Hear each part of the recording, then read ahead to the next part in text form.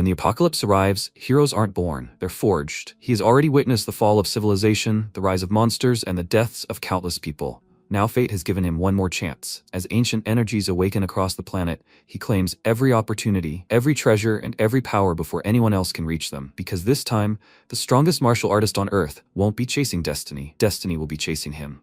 One disaster after another began to occur in this world. Fishermen discovered a giant clam in the coastal areas, so huge that it took more than 10 people to surround it. It is suspected that this is the result of a nuclear wastewater discharge. An ancient tree in a popular tourist spot has grown excessively. Its roots stretch for 10 miles, attracting tourists. Cracks caused by tremors appeared in the ground, but people did not take these disasters seriously. They simply did not believe in them. A whole crowd gathered at one of the schools. They surrounded the main character, Fan Yi, and the school beauty, Shu Qingli, who came out to talk. Everyone was shocked by the news that the popular school beauty was breaking up with her boyfriend. Some even said that their goddess was simply lowering herself for him. She entered the prestigious Qingcheng University, while her boyfriend couldn't even get into an ordinary university. They will never be on the same level. Qingli didn't care about the crowd of onlookers. She told her boyfriend that she'd realized something after thinking it over carefully. It was time to end their relationship. High school love always reaches a certain point when they realize they were never meant for each other, even though they initially thought otherwise. Besides, it takes courage to live with each other your whole life, and both partners should be on roughly the same level. That's why she wants to break up with him. Although she maintained a casual and serious face, she was laughing at him in her mind. Even if he did everything he could to get her back, nothing would work. Fan Yi remained silent, and the boys started laughing at him. He must have been so shocked he was speechless. She was the school's beauty. Shouldn't he immediately kneel down and beg her to come back? Someone like him was never worthy of her from the start. He was like a toad wanting to eat swan meat. Qingli listened to their words and felt proud of herself. But contrary to everyone's expectations, Fan Yi simply waived her proposal to break up and agreed. This greatly surprised her, and he calmly said goodbye to her,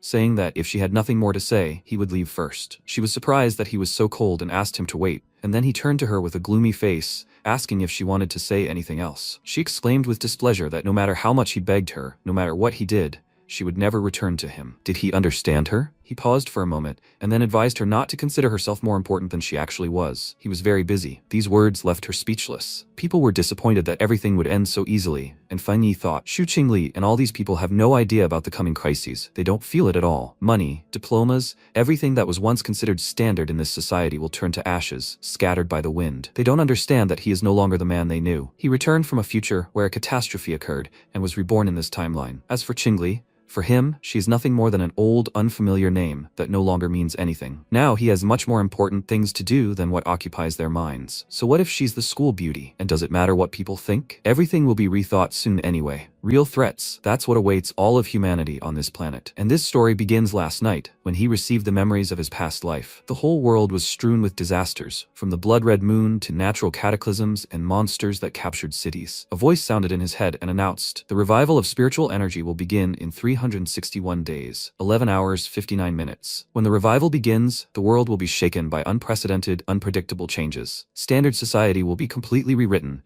and the era of spiritual practitioners will begin. Strength will become the only standard. He asked this unknown voice to introduce itself, and then a bright flash appeared before him. It exploded, and in its place, a system window appeared. This system was created on the outskirts of the universe. It uses a superior algorithm that preserves cosmic secrets. The system automatically creates spiritual techniques based on the spiritual entities with which the user comes into contact. The current number of techniques created, 0. Fan Yi was shocked by what he saw. He reached out to the system window, trying to see if his eyes were deceiving him. When his hand passed through, a huge beast suddenly leaped out at him with its mouth wide open, then froze. Looking into its throat, Fan Yi saw himself, only dead and disfigured by various injuries. The voice said that this was his fate. If he were an ordinary person, billions of others would have gone through the same thing. Realizing this, he swallowed calmly and asked, so this is him in a previous life? Now he remembered everything. Back then, he was an ordinary person, swept away by the flood. He fought only to survive the ensuing catastrophe, but at the same time, the country was collapsing and people were dying before his eyes. In the end, he couldn't hide from the pursuit of the mutated beasts and died,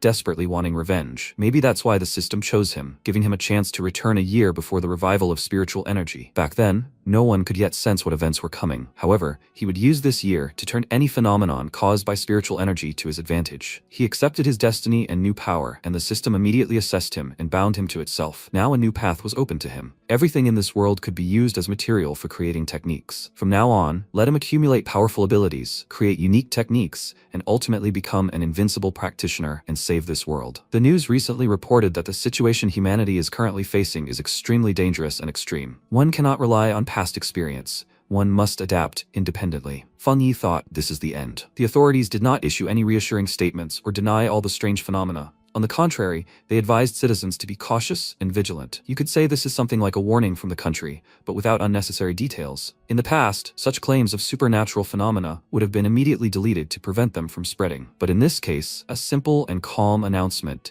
is a fairly well-known approach that the country has used to allow people to prepare psychologically without unnecessary panic. True, it is partly tedious and time-consuming, but the outcome will be better than that of neighbors mired in chaos, lawlessness, and looting. The system also told him that anything could be used to create techniques, so when a strange phenomenon occurred, he needed to be there. He received a warning on his phone from Qingcheng University for new students to protect themselves from the sun, and the same thing happened to the students next to him. Judging by their words, they decided that universities are now also using media hype. Temperature can kill people? This is definitely fake news. Most likely, they bought their place in the trend. Feng Yi glanced at the cloudy sky and wondered if the weather could really change that much. Qingcheng University is only a 15-minute drive from here. Right now, there was no sun at all outside, and the university website showed that it was currently scorching hot at the north gate, and the temperature was 74 degrees Celsius. People, of course, didn't believe it, and MC thought that when they see any unfamiliar phenomenon, most people don't pay attention to it, thinking it's just a joke or a common trick. But he alone knows that this is his chance. 15 minutes later, Feng Yi was already there. People were hiding under umbrellas from the sun and running in all directions, and smoke was rising from the asphalt. MC wiped his sweat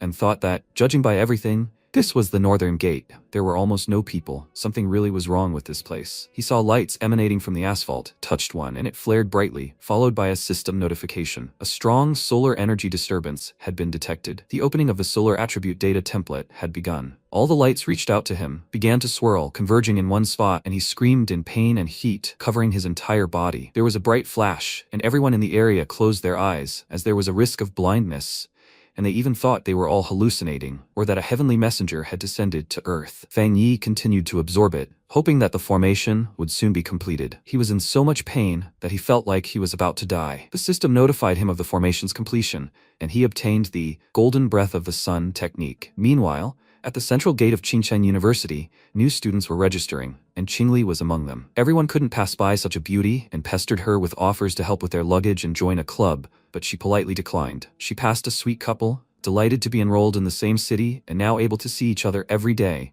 and called them fools in love. Suddenly, there was a roar and a column of light shot into the sky. An announcement immediately blared over the loudspeakers. Warning, heat wave at the north gate. Students are advised to avoid this area. Qingli frowned and thought that many strange things had been happening lately. She couldn't ignore it. She needed to see it with her own eyes. Meanwhile, at the north gate, the formation had just ended and the light had finally gone out. Poor Feng Yi, who had endured this torment, could finally breathe a sigh of relief. The system told him that by looking at the scorching sun and inhaling its searing heat, he could use the golden breath of the sun to strengthen his body. The new technique was automatically mastered, earning 50 points. He didn't understand what points were being talked about, but decided not to dwell on it. It was obviously something useful. He would figure out how to use them later. The sun clouded over for a second. MC exhaled, and all the clouds immediately dispersed. The students saw the sky suddenly darken, and they felt a chill in the air, and a crowd began to slowly gather at the gate. The university president arrived with some people to investigate and was outraged that they had declared a danger, but they were still there. He ordered everyone to quickly go to registration. Anyone who didn't would lose points. The students parted, and a mysterious girl in a robe next to the president, Qing Ying, ordered the perimeter to be restored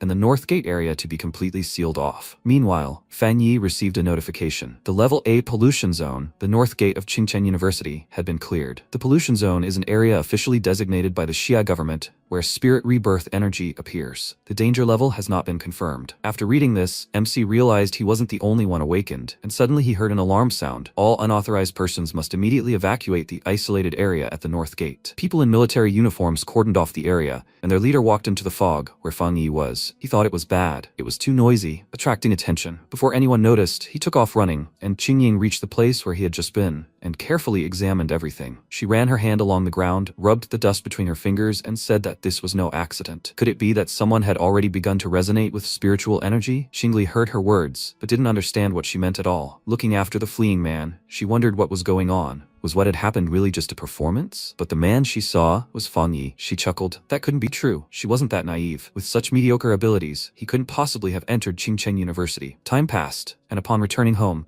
MC immediately took a shower and lay down to rest. But he still couldn't get rid of the fever. Nothing helped. Neither a cold shower nor air conditioning. If this continued, he wouldn't be able to sleep tonight. What if he had been seen in all this commotion today? He decided to check it out and went to a news site. Thankfully, nothing was written about him there. However, there was something more interesting. The Spiritual Energy Practitioners Association had updated its ranking system. He'd heard of them before. It was an online group that occasionally posted rules for spiritual training. Back then, everyone thought it was just some writer mixing elements of fiction about spirit rebirth with real life. Could it really be that those people he'd seen before at Qingcheng University were really them? He unlocked the ranks of spiritual practitioners. Rank 1. Ghost Axe. Body transformation, turning into a living weapon, using the hidden spiritual energy of heaven and earth. Rank 2. Soul creation. Summoning heavenly powers to awaken the spirit bloodline and shape internal spiritual energy. Rank 3. Diamond body. Spiritual blood becomes indestructible. Energy flows through the bones, granting control over physical properties. Rank 4. Divine moon. Transcending earthly limitations, gathering faith to ascend as a new god. Rank 5. Son of dawn. The pinnacle of the universe, controlling the birth and death of stars, ruling over all dimensions. Final rank. Supreme transcendence. Transcending life and death, opening the heavens, shaping the earth, holding the universe in one's hands, beyond dimension.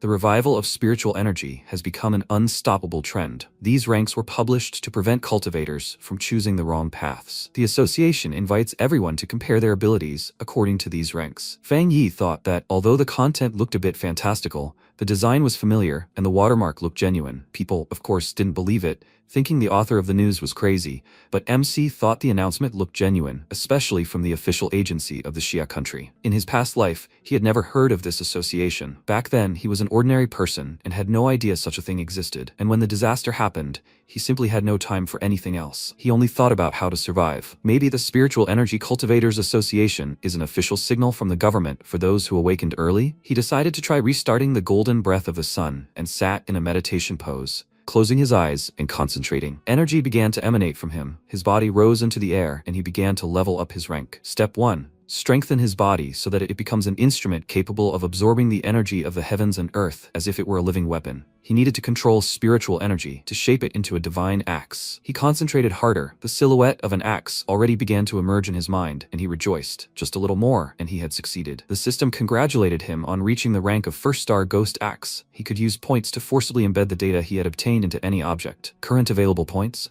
50. And then he realized he had completely forgotten about points. But what did embed the obtained data mean? It probably refers to the golden breath of the sun, which bears solar attributes, forcibly embedding into any object. He glanced at the mug on the nightstand and wondered if that counted as any object. He decided to try it. The mug rose into the air and the system asked, "Do you want to use points to embed the sun attribute into this object?" He smiled, meaning he had guessed correctly. Forced embedding means bestowing magical properties, a supernatural ability, on the object. If he chose yes, then this cup would gain the sun attribute. But what if it were a gun, a sword, or something else? Would it become his personal weapon? Judging by the system, he would probably collect data for many more attributes later. A weapon with supernatural powers created especially for him would be extremely useful in the future. It was better for him to start experimenting now. If it worked, the next time he could create a real weapon. This was a new beginning, and with the appearance of the mutated beasts, he needed to be fully prepared. He began his experiments. A bright light burst from his window, and the monster that was currently devouring a man saw it. It was a mutated beast. A man-eating rabbit. It was late at night, and Fang Yi was already asleep, but he was disturbed by some noise outside, knocking and screaming. Suddenly, someone shouted, "Where is that rat?" He opened his eyes, got up, and went into the living room, thinking that the voices were coming from the neighboring house. But how could the sounds of a pet sound like a rat? Since he had reached the rank of a spirit axe, his hearing had also become sharper, so hearing sounds from neighboring houses was quite normal for him. A rustling sound reached his ear, and he turned to the front door and realized something strange was happening there. He looked out into the hallway, and the rabbit hiding on the ceiling immediately rushed towards him with a loud roar. Seeing this terrible creature, MC was frightened. His memories of his past life were blurry, but when he saw it again, goosebumps ran down his spine. Meanwhile, a helicopter carrying a capture team was flying over the city, and Qingying, standing on the roof of a building, looked around and said that the rabbit that had swallowed the dark spirit fruit was still on the loose. It was moving incredibly fast. She, holding a lollipop in her hand, asked her colleague to keep her informed of the events, then jumped off the roof. She sensed something appearing, and she detected its aura. She pressed her feet against the building's facade to stop herself and said that she had detected a trace of its dark energy. The target had fled to a residential area 20 kilometers away. She's already sent the coordinates, and she's running there as fast as she can right now, otherwise the residents of that area will die. She pushed off from the facade and jumped to another one, telling the team to be careful. It just swallowed the dark spirit fruit, so the transformation isn't complete yet. It can continue to evolve and become stronger, so they shouldn't take their eyes off it. She nimbly jumped from building to building, and the man who saw her from the window cursed and said that all this work was making him hallucinate. His colleague asked why he was standing there. Had he finished drawing the manga yet? Had he forgotten they were on the 65th floor? Meanwhile, the rabbit attacked Fang Yi. His eyes suddenly lit up, and he jumped aside a second before the monster struck. He immediately noticed that his body had changed dramatically after breaking through the ranks. He could now clearly see the creature's slow movements, but its muscles reacted so quickly that he could dodge its attacks. But why had these terrifying mutated creatures appeared now? Judging by the memories from his past life, it hadn't yet completed its transformation, and the dark energy at this stage was increasing not only its strength but also its madness. He needed to stop it, otherwise everyone in this building would become its food. He ran up to the rabbit and grabbed it by the tail. The beast, of course, began to protest, and then MC ran to the window and threw the rabbit out. The glass shattered, the rabbit flew out of the building, and Fang Yi, concentrating all his strength in his legs, jumped out after it. He gathered his strength into a fist, then struck and pierced the monster through and through. The rabbit trembled in pain. It opened its mouth wide and began to absorb his yang energy, and MC thought that the power of the sun was fierce and majestic. This rabbit was seeking its own destruction. After that, an explosion occurred. A resident of the house saw a momentary flash in the window. He got up to check and thought, was it thunder? But it was quiet outside. Fang Yi successfully dealt with the monster, leaving only small pieces of it. This rabbit had just acted insanely hungry, as if it wanted to absorb all the energy in his body. An eye fell at his feet. He winced and crushed it, thinking, although it possesses the dark element, it attacks fiercely, despite the fact that the yang element suppresses and neutralizes it. This creature is truly very hungry. The beast's mutation has already begun. If it were an ordinary person who had not yet awakened, everyone here today would simply become food to satisfy this monster's hunger. To counter such threats, he needs to gather more techniques. A few minutes later, Qingying arrived at the scene and was very surprised to see that the monster was dead. She examined what was left of it and reported to the team that the target was dead, the body torn to pieces. She begins collecting the remaining dark energy. She reached out to the piece of the rabbit's body and felt an intense heat. She frowned and thought that this was high-level yang energy with pure concentration, exactly the same as at the north gate of Qingcheng University. This couldn't be a coincidence. She contacted headquarters and reported that the rabbit was dead. She didn't kill it. A new pioneer with high-grade elemental affinity had appeared. The man asked if the one who cleared the contaminated area at the north gate of Qingcheng University and killed the mutated rabbit were the same person, and although he was only at the first stage of the spirit axe, his element was extremely pure, exactly like the yang element in the northern part of the city. She confirmed this, and he searched the database. He was not in the headquarters archives. A pioneer with such talent, the association must contact him at all costs. Qingying agreed with him. She finished extracting energy, and he told her to put all current tasks aside. The top priority was to track the pioneer and document everything related to him. It would be good if she could convince him to join the Spiritual Energy Cultivators Association. She unwrapped a lollipop and replied, "Understood," but for now she just needed a cup of milk tea. She wondered who this mysterious man was. In fact, the association was right. A person with such power must be a true expert. She had to meet him at any cost. Morning arrived. MC stretched and looked out the window. Today began with the morning, in which the sparkling sunlight illuminated his body. An early awakening motivated him to train even harder. He threw on a shirt and immediately sat down to meditate. Feeling the morning light, he activated the golden sun breathing technique and stared into space. As soon as he reached the level of the phantom axe, he began to feel the energy of the technique forming into thin threads around the divine axe. Noticing that the axe had become more distinct, he wondered if he would really advance to the next level so quickly. He grabbed the axe and found that it felt much easier than yesterday. Training is like chopping wood. No secrets, only persistence. He took the axe in both hands, swung it, and struck with all his might, and the system informed him that he had been promoted to the 2nd star of the Phantom Axe rank. Energy began to drain from his entire body, becoming stronger and more resilient than before. But even though he was progressing quickly, it was partly due to the energy remaining from the last breakthrough, which he had not yet fully expended. From now on, he needed to move forward step by step. He glanced at the weapon that had recently been delivered to him and thought it was still dangerous to train here, inside the building. It would be better for him to find a quiet, isolated place. Meanwhile, in the association's headquarters, the leader was sipping tea and saw the news about the detection of a solar energy wave and wondered, was it him again? Fang Yi went to a deserted place, the mountains, and grabbed his new sword. He infused the sun's energy into the weapon, and it immediately burst into flames.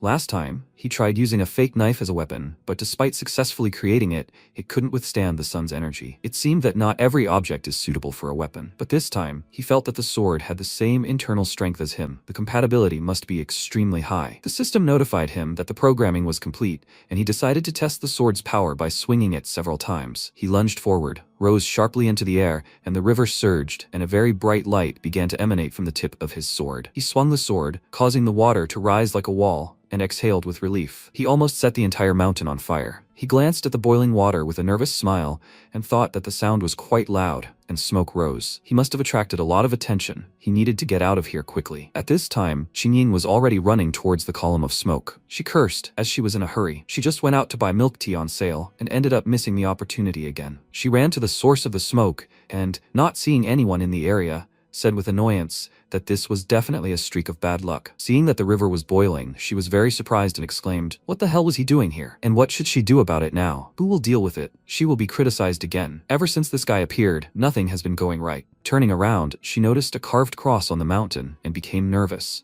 because this simply cannot be. Just last night, his aura was at the level of a ghostly axe of 1 star, and now it has risen to 2, and besides, there is an incredibly strong aura in this. Is this a spiritual weapon? A spiritual weapon, as the name suggests, is one infused with spiritual properties, allowing ordinary weapons to unleash supernatural powers. But spiritual weapons are extremely rare. Even within the association, there are only 2. The technique for infusing spiritual cores is still incomplete, the technology is limited, and mass production is not even being considered. So how did this person obtain a spiritual weapon? She thought for a few seconds, then sat down on a rock and laughed nervously. Perhaps she was imagining things or making a mistake. In any case, she'd better start sorting out this mess, starting with cooling the river flow. Meanwhile, MC was leisurely walking through the forest, pondering everything. His weapon now contains the element of the sun, but the system didn't say whether it was possible to have only one. Previously, it said he could create different techniques. If he later obtains other elements, will he also be able to infuse them into this weapon, combine all the properties in this? He received a message on his phone from a certain YTG72, who directly asked if he was a pioneer. He's sorry, but he followed his views and saw that he was interested in the latest news about celestial and terrestrial anomalies, and he also saved the post about the level chart. He has several friends who are also pioneers. They often get together and are also looking for others like them. There are 3 of them, and when it all started, they decided to get together to support each other. Even in this situation, there will be those who understand. They just want to find other pioneers online and make friends. Fang Yi realized he'd forgotten to set privacy and wrote back, "He's a newbie too." The guy was delighted and asked how his training was going and if he'd reached a level yet. This ghost axe was incredibly difficult. Rumor had it that even masters were only at the ghost axe level, so if you rounded up they were only slightly behind. He thought, so even the official army is basically at the ghost axe level? The guy decided to tell him about a rumor. A new polluted area had just appeared, and he invited him to join the team. More people meant safer. They'd share resources. MC was interested and asked him to send him the address, and the guy also sent information about the area. The polluted area, Dark Dragon Blazing River, was formed due to cracks in the Earth's crust, and a dark river had spilled out there. The flow of water turned into molten lava, causing the temperature in the area to become extremely high. He thought it was somehow similar to his solar energy, so he decided to join them. Time passed, and a team had gathered in the Binmu region among the mountains, waiting only for Fang Yi. One guy asked Lao Li when his friend would arrive, and another turned to Xiaoya and said that thanks to her map and materials, he immediately found the way. She had described everything in such detail. She thanked them for coming at all and for exploring this place with her. When they entered, they should keep an eye on each other. Zhang Xiaoya, she was from the Spiritual Energy Cultivators Association and an employee of the Ministry of Culture. She smiled awkwardly and thought, it's a pity there are no strong and promising pioneers among them. She wanted to recommend someone to the association. Many pioneers don't know that the Spiritual Energy Cultivators Association is actually an official body of the Xia country. To become an official employee, you need a very high level. You can't get in through normal means. And she got in thanks to a multi-stage selection process. And of course, not without family connections. If this time doesn't work out, she'll probably have to work harder again. Fang Yi finally arrived, greeting everyone with a smile, and Xiaoya noticed how young he was. If she's not mistaken, his power is on par with the 2-star ghost axe. It's strange, although his aura is very strong, he doesn't exude any aggression. On the contrary, his aura is very warm. Since the team was now assembled, they entered the dungeon, and the MC volunteered to take the lead. The guys advised him to take his time, as there might be rocks there, and one of them said he thought all the water inside had turned to lava, and a drop of water that just fell scared him. But that's strange. They don't feel like it's as hot here as expected. Someone suggested that they hadn't reached the center of the pollution yet. And while they were chatting, Fang Yi thought, even though he arrived last, the group perceives him as one of their own. Either they immediately got used to him, or they were genuinely looking for a reliable ally. And now everyone was so sincere. He stopped. There was a lake of lava ahead, which meant they had arrived. He immediately rushed toward the lava. Xiaoya worriedly asked him to wait, as it was dangerous there. But he didn't listen and plunged his hand into the lava. Seeing this, she was terrified and told the others to pull him out immediately. But before they could, the lava suddenly erupted, forcing them to retreat. The system informed MC about the detection of a celestial and terrestrial phenomenon. Analysis is in progress. Activating maximum computing power and recording the process. Bloody fire sword technique acquired. Inner flame, high temperature carries an explosive element. The power of this is truly destructive. The technique of the Scarlet Fire School requires the blade to be drawn in order to unleash its power. Each swing is a roar of flame. The blade is covered in furious fire, generating fiery lightning. When the flames concentrated in the blade flare up in battle, colossal energy is released. Fang Yi grabbed the weapon and thought that this technique perfectly matched his sword. He decided to spend points and infuse the element of internal flame into the sword, after which the fire began to gather around him, and the team members saw that he was fine. His weapon absorbed the power of the lava, and the guy said, "It seems Fang Yi has recovered. You could call this a small incident in practice. Now the spiritual energy here has stabilized. It's time for practice." The guy happily spread his arms out to the sides and said that he felt the energy had changed. Now it can be absorbed without interference. His friend felt it too, a little more, and he would officially enter the path of spiritual cultivators. He turned to Xiaoya, and she said with a smile that she was only here to collect data. Let them train in peace. She would monitor the situation. While she was wandering through the cave, other pioneers arrived, and they looked very unfriendly. Their leader asked, "Where did this trash come from? Let them go. This place is occupied now." The girl thought that everything was bad. All three were at the level of the 1-star ghost axe. The enemy was strong, and they were weak. Even together, they couldn't handle it. They shouldn't mess with them. She tried to resolve the situation, saying that they had found this place first. Her friends had already started absorbing spiritual energy, and if they didn't mind, they could join them. The man asked with displeasure, "Have she even reached the level of the ghost axe?" He started to threaten her, but she stood confidently in place and thought, in the era of spiritual energy rebirth, the principle of survival of the strongest applies. In a period of wild growth, weak pioneers don't deserve the resources to become strong. However, the Xia country suppresses such incidents, and as a member of the association, she is obliged to do something. MC approached them. He told the man that as he saw, he was big and strong, but he can only bully a weak girl? He drew his sword, struck the ground with it, and fiery flashes erupted in all directions. The man immediately ordered his friends to retreat, after which the cave shook, distracting the boys from their practice. Fang Yi thought that it was precisely because of the reverence for the principle of the strongest survives that spiritual practitioners had conflicts that could not be resolved. But mere words and inaction were impossible to intimidate these people. The man was already trembling with fear. He pulled the sword out of the ground and pointed it at him, ordering them to leave. Flames erupted behind him, and the man became nervous and wondered what kind of monster he was. They broke into a run to avoid trouble, and the team members approached Fang Yi and began to admire his toughness. He smiled sheepishly and suggested that they leave, since everyone was almost equally skilled. Xiaoya thought for a moment and said, "It looks like there's no more spiritual energy in this polluted area. They really should leave already." They headed for the exit. She glanced at Fang Yi's back and thought that if that blow had hit, only a few charred bodies would have remained. He was definitely a high-level pioneer with rare attributes, and he also possessed incredible talent. She definitely needed to report this to the organization. When she said goodbye to the team, she immediately reported the incident to the association, and the girl asked if a pioneer with a high-level element had really appeared again. Xiaoya was surprised because she said "again" and asked her to elaborate,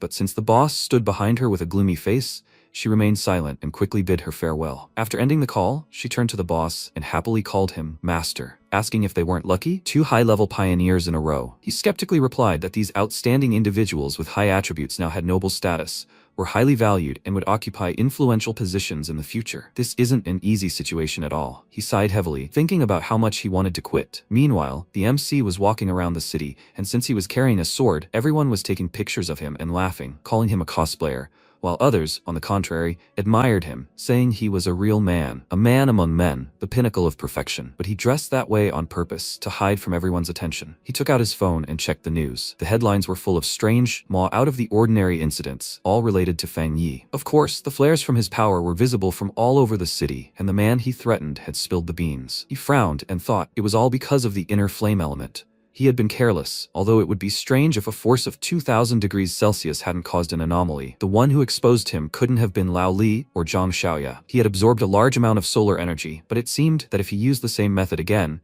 he could advance further. Stop thinking. He had to go to the back hill quickly. 5 minutes later, on the back hill of Feng Yi's house, the gardening expert Qin Ying had finally finished repairing all the damage he had caused to nature and exhaled in relief. And then a bright flash lit up the sky. She felt an equally powerful aura, which meant this person was somewhere here, in the mountains. She saw flames gathering in the sky, outlining the shape of an axe, which surprised her greatly. Had he really reached the 3rd star of the Ghost Axe rank? Could a rank breakthrough really cause such a storm? This was beyond simple talent. She needed to check everything urgently. She ran toward the light and thought, could this really be that guy? It couldn't be, but if so, she would definitely catch him. At this time, MC was meditating. Streams of light rushed into the sky and clouds began to gather around them. He showed various gestures with his hands, and he did it so quickly that it was difficult to follow them. At one point, he stopped. The axe became clearer, and Qin Ying meanwhile thought, he is forming the power of the Ghost Axe. Is he really that good at controlling spiritual energy already? This man probably trained for hundreds of years without anyone knowing. When she tried to reach the 3rd star Ghost Axe rank,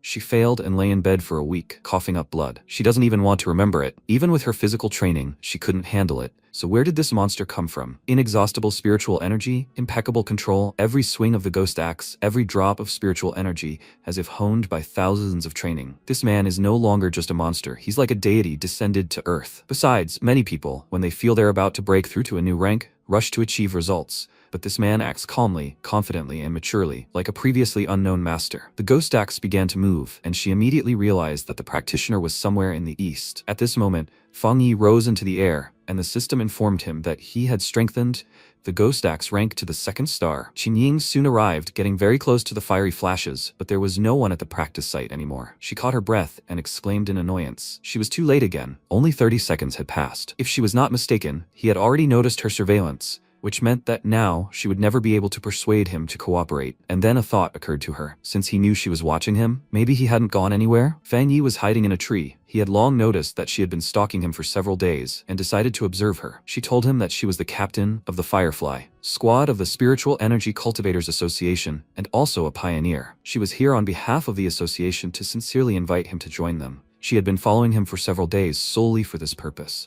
and she sincerely hoped that he didn't think anything bad about them. Besides, although the association is not yet open to the general public, they have all the official documents. She fell silent and began to worry that he would consider her words an insult. Maybe he thought she was too intrusive. She needed to be more careful with her words. Her tone should be gentle. He asked why they wanted to invite him, and hearing his voice, she became nervous and didn't even know what to do. Maybe she should just tell the truth. Such a person was unlikely to fall for false compliments if there was any point in speaking empty words at all. So she told him this. The thing is, the Xia country wants to find and unite pioneers to make them more organized and provide additional protection. Right now, the pioneers are developing chaotically, and she understands that joining an association may be limiting. But in the end, everyone will have to face the resurgence of spiritual energy and unknown enemies. He asked, what if he says he doesn't want to? You can't completely trust them yet. Qin Ying was a little nervous, and to convince him, she showed him her documents and exclaimed shyly, her name is Qin Ying. She used to be an ordinary athlete. She doesn't know if he's heard of her, but here are her documents, so he can check everything. MC remembered something about her. He saw her on TV. As he thought, people with good innate abilities are more likely to become pioneers. No wonder she runs so fast. However, based on the situation in her past life, the Xia country never achieved its goal. In the end, all human civilization was destroyed. But now that he has started over, with a system at his disposal, he will definitely become part of these events. But not now. The time has not yet come. He told the girl that he really knows her, thereby causing her to smile, and then went down to her and promised her to think about this proposal, but she should temporarily hide his traces from others. He thought that judging by her behavior, the association was now completely avoiding conflicts with pioneers like him. This precisely allowed him to use her to his advantage. Qingying said she would cooperate with him, but his breakthrough had already been noticed by the association. She would have to borrow it anyway. What did he think about this? He thought for a second and agreed, and she turned to say something to him, but he was already nowhere to be found. After that, she went out onto a forest path and began to complain. She hadn't caught him again. Which one had this happened to? He was deliberately hiding from her. She had spent so much effort trying to unravel the traces left by this great master. It had been so hard on her, but she would have to come to terms with it. Actually, completing missions somewhere other than the city wasn't bad either. She was informed that anomalies had just appeared, and she asked in surprise, "Is this really happening again? If it were those strange, cruel creatures again, then that was bad. She will never forget them." Anomalies can exist in the form of monsters and disasters. They feed on the energy from pollution zones. They mutate into monsters and consume people, or they transform into natural disasters, claiming territory for themselves. This creates even more pollution zones. If the anomalies are not destroyed, they will continue to wreak havoc, constantly terrifying people. Evening fell, there was a severe thunderstorm, and Feng Yi was walking home. The news warned of a red alert. Thunderstorms and rain, it is highly recommended not to go outside. The Yuan Mountain area is at high risk of flooding. Access to the area is closed, and it is currently highly recommended to avoid visiting this place. There haven't been such terrible thunderstorms for so many years. Which great master decided to send down heavenly punishment on them? MC walked down the street with a gloomy face. He felt a dense concentration of thunderstorm energy, an uncontrollable fury, but the center of the storm is right at the top of the mountain. So he headed there. It was precisely the pollution zone, Mount Yuhuang. The mountain is 1,545 meters high and covers an area of 25,000 hectares, making it one of the city's largest tourist attractions. The level of pollution here is unknown. He continued walking through the dead forest when lightning flashed in the sky and struck him directly, followed by a roar. Meanwhile, the leader called a meeting. According to spiritual energy concentration data, the danger level at the top of Mount Yuhuang is rapidly increasing. Mount Yuhuang must be immediately isolated and declared a new pollution zone. The situation arose suddenly and is extremely serious. Qingying was sent on another mission, but was urgently recalled. The leader gave her the floor, and she stood up and reported that Mount Yuhuang was now inaccessible. Spiritual energy with a thunder element is rapidly escalating out of control and is highly explosive. This zone is currently classified as Class A contamination. If the situation continues to develop as it is, the summit could be classified as Class S within an hour. A contingency plan must be developed immediately. However, according to all reconnaissance data, there is no one in the area who could approach this zone, including her. Even 3-star Ghost Axe pioneers have a 100% chance of death, according to simulations. The faces of everyone present were gloomy. Lieutenant Colonel Han Li suggested that they begin blocking the roads from the very foot of the mountain. They would post a 24-hour patrol there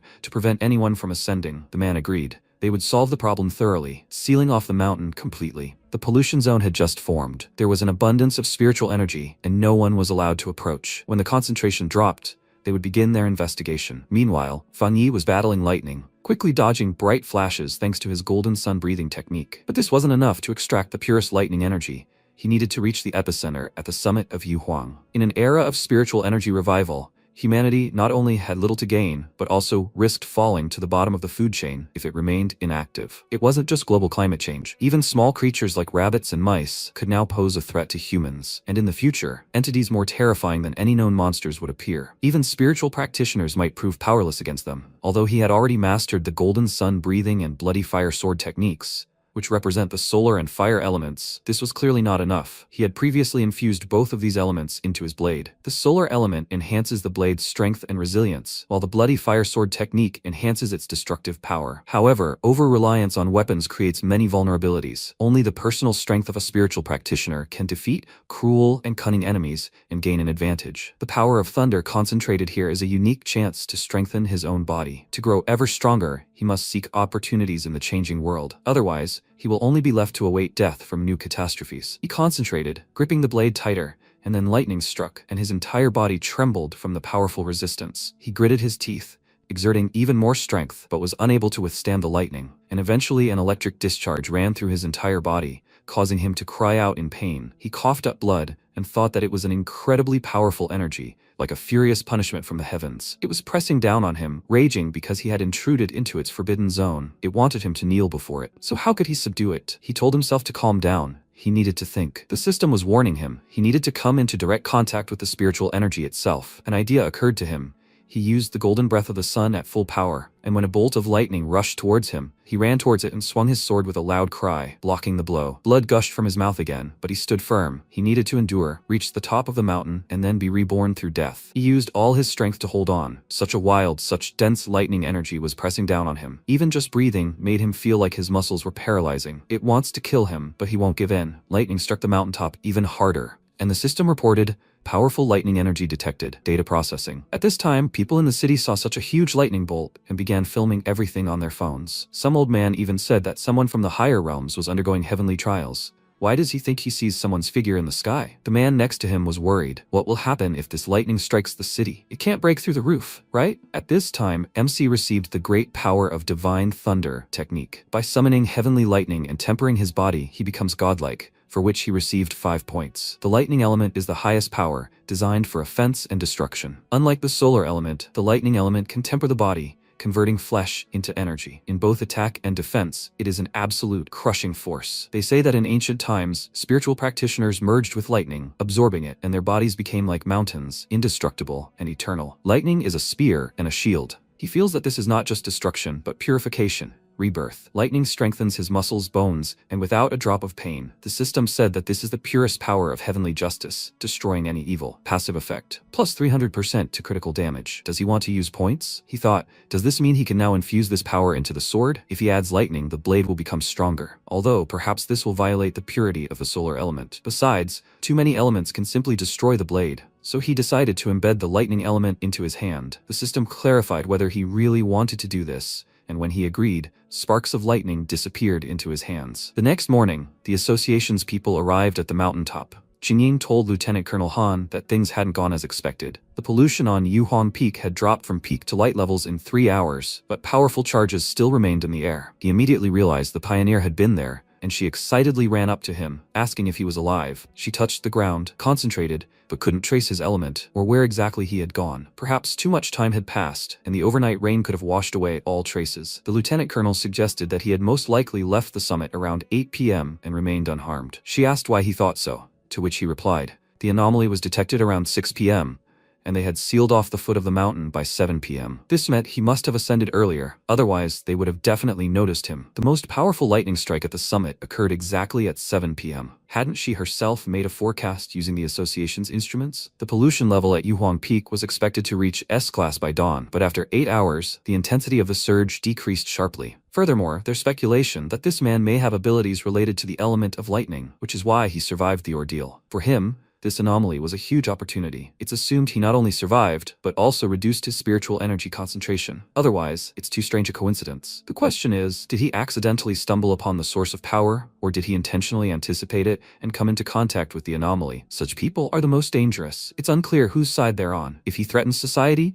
the consequences could be no less than those of the anomaly itself. They need to find him urgently. Feng Yi was already sneezing from how often he was mentioned, and Lieutenant Colonel Han declared, from now on, they must find him as quickly as possible and at any cost. His temporary code name is Tyrant. After that, he approached the head and said that they hoped the association could recruit the Tyrant as soon as possible. They would also try to keep the information secret and conduct an immediate investigation. The man replied that this was a matter of course. Besides, they had a high-level pioneer who was currently trying to contact him. He asked Qingying to report everything to Lieutenant Colonel Han, which made her nervous because she had agreed to cooperate with that guy. She approached the lieutenant colonel and stood at attention, reporting the situation. This was the pioneer who had previously cleared the level A contamination zone at the north gate of Qingchen University. Lately, she had been constantly trying to contact him, but he appeared and disappeared like a ghost. Not long ago, she discovered the body of a mutated hare that he had killed. If she was not mistaken, he possessed the element of the sun. She would try to get close to him and find out how he cleared the north gate of Qingchen University. She was very nervous. She was already trying her best. The information was half true, but that was the only way they would believe her. If she said nothing at all, everything would definitely fail. After her words, the lieutenant colonel thought for a moment and praised the girl for her good work. They needed young people like her. The new displaces the old. She excitedly said that he was overpraising her. It was her duty. She would definitely keep trying. Han Li approached the head and suggested that they release a couple more fake news items to simulate an emergency. That would be all for now. By the way, he didn't quite agree with them publishing information about spiritual energy online. Ill-wishers could use it. The man looked away, unsure what to say, and and Qingying smiled. It was finally over. MC returned home. He used the golden breath of the sun on his clothes to clean out every stain and smiled at the excellent result. When he infuses the lightning element, changes are truly felt. His right arm has undergone a physical modification. Under the influence of lightning, it has become the strongest and most durable part of his body. The changes are enormous. He feels like he's approaching a new threshold of development, but what surprises him most is that lightning, an initially aggressive and untamable element, has suddenly become as docile as a kitten after being implemented. It's controlled easily and smoothly. When he first activated the golden breath of the sun, the pain was simply unbearable. He doesn't even want to remember it. He tried releasing lightning and wondered if the element was somehow weakened after being absorbed. The system informed him that lightning deals 300% critical damage to anomalies, and he really wants to try it out. His phone rang, and he immediately realized something was wrong. After the recent incident, he immediately set up special notifications for the news and forums. The world is currently in a state of great change, and to somehow protect the common people, the Xia country always sends out emergency warnings first. But for pioneers like him, these warnings are also a source of enormous opportunities. Even if he has to face mortal danger, he is still worth the risk. The news reported on an explosion at a chemical plant, which subsequently contaminated the city. The cause is still being investigated. The explosion coincided with a shift change, so fortunately, no one was injured. He noted that the incident was quite large, so he found it hard to believe that it was just an accident. People in the comments were worried. The video of the explosion seemed eerie to them, like the end of the world. Everyone living near the plant felt a cold, ominous atmosphere, and other people didn't believe them at all. Fan Yi found this comment interesting. An ominous cold smell. Why does this remind him of something? And then he remembered, in his past life there was an ominous creature. It also emanated that cold and terrifying atmosphere. While a huge rat was devouring a man, MC hid behind the rubble, afraid to make a sound. He wondered if these could really be those creatures. They like to appear in dark places. Initially they behaved like wild animals or plants, but after mutation, they gained intelligence. Their strength is astounding. Vision, grip, killing speed. They are monstrously developed and terrifying. They are far more dangerous than a mutated rabbit. He has to be there tonight. They cannot be allowed to survive and evolve further. It's time for him to test his critical damage in a real fight. It was raining outside, and a squad of destroyers from the Pioneer Association quickly rushed along the road. Their commander contacted headquarters. He informed them that they had been tracking the anomaly from dossier number 7, the Night Candle, but had temporarily lost their target. The Night Candle's known abilities include blending into the darkness of the night, concealing its body. It makes a barely audible crackling sound nearby and feeds on human flesh. It requests urgent assistance in replenishing the dossier. Lightning flashed in the sky. He said that in such weather, the creature would definitely start hunting, and they could not allow that to happen. The HQ operator said, accepted. File number 7, Night Candle. Additional information added. The request for a cleanup and liquidation operation has been approved, assigned a B-rank priority. The estimated response time is within 12 hours. The demolition squad must continue surveillance. They must ensure maximum security. The squad ran across the rooftops at this time. Their commander accepted the order and thought that 12 hours wasn't so fast, but it was the maximum HQ could allocate. A surge in mutations and awakenings was currently occurring across the country, and HQ was already overwhelmed. Suddenly, the operator contacted him and excitedly reported, there are operatives from the Spiritual Energy Cultivators Association in the area where they are currently located. The captain of the Firefly Squad, Su Qingying, is currently there on a mission to monitor the pioneers. They can contact her and ask her to help them temporarily. The squad leader thanked him for his assistance and asked him to send her to them as soon as possible. He had heard about her successes. And then Qingli's voice came from the roof of the neighboring building, asking, since when had she become so famous? Had they summoned her? Were they overworked? The commander indignantly exclaimed in response, saying that this time they were dealing with a night candle anomaly that devoured people, and there was no time for jokes about overwork. She asked, so that's how he felt about calling people for help. Apparently, the destroyer squad was so high level that they didn't need any help, in which case the Firefly squad wouldn't be involved. A member of her squad worriedly asked, what if they really did get eaten? Her colleague said, serves them right, as if they didn't have any missions of their own. The commander excitedly called out to Qingying and apologized. He had been really harsh, and he really hoped that they would all help them search for and detect the anomaly. She knew how dangerous this creature was, but their ability to track and pinpoint it would be extremely useful. If they were eaten, the people in the city would definitely die. Qingying became serious and said it was a joke. She had no intention of refusing them. This creature is extremely cunning, acting only in the dark, hiding, and making almost no sound, making it very difficult to catch. But once it eats a person, it's impossible to stop. They will try to help them catch the night candle. Fan Yi was also in the city at the time.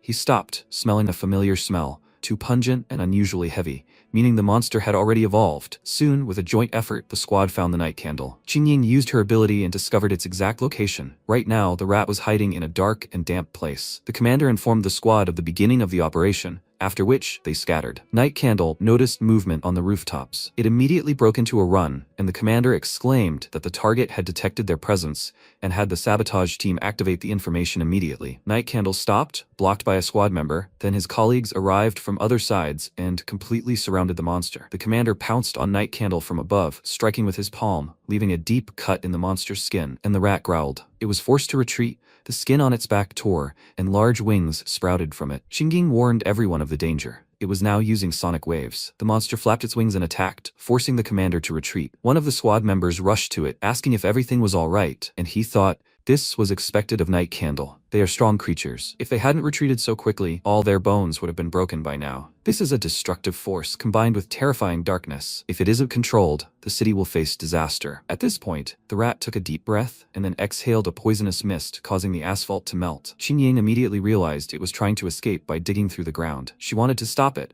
but her subordinate stopped her. This is corrosive dark energy that destroys matter on contact. They don't have a strong enough counterforce. At this point, the squad began to surround the monster. The commander said that even if it could melt the ground, it wouldn't be able to create a tunnel instantly. They are not allowed to break formation and should be on guard. Now, their main task is to collect real-time data and adjust the battle strategy. The boy became wary. He saw two red eyes in the darkness, and then the rat jumped out of its hiding place and swept him off his feet. The commander said they couldn't let it get away, and they gave chase. At this time, a member of the Firefly squad noticed that the spiritual energy concentration had just increased sharply, and Qingying ordered them to stay outside while she went with them. A rat ran into an abandoned factory. Qingying joined the demolition squad and decided to first assess the spiritual energy concentration. She touched the watch, and the commander asked, "Is this a new auxiliary device developed by the association?" She confirmed it. The watch showed that the maximum energy concentration one team could withstand was 50 units. A moment ago, the energy concentration was 48. Suddenly, the watch beeped loudly. The number 80 flashed on the screen, and the concentration continued to grow at a frantic rate. They realized that in this case, there could be more than one anomaly here, and they held their breath. A snake lurked on the ceiling, and suddenly there was a roar behind them. The gates closed. They realized that the Night Candle had deliberately lured them here to encounter another anomalous creature, and they decided to retreat immediately to the gate. If the anomaly tried to stop them,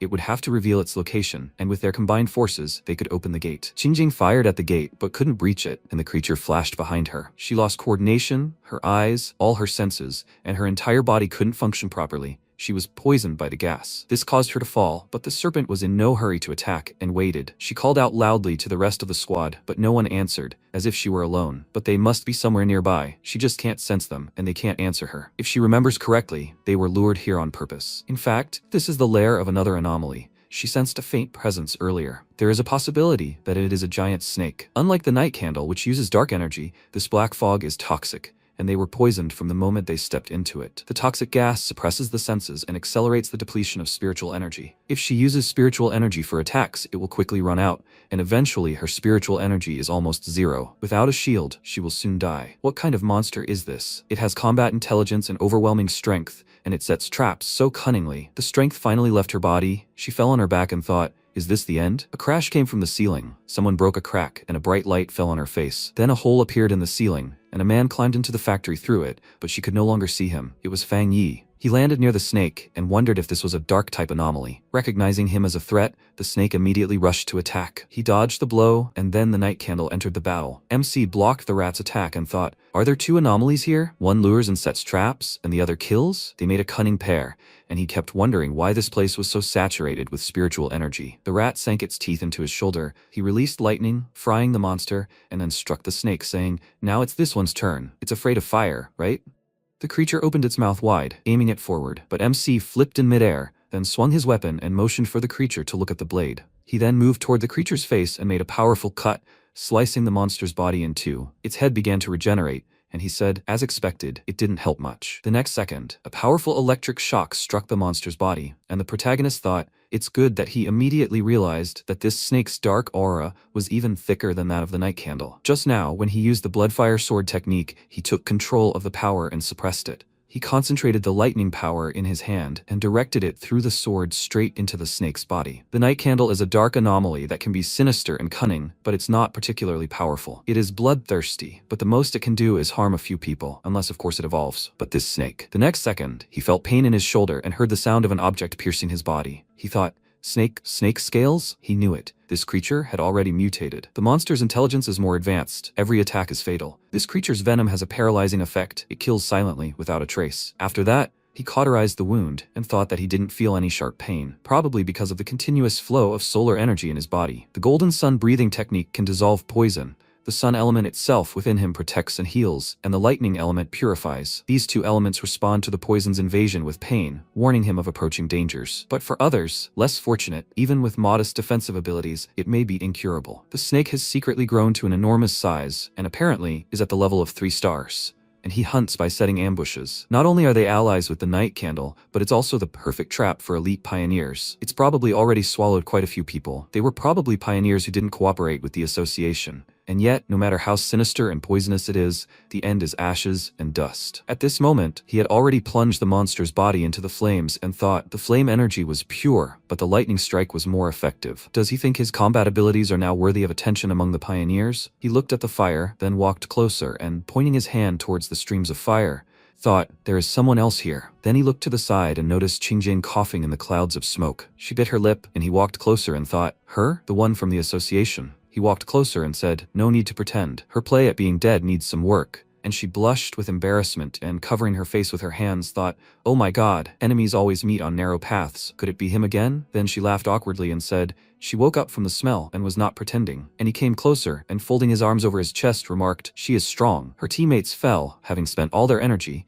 but she had enough strength to defend herself. If she had not had sufficient willpower, she would not have felt the blood or the burnt flesh. And she hesitantly thanked him for the compliment. And then she thought that she really did save some spiritual energy to defend herself. He noticed this, but she does not understand how he defeated the night candle and that snake. Then MC said, she does not have to close her eyes anymore. She just has to promise to be honest and not reveal his identity. He turned around, she looked at him and thought that now he is much friendlier than before. He said, it's too late. Since she and her comrades were safe, he would go first. She shouted, hey, wait. But the next second, the protagonist pushed off the ground and, jumping through the hole in the ceiling, said, no need. Too many mouths to feed spoil the job. He'd leave it to her. Then he climbed onto the roof and thought, it's good she didn't see him just try to absorb the dark energy. The discomfort and eerie cold he felt was disgusting. Maybe it was because the dark spiritual energy had already been dissipated, his body instinctively rejecting it. The system was also silent. Okay, he'd think about it later at home. Meanwhile, Qingying thought, it's a pity she didn't even get a good look at his face, so he still doesn't trust the association. Then she began to slap the commander,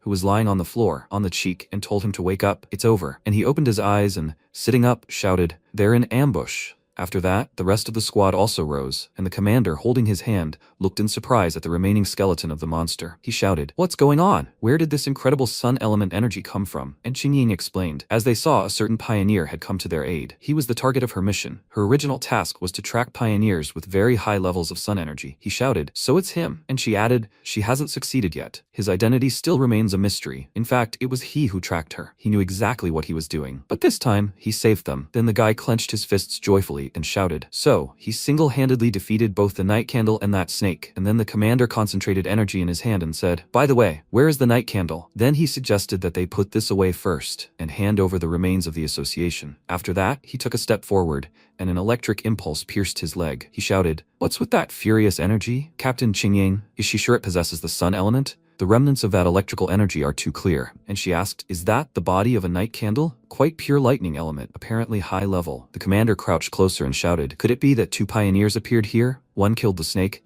and the other killed the night candle. Then they left together. Qingjing thought, no, that's impossible. Only one person appeared here. No one would believe that one person possesses 2 high-level elements. One of those elements would already make someone a high-level genius. A pioneer with 2 high elements is practically impossible. Flame Wanderer, Thunder Burial Sealer. What kind of monster is this person? Then she thought, it's good that she left the team members outside the factory. If they stayed inside too long, they would report to the association. Based on the situation, the association sent scouts to the scene. Their original goal was to collect their bodies. The next second, the girls grabbed her legs and screamed, boss, she's alive. They thought they'd lost their captain forever. What would they do if she died? Then, Qingying thought, now their main task is to scan the residual spiritual energy, analyze traces, and reconstruct the battle. At that moment, the association's reconnaissance team began working, and she thought, they also need to report the results to the association. After that, the guy holding the tablet looked at Qingying and said, Captain, judging by the trace analysis, regardless of combat habits or killing methods, everything points to one person destroying both anomalous objects. There's a 99% chance it's the same person. Then the commander said, it really is a high-level pioneer. He thought they were mistaken. Either of those two anomalies could have destroyed them. The guy added, exactly. This powerful man destroyed them with a single blow. They were all Ghost Axe ranked, but the difference was simply unbelievable. Then Qingying adjusted the device on her ear and said, her surveillance target has appeared. The data has been updated. She needs to report to the higher-ups. Then she said, the results are Burial Sealer and the North Gate of Qincheng University. Both were her assignments. At that moment, the head answered the phone and, while enjoying a hot drink, said, that's it, Qingying. She should pause her mission. He saved her, destroyed the anomaly, and secured this territory. This means he's not an enemy of the association. In any case, she and Han Li have different views on this matter. For her own safety, to make a good impression on that Burial Sealer, she should avoid contact with him for now. And she replied that she understood. But she still had one theory about what happened earlier. When Burial Sealer was about to cultivate on the mountain, he asked, what is it? She replied that she'd noticed an incredibly strong aura in the area where he was operating. She'd suspected he might have a spiritual weapon, but she'd thought it unlikely. But now that it's confirmed he's a pioneer with 2 high elements, the leader was surprised. He has a spiritual weapon? Then he added thoughtfully, that's unlikely. No matter how gifted he is, there's no chance he could have a spiritual weapon without outside help or resources. Furthermore, the scouts found no traces of the 3rd spiritual energy typically associated with spiritual weapons. Xingying then added, when they met, the aura of the spirit weapon she felt was similar to the sun element. The leader said thoughtfully, if the weapon's element comes directly from his own sun energy, then if he has reached the soul creation rank, it is theoretically possible to do so alone. Qingying then widened her eyes in surprise and thought, soul creation rank? Even on a global scale, spiritual practices at this level are very rare. She only knows of 2, the leader said. But if this person truly possesses 3 elements, it will completely change the balance of power. He will revolutionize the entire world of pioneers. Because, according to research, different elements incompatible in the human body are almost impossible to coexist. So far, no pioneer has been confirmed as possessing 3 different spirit elements. If he truly possesses a spirit weapon, then the fact that they haven't discovered a 3rd element might actually be good news. He suggested, hoping that such a powerful pioneer will never become an enemy of humanity. Meanwhile, the protagonist had taken a shower, emerged from the bathroom, and, drying his wet hair with a towel, thought, there was less than a year left until the official revival of spiritual energy, yet anomalies and various phenomena were already beginning to flare up everywhere. Moreover, they were becoming extremely active. He concentrated the energy in his hand, and after quickly drying his hair, thought many pioneers like him had begun cultivating powers independently. Once interaction between the body and the spiritual world begins, they become more sensitive to changes in heaven and earth, like those people at the underground river recently. Even without official recognition from Xia country, the pioneers cultivating independently had generally reached the level of 1 star. But now that the country is turning to independent pioneers, it shows that both official and independent pioneers are in a relatively peaceful and mutually supportive stage. The anomaly is still within controllable limits, and there are no serious conflicts between pioneers yet. He then put on his sweater and thought, however, even though the government has established an association of spiritual energy practitioners, it hasn't yet become public knowledge, and people are increasingly discussing local instability and unexplained phenomena. Clearly, the government is trying to protect humanity and prepare in advance by issuing warnings. After some time, he arrived at the site of the destruction and said, but this is precisely the problem. He feels the government is unsure of the beginning of a new era. With such a large population, once information becomes public, all order will collapse. Internal unrest will cause chaos and the mortality rate will rise. At the moment, even recognized pioneers are unable to stabilize social upheaval. Internal and external threats will only accelerate this collapse. So such a soft approach from the government is not a mistake. After all, human hearts are more frightened than ghosts or gods, he thought, but he is worried that the development of anomalies exceeds his expectations. What he encountered today was a typical mutated product of dark energy pollution. Touching the black mist, he realized it belonged to a sub-branch of dark energy known as shadow energy, the natural enemy of pioneers. The system window in front of him read, shadow energy, sub-elements of dark energy, the enemy of pioneers, currently unabsorbable. He thought, however, these anomalies are far more intelligent than typical exotic beasts. They don't just consume humans. Pioneer bodies are an excellent source of nutrition for them. They can even cooperate with each other to lure and kill pioneers, although they still don't reach the level of the true dark anomalies he'd encountered before. There are those that can destroy a country, even a continent, single-handedly. And yet, if he hadn't tracked them today, this squad that tried to recruit him might not have survived. Even the sub-element was so sinister and vile that the threats posed by full-fledged dark energy are simply too dangerous. But if it's marked as temporarily unabsorbable, that means he'll be able to absorb it once the system conditions are met. This might even be the key to turning the tide. He now has the Golden Sun Breathing Technique, the Divine Thunder Great Power Technique, and the Bloodfire Sword Technique, the Sun Element, and the Inner Flame. In addition to the high-level elements, he also has corresponding techniques that are perfectly suited to him. Furthermore, With his current strength as a 3-star Ghost Axe pioneer, there should be very few pioneers who can match him, but it's still not enough. After a while, he noticed his phone ringing. He looked at the screen and thought, "Auntie, why so suddenly?" Then he answered the call. Auntie asked, "Fang Yi, how is his health lately? His cousin is coming to study nearby. She's worried about being alone at the inn. Should she stay with him for a few days?" He asked. "Cousin?" He thought. The only thing he remembers about her is that she's an excellent student, obsessed with studying, and he doesn't even remember what she looks like. After that, he said, "Let her come. He has a spare room at home. When will she arrive?" Auntie replied that she will give her the address and she will come herself. She will bring him a couple of special snacks. MC replied, "Thank you, Auntie. He will not hold back." She said, "Okay, his cousin should arrive tomorrow afternoon. She apologizes for disturbing you." And he replied, "It's okay, he has things to do, so he will go." Meanwhile, Lin Yi was chatting in a general chat room called Spiritual Energy Revival, Martial Arts Vanguard Team. She wrote, 1 and 11, she will arrive this afternoon. An 81-year-old sultry woman asked, "Does she want to meet in real life, or will they go directly to the place?" Lin Yi replied, "Neither. She'll stay with her cousin. She needs to play her part." Scammed in online romance for 50 cents asked, "Cousin?" Lin Yi wrote that they would talk later and hung up. At that moment, his aunt told him to take care of himself. She added that he should come visit his aunt next time. After that, Lin Yi went to a news site where it was written, "Rumors, the city that became famous on the internet has been renamed the City of Death. 3 more are missing. Are they still taking the animal challenge?" She said, "Yanghua." The next second, her mother opened the door and asked if she had finished packing. Lin Yi was surprised, looked at her and said, "Everything is packed," but she still doesn't want to disturb her cousin. "The hotel is also fine." Her mother replied, "No, it's safer than if she stayed alone, and she trusts her cousin." After that, Lin Yi started pushing her mother out of the room, and she added, she shouldn't cause trouble by staying there. She just needs to help around the house whenever she can, okay? Lin Yi replied, she shouldn't worry, she understands everything. After that, she slammed the door, pressing her back against it and thought, one step at a time. Whoever the cousin was, he was unlikely to be more difficult than an anomaly. After some time, she approached the building, and the system on her phone reported that she had arrived at her destination. Lin Yi looked ahead thoughtfully and said, she must be there. A few seconds later, the protagonist exited the building, and Lin Yi, looking at him, asked, is he her cousin? He asked in return, is she Lin Yi? They looked at each other silently, and after a while they entered the house. They sat at the table, and the protagonist asked, so she came to summer camp? Lin Yi confirmed it. He said if she needs anything, she just needs to say. Lin Yi replied, okay, thank you, cousin. After that, he handed her the key and said that it was a spare key. He added that he was going to his room, and her room was right across the hall. Lin Yi took the key and replied, okay.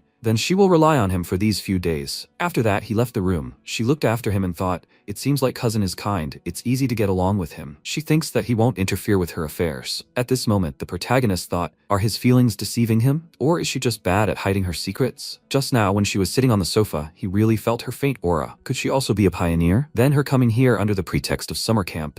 Maybe that's the real reason. The next second, Lin Yi wrote a message. Cousin seems nice. He doesn't interfere with her affairs when they go out. An 81-year-old sultry woman wrote to her. Don't rush. She suggested keeping a low profile. It's been chaos here for a while now, with lots of polluted areas, but they're always occupied by some pioneer. Scammed in online romance for 50 cents added. That's right, the last time there was an underground river. 2 squads clashed, and someone very strong appeared. They say he destroyed the sun with one blow and forced the other squad to retreat. An 81-year-old sultry woman wrote, destroyed the sun? Seriously? This means a very high degree of alignment with the sun element. An elite pioneer, perhaps? She had heard about it too. Lin Yi wrote, that's exactly why they need to be careful this time. The spiritual energy revival hasn't officially begun yet. Everything is happening in secret. Who knows how many dangerous pioneers the Xia country is hiding? Lin Yi wrote, okay, then they'll wait for news for now. She thought, okay, since she just arrived, she won't start training right away. If her cousin finds out, it will be difficult to explain. After 3 days, MC didn't expect that living with his cousin would bring so many problems with training. Meditation can be interrupted literally at any moment. Even his training in the golden sun breathing technique can be noticed. He sat on his bed in a meditative pose, concentrating his energy and thought, this light,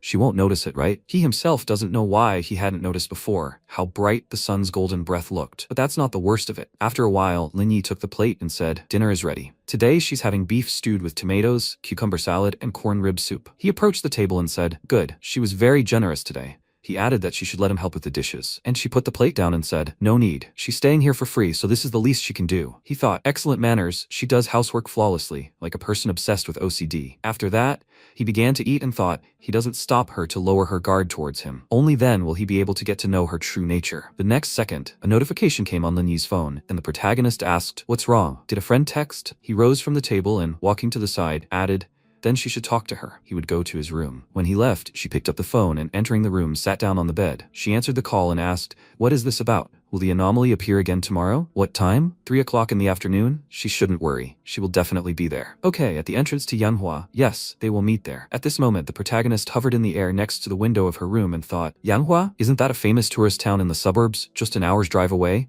Then he felt a current of energy and thought that he knew it. His cousin is also a pioneer. Fortunately, with her current level, she won't notice him. Although, when she was in high school, she had already reached the level of the 2nd star of the Ghost Axe, even almost breaking through to the 3rd star. Is it because of her great talent that she is so strange? So, the summer camp trip was a lie, and the real goal was the anomaly? It seems she somehow found out about it, and made up an excuse to come. However, each anomaly also takes away his chance to obtain a new technique to enhance his own strength. I wonder what element this anomaly in Yanhua will have. Then he pushed off from the building, flew forward and thought, although it doesn't really matter, whatever it is, it will be his. At this moment, Lin Yi opened her eyes and thought, strange. Was she imagining it or was someone watching her? After some time, the city of Yanhua, scammed an online romance for 50 cents approached Lin Yi and, placing her hand on her head, asked. She said that she is currently living with her cousin. Right? What is he like? Handsome. And Lin Yi thoughtfully replied, a good person. But in appearance, he is completely ordinary. In any case, he is not the type of internet celebrity she likes. Scammed an online romance for 50 cents sighed desperately,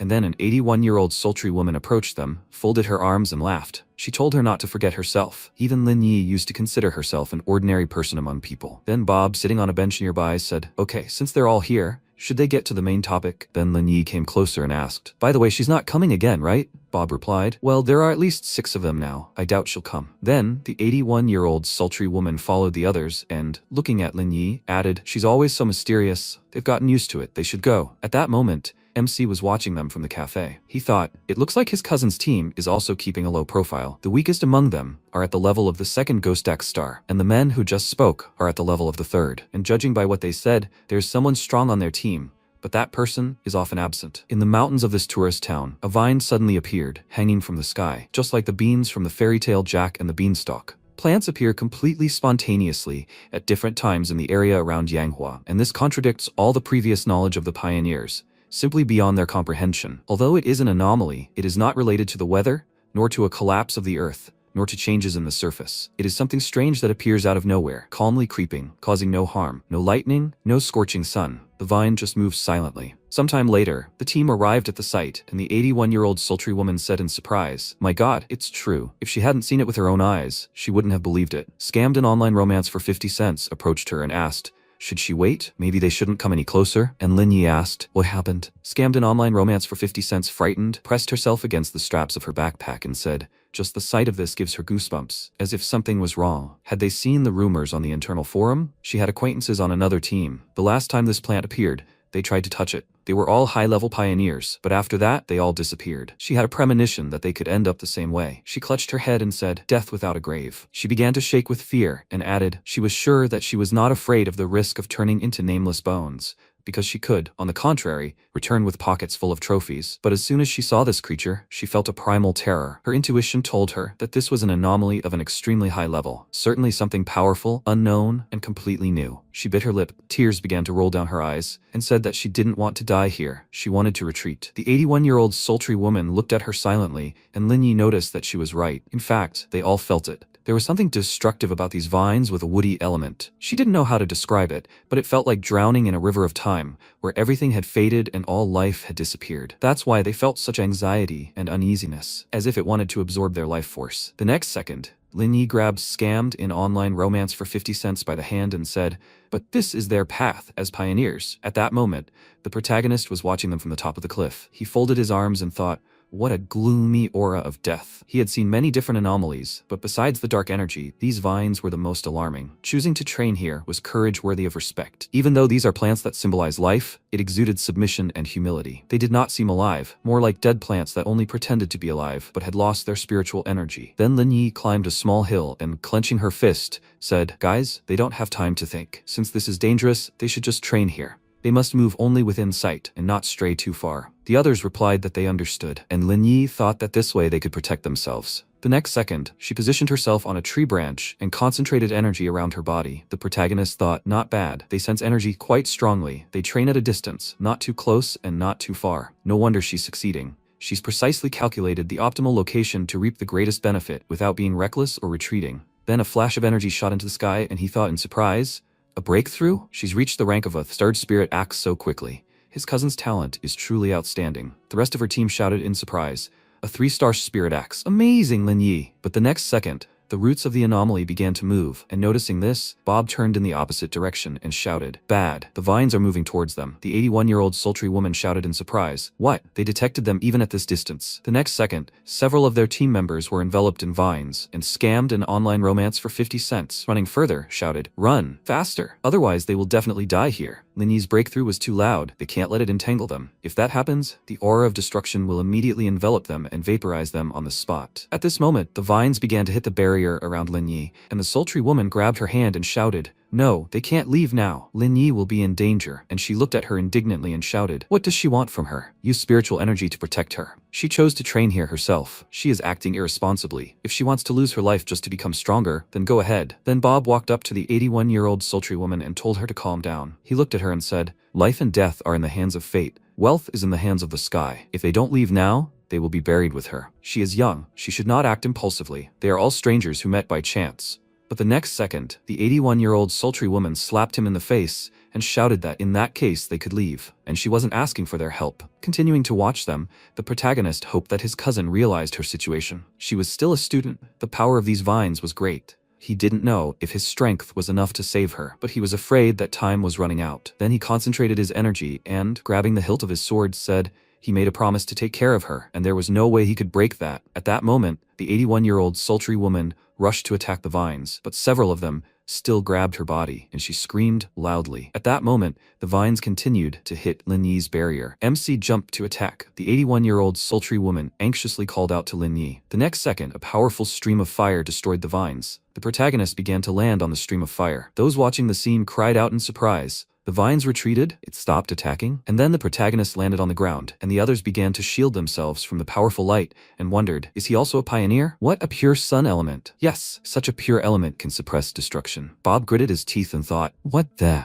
He's sure he's quite talented. After all, he reached the rank of a 3rd-star spiritual axe in such a short time. But he knows that there are only a few such pioneers in the country. Apart from that mystical talent, even Lin Yi's talent doesn't greatly surpass his. But if there is someone with such power among the pioneers, then who are they compared to him? Wandering pale stars, merely adorning the bright moon? He crushed him. No, he crushed all the pioneers. What kind of person is he anyway? The next second, the system reported, concentrated wood elements detected. Automatic verification procedure initiated. Successfully completed. Eternal life can absorb all surrounding life force, rapidly repairing bodily damage in a second. The protagonist felt the energy and thought, what a powerful wood technique. As long as there is life around, it is like an eternal charging station that will never run out. After that, the system reported, the element of devastation has been extracted. The element of devastation, it can instantly release an aura of devastation, corroding all surrounding life force. The protagonist opened his eyes and thought, no wonder it grows in such an area. If it grew anywhere else, all life force within a radius of tens of miles would be dried up to the bottom. Such power. The element of devastation is too powerful. It can forcibly absorb life force. The next second, an 81-year-old sultry woman approached him and thanked him for saving them. He looked at her, and she added, it's true. If it weren't for him, they all would have surely died. How could they thank him? He walked forward and, waving his hand, replied, no need, they will meet again. He thought, in fact, he only came here because of rumors, but he received both an element of eternal life and an element of devastation, so he benefited from what happened. As for the conflict between those people, from now on he should pay more attention to his cousin's actions. People most easily reveal their true colors in crisis situations,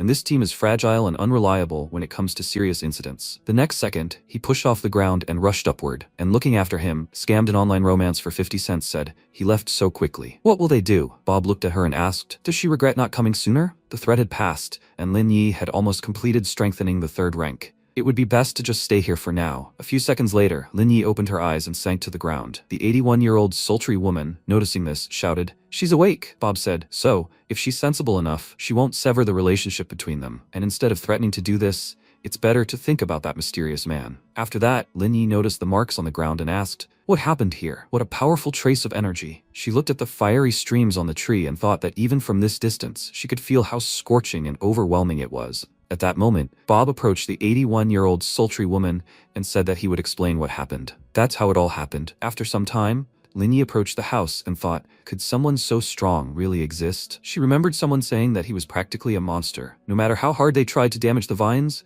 They failed, but he did it with one blow. Then he told her to look ahead and said, the vines rose higher into the sky, not daring to approach them. This is the fear instilled by his presence. And although he had already left, the vines were still obedient. Not a trace remained of the former maddened madness. After that, she entered the apartment, and the protagonist asked, is she back? He noticed that she looked a little pale. She awkwardly scratched her head and said that studying was a little tiring. After that, she went into the room, and he said that she was really exhausting herself. She should quickly go and rest. Perhaps they could order takeout today? She replied, of course. After that, she closed the door behind her and leaning her back against it, sighed heavily. She thought, the breakthrough is too exhausting. Every time she uses spiritual power to control the divine acts, she has to concentrate hard. It's even worse than not sleeping for a month. Fortunately, she's not an ordinary person. A few days without sleep won't kill her. And after that, she jumped onto the bed and opening her phone, thought, Galan, she wrote, if there are any leads on that master again, she must let her know. She thought, this is her first time posting in the group.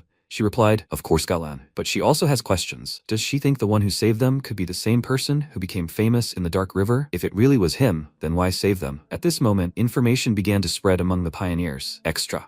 A high-level god with the sun element has appeared again. With a single blow, a rainbow pierced the sun. All daylight was swallowed up by a boundless white fusion. No pioneer of the same level in the country would dare accept this challenge. In the polluted zone of the Dark River, from now on, if you see him with the anomaly, be careful, keep your distance. After a while, the protagonist mounted his bicycle and thought, okay, now Lin Yi should be less wary of him. Even if something happens, she won't suspect he's watching her. While there's still time, he should figure out how to use the element of devastation. It's closest to the plant type. Although, ultimately, it's a rather frightening element, since its essence is corrosive. If he places it within himself, things could end badly. Plus, it might conflict with the thunder element he already possesses. So the best option would be something similar to that strange vine. And it hung from the sky because it sensed a rich aura of rebirth. It chose to evolve on its own, which gave birth to the element of devastation. Then he smiled and said, he knows where to go. After some time, he stopped at the city forest park. He parked his bike near a tree and, entering the park, said, you need to choose the plant that resonates most strongly with his aura, one that can also interact with the element, to make it a conductor. The next second, he pushed off the ground and concentrated the energy in his body. He looked at the flow of energy and thought, so this is how the plant reacts to the aura, quite actively, but still not enough. He closed his eyes and said, something more is needed. Then he turned his gaze to the side and noticed one of the flowers. Could he power this? He pointed his finger at the bud, and then the petals closed around his finger. He sat down next to it and thought,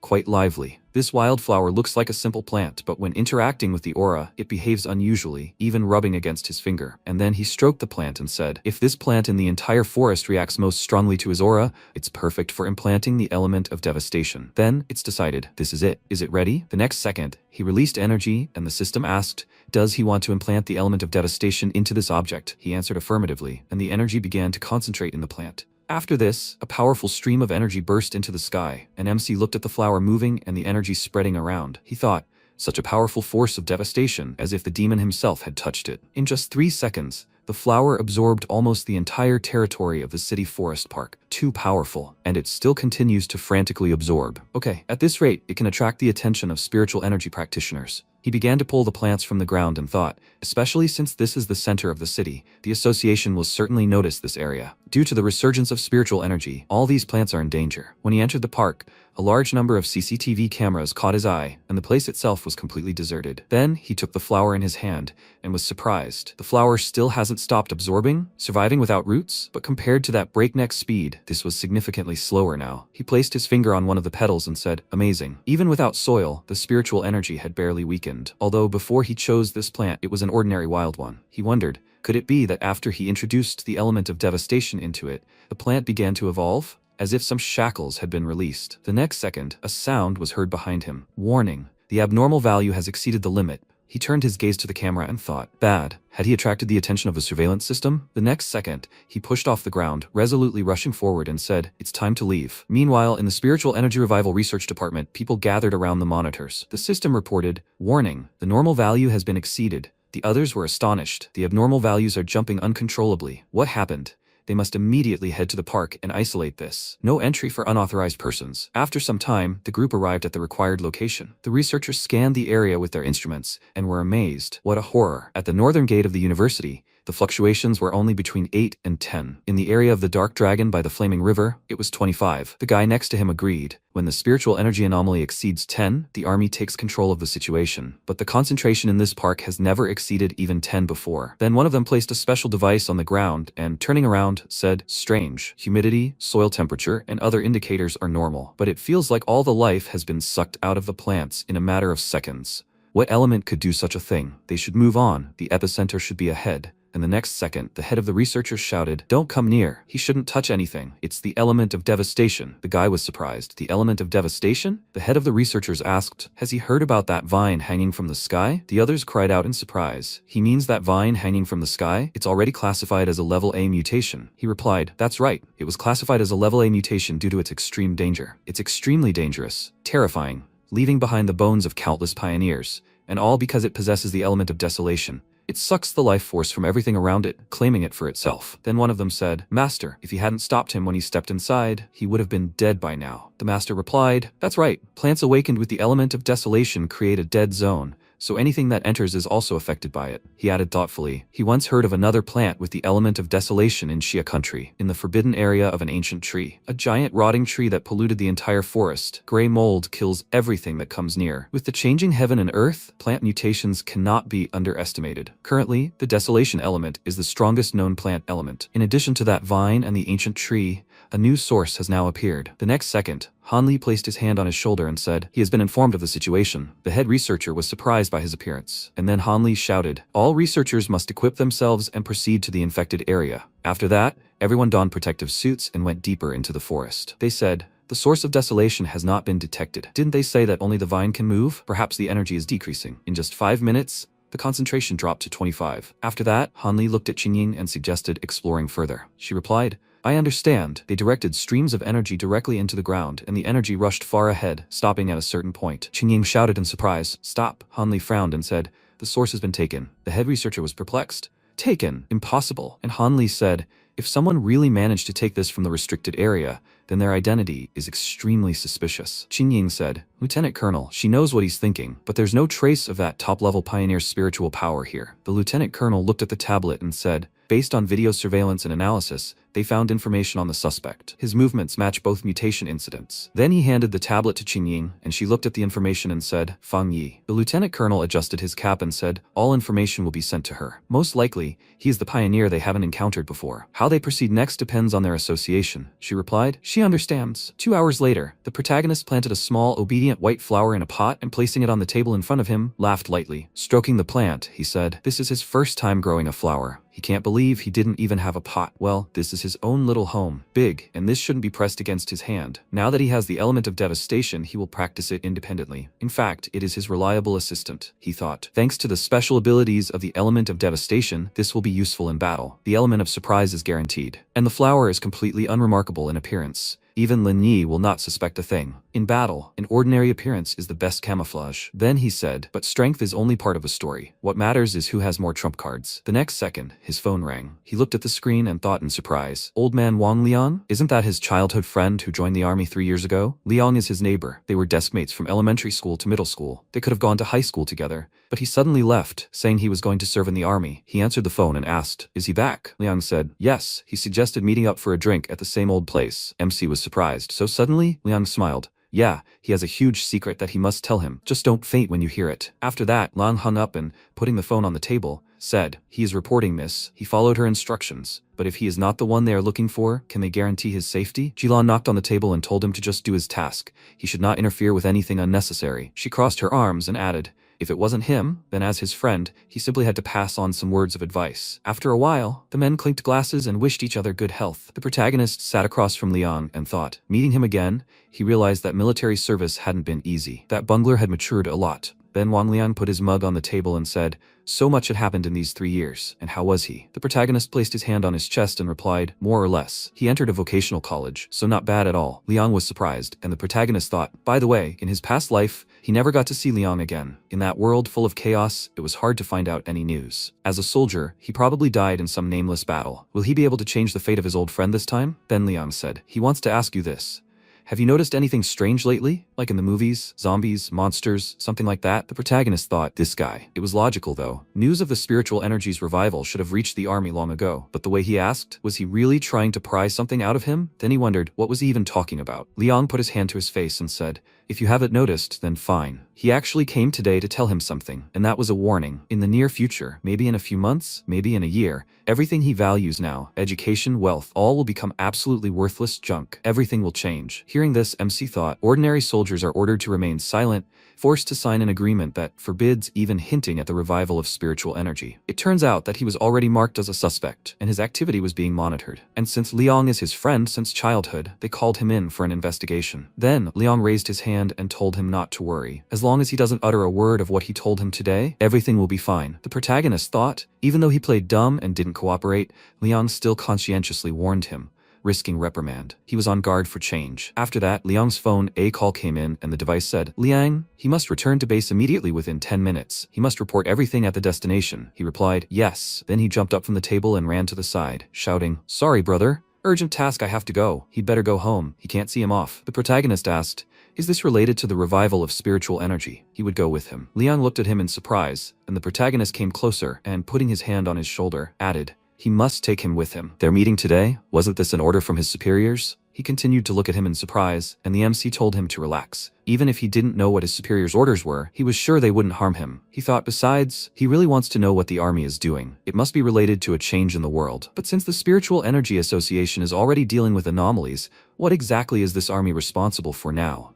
I'd like to figure that out. Sometime later, they reached the Lindsay District's restricted area, number 19. The protagonist followed Liang and thought, the spiritual energy here is so dense, the concentration is even higher than in the contaminated zones. Then Liang shouted, he's back. They answered, confirmed. He must enter. They followed inside, and a powerful explosion occurred in front of them. They noticed several soldiers fighting a huge monster. Streams of energy flew in all directions, and the protagonist thought, is this a fusion? Jilan, an officer of the 3rd star of the Ghost Axe, stood next to him. She said, the unusual fusion of the elements of darkness and flame made this dog especially ferocious and wild. Several soldiers had already received serious injuries. Then she noticed Liang and shouted, officer, and he hit his chest and shouted, he has arrived. She was indignant. Did he bring an outsider into the forbidden area without permission? He shouted, no, it was him. Before he could finish speaking, she shouted, okay, never mind. The situation is critical. They are just waiting for him. He must take his place in formation immediately. He replied, yes. And then Jilan looked to the side and thought, is this Fang Yi? He doesn't look special. His spiritual energy is only slightly active. Maybe it's not him, but now is not the time to figure it out. Then she said, since he is his friend, she will not be verbose. This is a forbidden area. Once he gets inside, he will be responsible for his own life. Everything he sees is strictly confidential. He replied that he understood.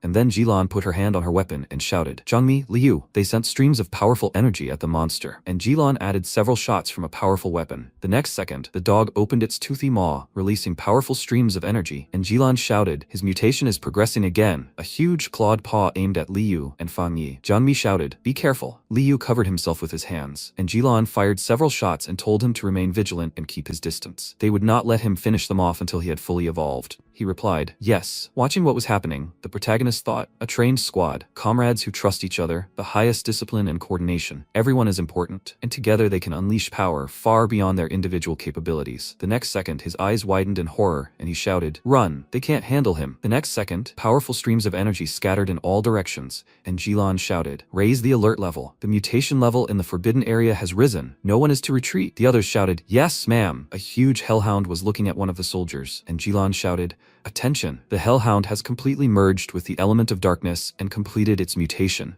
Liang looked at the creature in fear, and Jilan called out to it. The protagonist gritted his teeth and thought, damn. The next second, Liang jumped back from a paw strike, and Jilan, clenching her fist, shouted, all units attention. In restricted area number 19, a level dog has completely mutated. It has now been upgraded to level B. They are updating the battle plan. The next second, MC noticed his comrades starting to fall. He caught him just before the ground and asked, is he okay? He smiled, looking at him, and replied, yes. He just tried to channel spiritual energy into his restraining collar, but got hit back. He shouldn't worry about him. They serve in Zone 19 for a reason. After that, Jilan grabbed her weapon, ran forward, and shouted, no matter what it takes, no matter what tactics and methods they use, even if they have to give up their lives, they will never let a rank B monster leave the forbidden area. At that moment, the protagonist ran forward, and she, noticing this, shouted, what is he doing? And at that moment, the protagonist, concentrating energy in his body, resolutely ran forward and asked, he's quite arrogant, huh? He approached the monster and, pushing off the ground, jumped upward. He shouted, Then let this divine lightning tear it to pieces. He delivered a powerful blow, hitting the creature's face precisely, and energy scattered in all directions. The soldiers, shielding themselves from the flying debris, watched in amazement. Then Jiang Mi shouted, "He wasn't mistaken, was he? This is a B-level mutation that even Officer Jilan couldn't handle alone." Liang shouted in surprise, "Officer, could his friend really be the one?" And Jilan replied, "That's right, they all saw it. He is the burial sealer." At this moment, the protagonist stood next to the creature's body and asked, "Still not completely dead? Well, then they will do this." "Officer Liang, they should retreat," Jilan thought. A B-level mutation usually requires strategy and coordinated tactics, and he managed it alone. Just how strong is he? She had to admit, his mastery of lightning is at the highest level. Even in this day and age, it's simply incredible. When will his spiritual energy be completely revived? How terrifying. How far can he evolve? At this moment, a stream of electrical energy shot straight into the sky from the protagonist's fingers, and Jilan thought, he truly lives up to the title of burial sealer. The protagonist channeled the energy into the ground and then walked on. Then Liu rubbed his neck and said, "Damn." He went cold while watching. His head was buzzing. Jiang Mi, shaking with fear, put his hand to his chest and asked, "Why does the lightning element seem 100 times more terrifying than the darkness element? Maybe he could withstand the corruption of darkness, but not lightning. No way." After this, the protagonist approached his comrade and, raising his thumb, said, "Liang, he's great." Liang ran up to him and shouted, "There you go." He scared him to death. He playfully punched him in the shoulder and added, he didn't think his friend was so cool. The protagonist laughed and shouted, "He repaid good for evil, huh?" He hit him, and he saved him. In response, he apologized and added, to be honest, he suspected that he was the pioneer.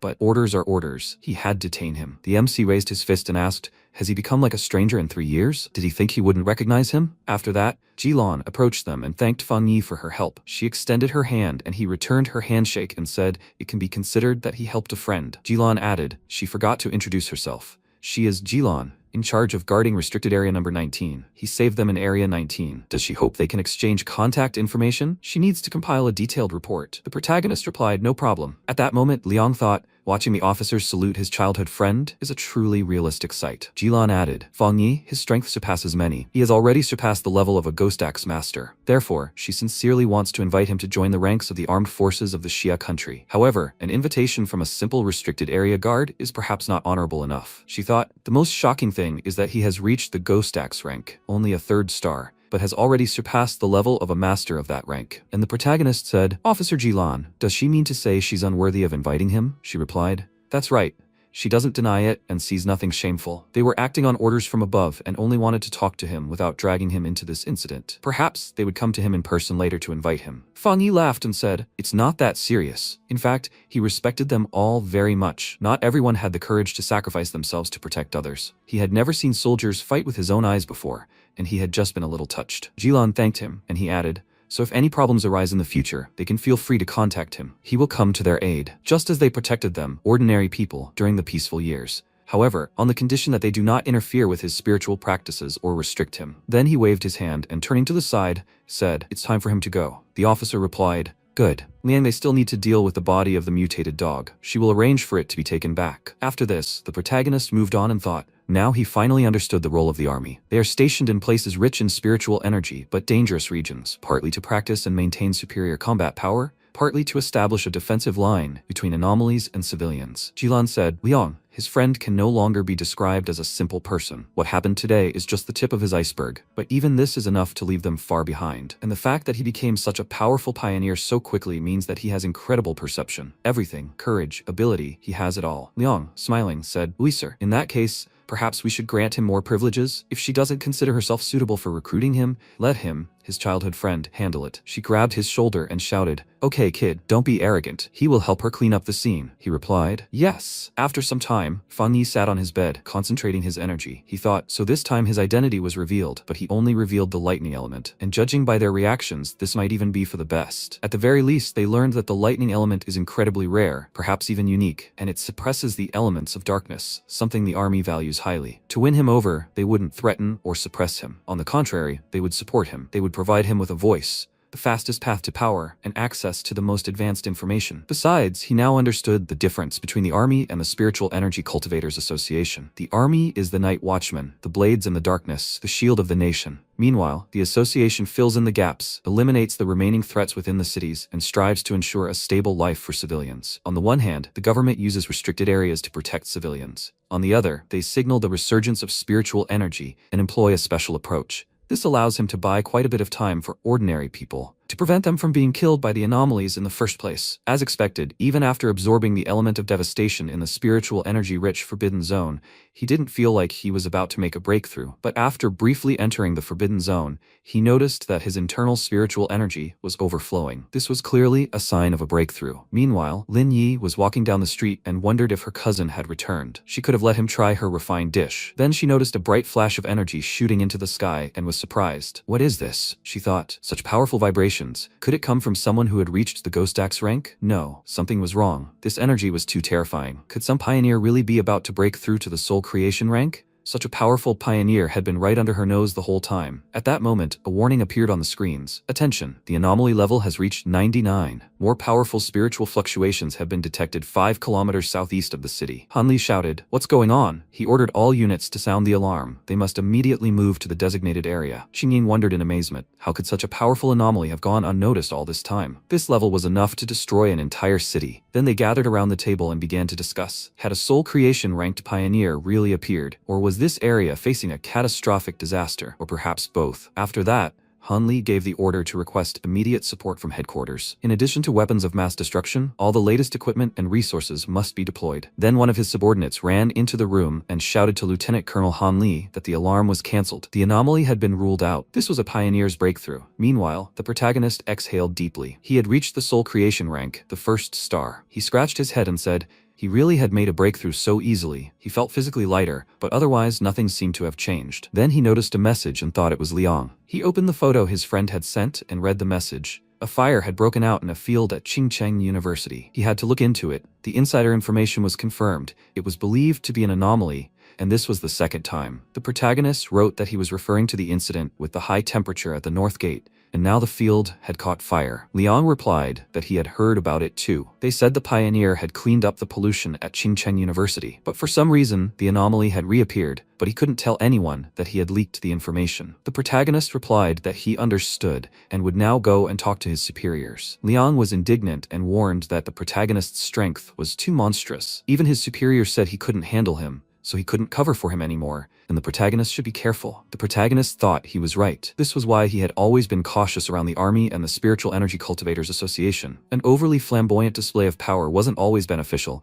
so he hid his sun element and bloody fire sword technique. He texted his comrade not to worry, he'd be on guard, and had a few more tricks up his sleeve. Then, Lin Yi entered the apartment and said she was back. She walked into the room, bag in hand, and asked if her cousin had eaten. She bought some food. Fine, she'd just leave it here, and he'd get it later. She thought that her cousin, although decent and upstanding, even without any bad habits, was simply terribly lazy. He loved to lounge around the house, didn't even want to go to college, and spent his days on his phone. Although, frankly, it probably didn't matter anymore, but still. While they, the pioneers, were constantly busy, chasing opportunities, hiding their powers from ordinary people, he was carefree and idle. Meanwhile, in their neighborhood, someone so powerful that he could shake the heavens had just reached the rank of Soul Creation. The pioneers, sensing this, would probably soon begin discussing what had happened. After that, she lay down on her bed and thought that when the time came, she would protect her cousin in gratitude for letting her stay. Meanwhile, the protagonist watched the video and thought that first there were high temperatures, then a fire. Another event related to the element of the sun. Judging by the footage, the fire was already spreading quickly and blazing aggressively. Trees and flower beds around the field were reduced to ashes,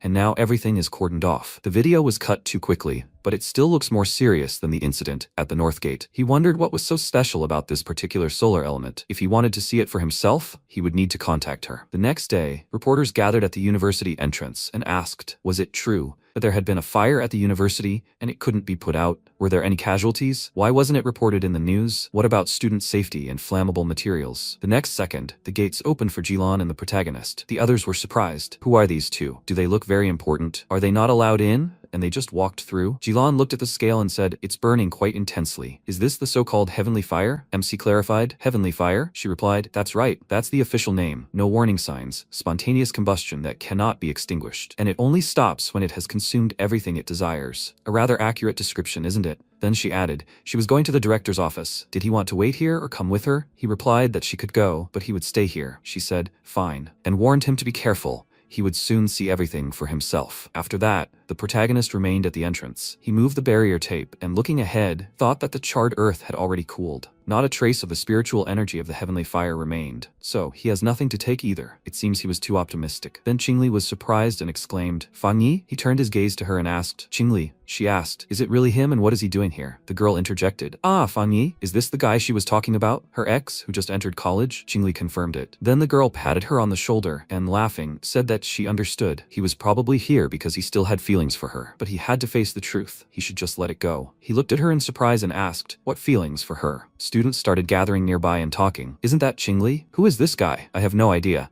Probably another poor guy who was trying to court their queen. I've never seen him. Apparently not from their school. What's with the security? Didn't they say they would tighten it? Why do outsiders still get in here so easily? Annoying. After that, the girl approached the protagonist, pointed her finger at him, and declared that Qingli was now the most beautiful girl in their university. She advised him to think carefully. Does he know how many guys better than him are courting her? He shouldn't get his hopes up. No chance. He should go home. He doesn't belong here. And one more thing. Their school is closed now. How did he even get inside? If he doesn't explain, she'll complain to the security guards. At that moment, Qingli blushed with embarrassment and thought, didn't he say he didn't regret the breakup? And what is he doing here now? He says one thing, but feels another. At that moment, Jilan approached them and asked Fan Yi if she was his girlfriend. He replied that she was just a classmate from his old school, not a friend at all, just an acquaintance. She replied that she understood, just a classmate. The girls thought fearfully, what kind of pressure is this? Who is this woman? How does she know Fan Yi? Jilan then added that she had already spoken with the principal. The situation with the heavenly fire was more serious than they thought. It was complicated. The principal would lead them to the initial ignition point. For now, he was acting as a special military advisor under her command. So he needed to go too. He replied, no problem.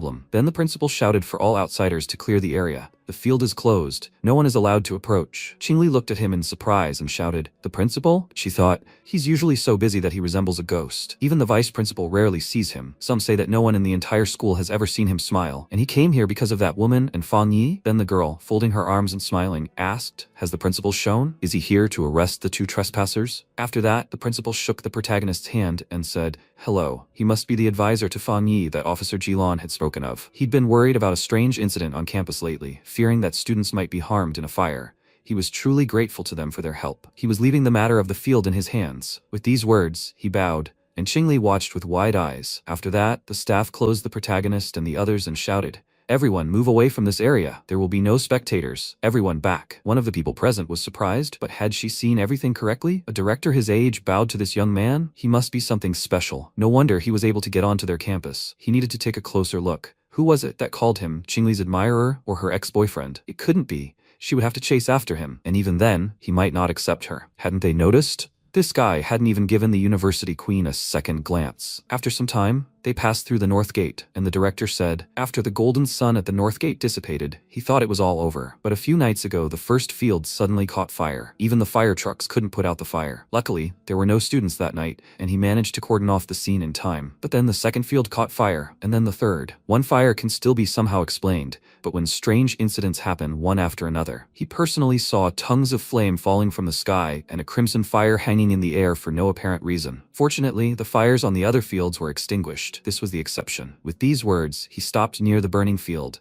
and MC thought, the burning smell is simply suffocating. He asked, is this basketball court the site of the original fire? The director answered, that's right. This is the only place where the fire cannot be extinguished. Then Jilan took out some equipment. MC asked what they were. She replied that it was a basic device for detecting normal spiritual energy. That's what you could call it. If the threshold exceeded 10, the area needed to be cordoned off, isolated from ordinary people. Human life is incredibly fragile. An anomaly above level 10 is essentially catastrophic. The next second, the number 60 appeared on the device, and Jilan exclaimed in surprise, such a high number? This is bad. The level is too high. If they leave it like this, not only the university but the entire city could suffer. They need to immediately dispatch 3 third-star Ghost Axe level soldiers and 1 second-star Ghost Axe level soldier to form a seal formation. They must have the purest spiritual power, the strongest spiritual foundation. And the next second, MC began to jump over the fence. Jilan shouted, Consultant Fan Yi. The protagonist decisively jumped into the fire, while the device's reading rose to 110. Jilan covered her face and exclaimed, another splash. Level 110. This can now be classified as a Class S anomaly. He went there? What should they do now? She thought, how did he get in alone? He may be the strongest in the forbidden area right now, but still. Meanwhile, MC was passing through the fire and thinking, Last time, the sun element protected him from the thunder. This heavenly fire element should be no worse, but along with the protection, it also isolates his internal flame element. This means he can't activate techniques related to it, so he needs to get as close to the source as possible. And then, the next second, the formed fire dragon pointed its maw at him. The protagonist concentrated energy in his hand and released golden solar armor. The fire monster didn't stop, and MC concentrated his energy even more. The system reported, intense fluctuation of the heavenly fire element detected. The protagonist frowned and clenched his teeth, and then shouted, worthy, even more wild and powerful than the devastation element, but he must absorb it, no matter what. The system reported, activating the ultimate computing power, compilation complete. He had obtained a technique of the heavenly fire element, the 9 Dragons Heavenly Fire Sealing Technique. The 9 Dragons Heavenly Fire incinerates evil, suppresses demons, and seals impure beings. After this, MC sent streams of fire into the sky, and the system reported that his new technique did not require study. It was already unlocked. Several fire dragons rushed downward. The protagonist's eyes blazed scarlet, and the system notified, the heavenly fire element has been acquired. The next second, the protagonist's face transformed, and he loudly proclaimed, the 9 Dragons Heavenly Fire Sealing Technique. He stood up, and magical chains began to erupt from his back, grasping the dragons by the necks. Those watching the scene exchanged astonishment. It was the aura of the seal. Jilan exclaimed. She once saw a high-ranking military pioneer seal a forbidden area. The man's technique was different from Fan Yi's, but the aura was eerily similar. After that, the protagonist extended his hand forward and chanted, compression. The magic circuits contracted more and more, and the seal was complete. MC approached the director and said that he had temporarily sealed the heavenly fire in this field. He warned that the director should not remove the seal until the field was repaired, and no one should approach it. At least this way,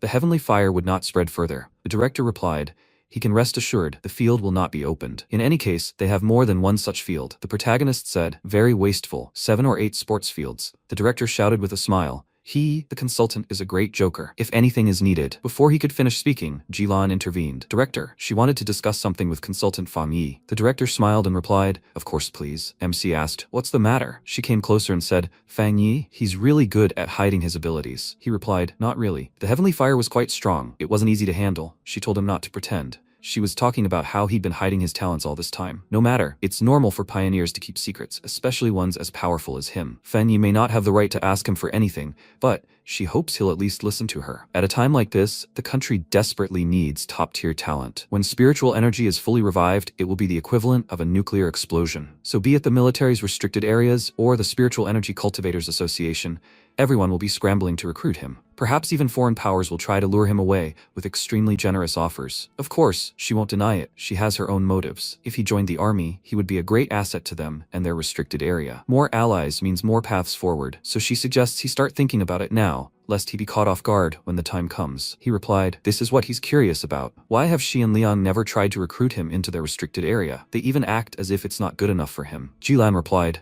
well, because there's a certain legendary military region, basically, monstrously powerful. So she thought that would interest him more. He asked, a top-tier group? She confirmed, exactly. Although she hadn't seen them in action, rumor had it they'd been very busy lately. He thought, the country's most elite military unit was so active that officers in other districts already knew all about them. Then Jilan stepped forward and said, well, that's it. They had to go. The director had invited them to lunch at the university cafeteria. Fan Yi mused. It seemed they too had encountered serious problems. This meant that anomalies with powers beyond those of the current pioneers had already appeared. Judging from Jilan's tone, those pioneers must also be at the soul creation level, or even stronger. The day of the complete revival of spiritual energy was drawing near, and he still didn't feel quite ready. How best to use the heavenly fire element he had just obtained? Heavenly fire is unpredictable. It burns fiercely and leaves nothing behind wherever it spreads. It is vast and perfect for combating those anomalies that endlessly multiply across vast areas. He got it. Isn't this a perfect match with his bloodfire sword technique? The more additional enhancements like this, the better.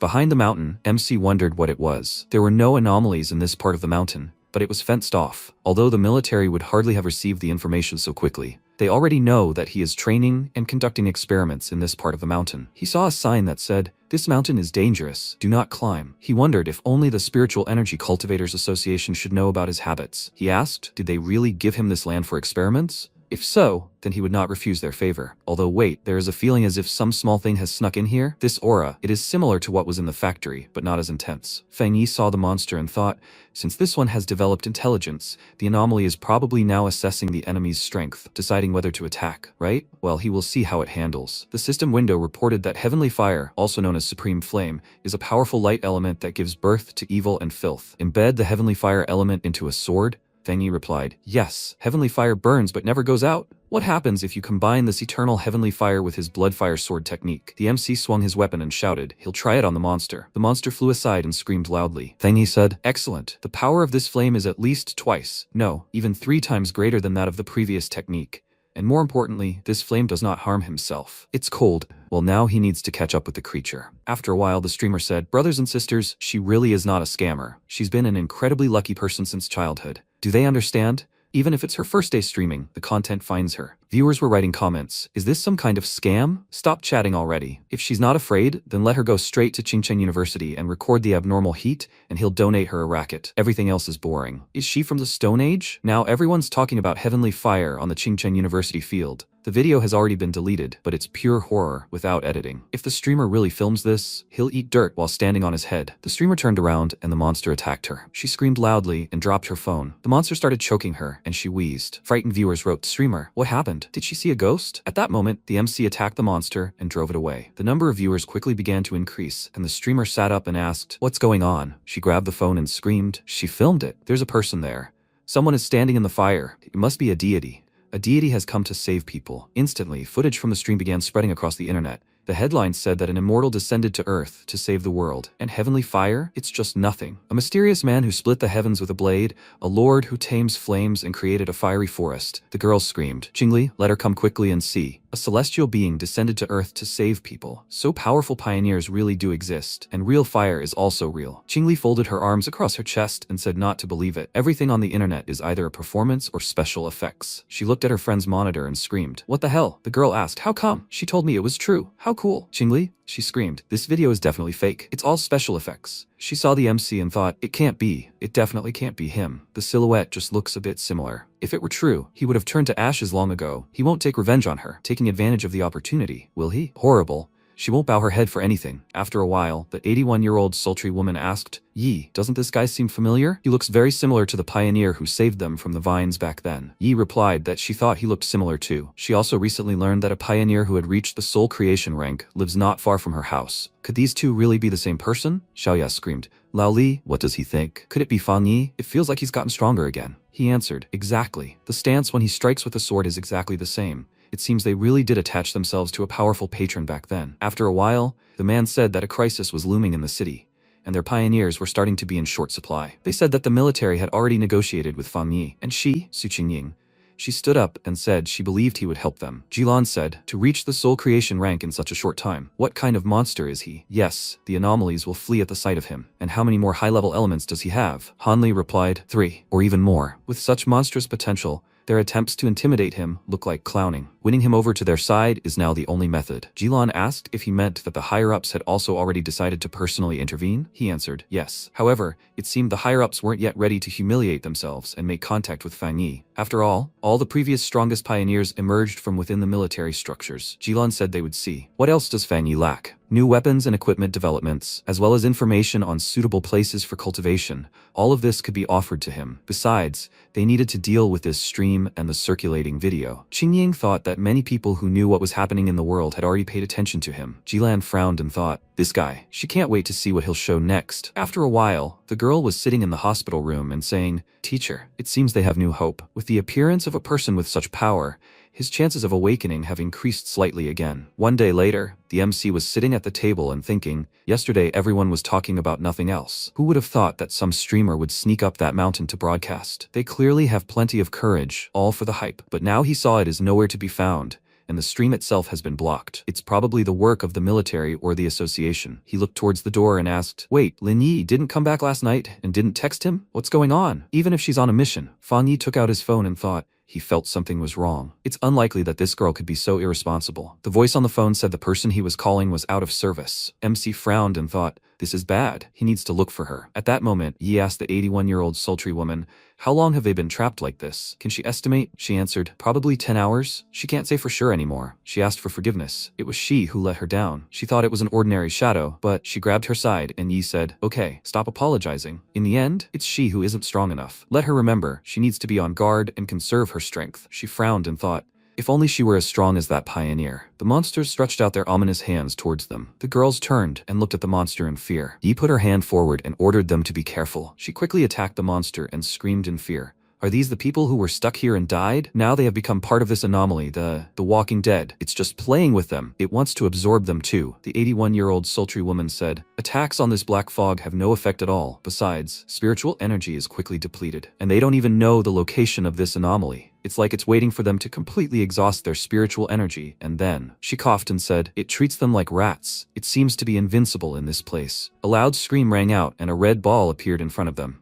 It began to separate, and the 81-year-old sultry woman ordered them to die. Damn monster. Yi said, be careful. This thing is starting to lose its patience. She widened her eyes in surprise, and a red glow appeared behind her. Red eyes appeared around her, and she thought, are they really going to die? The 81-year-old sultry woman can no longer be heard. It seems to her that they have both been swallowed by darkness. She asked for forgiveness. It was impossible to decide alone. She was too confident that they could handle this task even together. Oh well, the path of spiritual practitioners involves many dangers anyway. She always knew that one day she would simply disappear into some nameless corner. I wonder what will happen to the world then? What role will those powerful pioneers play that they don't yet know about? A great revival of spiritual energy. She probably won't see it anymore. Yi closed her eyes when she suddenly saw a bright glow. MC said he was almost too late. Yi screamed. Yi screamed, cousin? She thought, is it really him? He also saved them. So he's not an ordinary person? She saw a monster behind him and screamed, careful, from behind on the right. Fan Yi thought, great, he'll just test how heavenly fire affects darkness. Bloody fire sword technique. He created a massive stream of fire and attacked the creature. Yi helped the 81-year-old sultry woman up,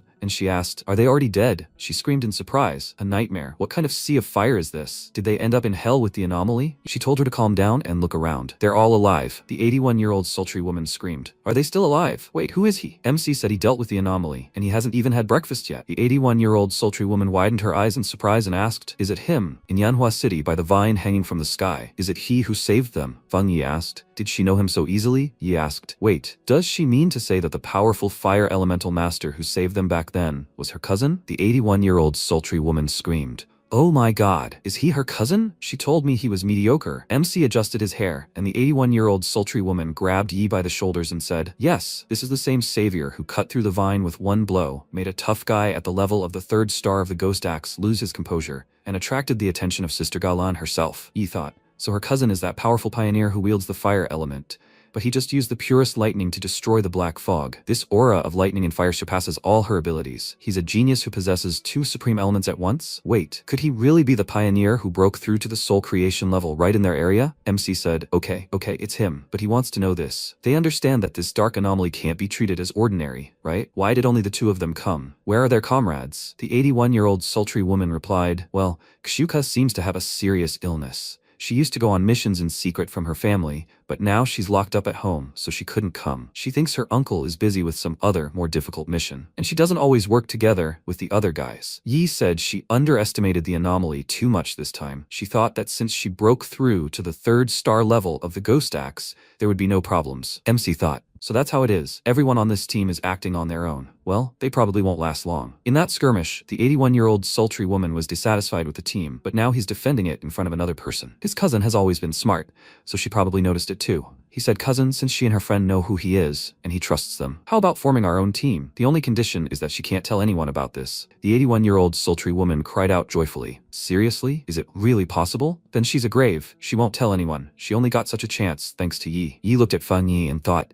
a strong pioneer like her cousin probably already realized that she was a pioneer and had been secretly protecting her all this time. What a blessing to have a loved one who, no matter what, will always help on this lonely path of spiritual energy practitioners. She cried out, okay, thank you, cousin. She'll fry him 2 more eggs for dinner. She looked at her phone and said, Sister Galan sent a new quest. She looked at the notification for the Extreme Darkness quest. You need to go to the Extreme Darkness Zone and collect the required items. It's related to the element of darkness. Let them think carefully before signing up. MC asked, Element of darkness? What is the Extreme Darkness Zone? Yi frowned and replied, this is the border zone of darkness, strictly forbidden in Xia country. The dark energy there is extremely strong. Pioneers usually avoid it. Most of the anomalies in their city leak from there. Official services were unable to investigate this in depth. They say serious disasters have occurred there. Feng Yi replied, I see. Then we should try. He said to ask more specifically about the quest. She will answer her, right? The 81-year-old sultry woman replied, no, Sister Galan is very mysterious. She will never say an unnecessary word. MC thought, since the zone of extreme darkness is strictly guarded by Xia country, and so many people have died there, and this Galan can issue quests related to this zone, it means she is either insanely brave and goes against the authorities, or she is an extremely unusual unusual person. Or she herself is from the army or the top of the association. He believes the latter most of all. Yi wrote a message. Sister Galan, she wants to go. What exactly does she need to do? Galan replied. This time the task was to collect untempered flowers. She reminded that the reward for this quest was inflated due to the danger in the zone of extreme darkness and the element of darkness itself. The anomalies there are much more dangerous than those they've encountered before. So, please, let them go there as a team. The 81-year-old sultry woman asked in surprise, what's wrong with Galan's sister? She answered in such detail. Galan wrote that this time, they might encounter S-level anomalies. The risk of death is very high. Let them think 3 times. If there's a strong and reliable pioneer on the team, then they can sign up. She walked down the corridor and said, well, now it all depends on whether he agrees. MC folded his arms and asked again, what? If there's a strong and reliable pioneer on the team, he thought. That's too blunt. He could hear it. She knows him, and she's sure a pioneer like him would definitely be interested. Does he dare to come? He said. Cousin, it seems like a clear hint at him. Sounds tempting. He definitely wants to go to the zone of extreme darkness. Yi wrote, there will be 3 people on their team. The girl said, Sister Galan, their squad after all. Galan said, it doesn't matter. If he is the very pioneer worthy of the Xia country's trust, then he will come. The girl said, but if not, then this entire squad of pioneers. Galan interrupted her and said, then that means the time has not come yet. Do the 2 of them really think that the quest to collect untempered flowers is only needed to send strong pioneers to certain death in the danger zone? The girl said, Sister Galan, they. Galan interrupted her again and said, yes, the quest is incredibly dangerous, but in fact it serves a completely different purpose. This is necessary for the sake of preserving the strength of the Xia country. By collecting the flowers, they will be able to save many pioneers, and their future support. And they are also the best core fighting force, who advanced forward one after another, and whose fate is now unknown. Galan held the teacher's hand and said, Teacher, he is the only pioneer in Xia country who has reached the diamond body rank. They must use untempered flowers to heal and awaken him. A fighter of the diamond body rank after awakening spiritual energy will have a value that cannot be compared even with nuclear weapons. This is their main support in negotiations with other countries before and after awakening spiritual energy. Therefore, even if they have to sacrifice several troops, even more pioneers, or even themselves, it will be worth it. The girl said, the task is important, but so is her health. Galan asked again, her health? She screamed, yes, it really is important, because she returned alive only thanks to her comrades. She asked for forgiveness. She didn't need to take it out on them. The girl said, Sister Galan, she should be the one apologizing. Does her head hurt again? Galan clutched her head and replied, nothing. It's not time to take the medicine yet. She just remembered. Okay, all that's in the past. She recalled hearing a cry some time ago. Sword Guardian squad, we must retreat immediately. The zone of extreme darkness is truly an extraordinary place. The wounded man extended his hand and said, Galan, they can only entrust this flower-picking task to her. For the sake of the teacher, for the sake of the Xia country, for the sake of everyone. Galan screamed, no, she will not leave, Commander. The man said, they're elements, they hope they will be useful. He released mana toward Galan and said, she must return alive. Currently, Galan said, they had given her their spiritual energy, but they didn't know one thing. Blood-stained or unhardenable flowers that were not plucked whole are useless. 1 hour and 45 minutes later, the 81-year-old sultry woman asked, how much longer do we have to go? She says, oh great Yi, she is so strong. Could she not fly a little further? Yi said, so far, spiritual energy has not reached the level where people can fly freely. Even the pioneers are not capable of it yet. MC narrowed his eyes and asked, is there a zone of extreme darkness ahead? He thought, everything is shrouded in the element of darkness. Even through numerous barriers, an unpleasant aura can still be felt. The 81-year-old sultry woman hugged herself and said, what a disgusting aura. This is hundreds of times more terrible than the anomaly they encountered last night. No, even thousands of times. Yi told her to hold on since they have come. MC said, that's right. Let them look ahead. He didn't expect there would be so many pioneers here. Yi frowned and said she thinks it's not just about the generous reward. The element of darkness is insidious, deadly, and hostile to humans. But by now, there have been more than one attack by dark element anomalies in the cities. Fang Yi was right. He'd already encountered such anomalies twice. The mutant rabbit looked more like some kind of rodent, a giant rat. And then there was the night candle and the giant snake in the factory. Their intelligence was more advanced than that mutated rabbit's. They cooperated, setting traps and thus killing. The people from the association were on the verge of death. And most importantly, as Yi said, the anomalies are incredibly cunning. He thinks they are deliberately bypassing the army's defenses at the city's borders, although he doesn't know what exact methods she uses. But now the anomalies in the city are appearing more and more frequently, and they have reached a level that is difficult to simply contain. So they have to get there. Qingying looked to the side and saw MC. She asked, Nightmare, did he come too? And with 2 girls? The girl asked, Boss. Qingying turned away and said, Amitabha, great Buddha, please let him not notice her. Not notice her. MC looked at her questioningly and asked, she is Captain Su, right? She turned around and said, "It is him." She didn't expect him to appear in the zone of extreme darkness. This is simply wonderful. In fact, she had long ago received intel from the army about Fang Yi. The 81-year-old sultry woman asked, "My God, who is this girl? Could it be my sister-in-law?" Yi cried out. "Cousin?" Qingying cried out in embarrassment. "This is a huge misunderstanding." MC waved his hand and said, "Of course not. It's his assistant, Captain Su from the Spiritual Energy Cultivators Association." Qingying said, "In my opinion, that sounds a little more offensive." Suddenly, a voice came from behind them. A group of youngsters. How recklessly impudent they are. Lao Deng said, "The current pioneers are all younger than each other. No manners at all. They can't even see their elders, let alone greet them. They can't even nod. And instead of getting down to business, they become aggressive and fight. They don't even pay attention to where they are." He hopes that in the zone of extreme darkness, they can rely on each other. The 81-year-old sultry woman irritably ordered them to listen and said, "She has a difficult character,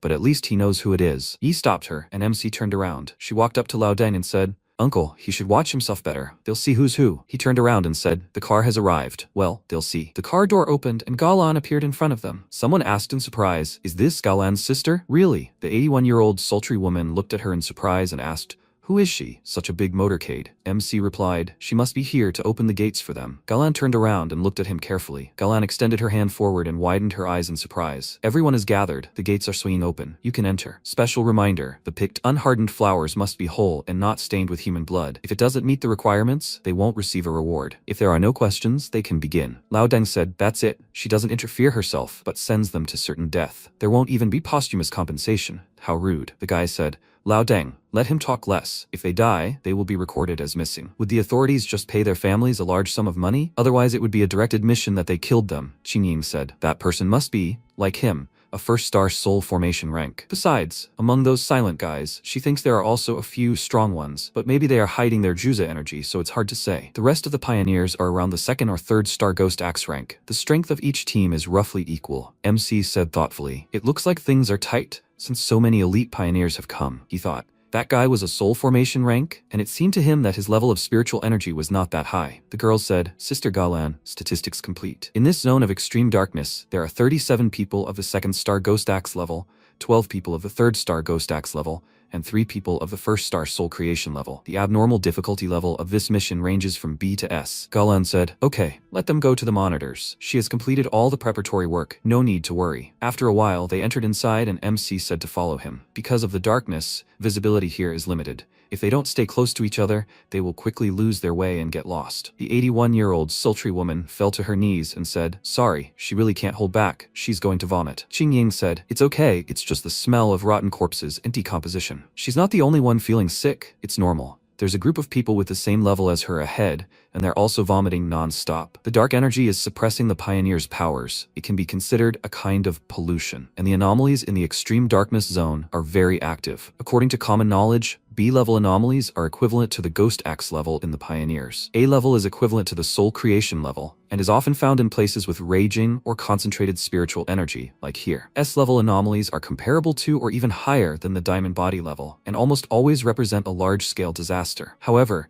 it's worth emphasizing that anomalies related to the dark element in the extreme darkness zone are further strengthened. The anomaly that was originally classified as B-level is at least a level higher here. The 81-year-old sultry woman said she's never heard of such a thing. Yi said she'll keep an eye on it. And Captain Su, is she okay? The 81-year-old sultry woman said, right, she wasn't affected by the pollution. Captain Su, who had already reached the 3rd star Ghost Axe rank, laughed and said, she's overthinking things. They just deal with such anomalies often, so they're not afraid of the stench. Besides, she recently trained hard to level up and changed her water element to ice. The 81-year-old sultry woman asked, since they're the same level, Captain Su, does she feel the same? As soon as she entered the black fog, her spiritual energy plummeted in effectiveness, even more so than during the previous quest. Qingying answered thoughtfully, many masters have died here before. Among them were elite military personnel of the soul creation rank and above, so you need to be even more careful. Yi said, you need to move faster. This is an important quest. The rest of the people ahead can no longer be seen. She suggested they move closer. She will talk less to conserve energy. Everyone needs to focus their spiritual energy.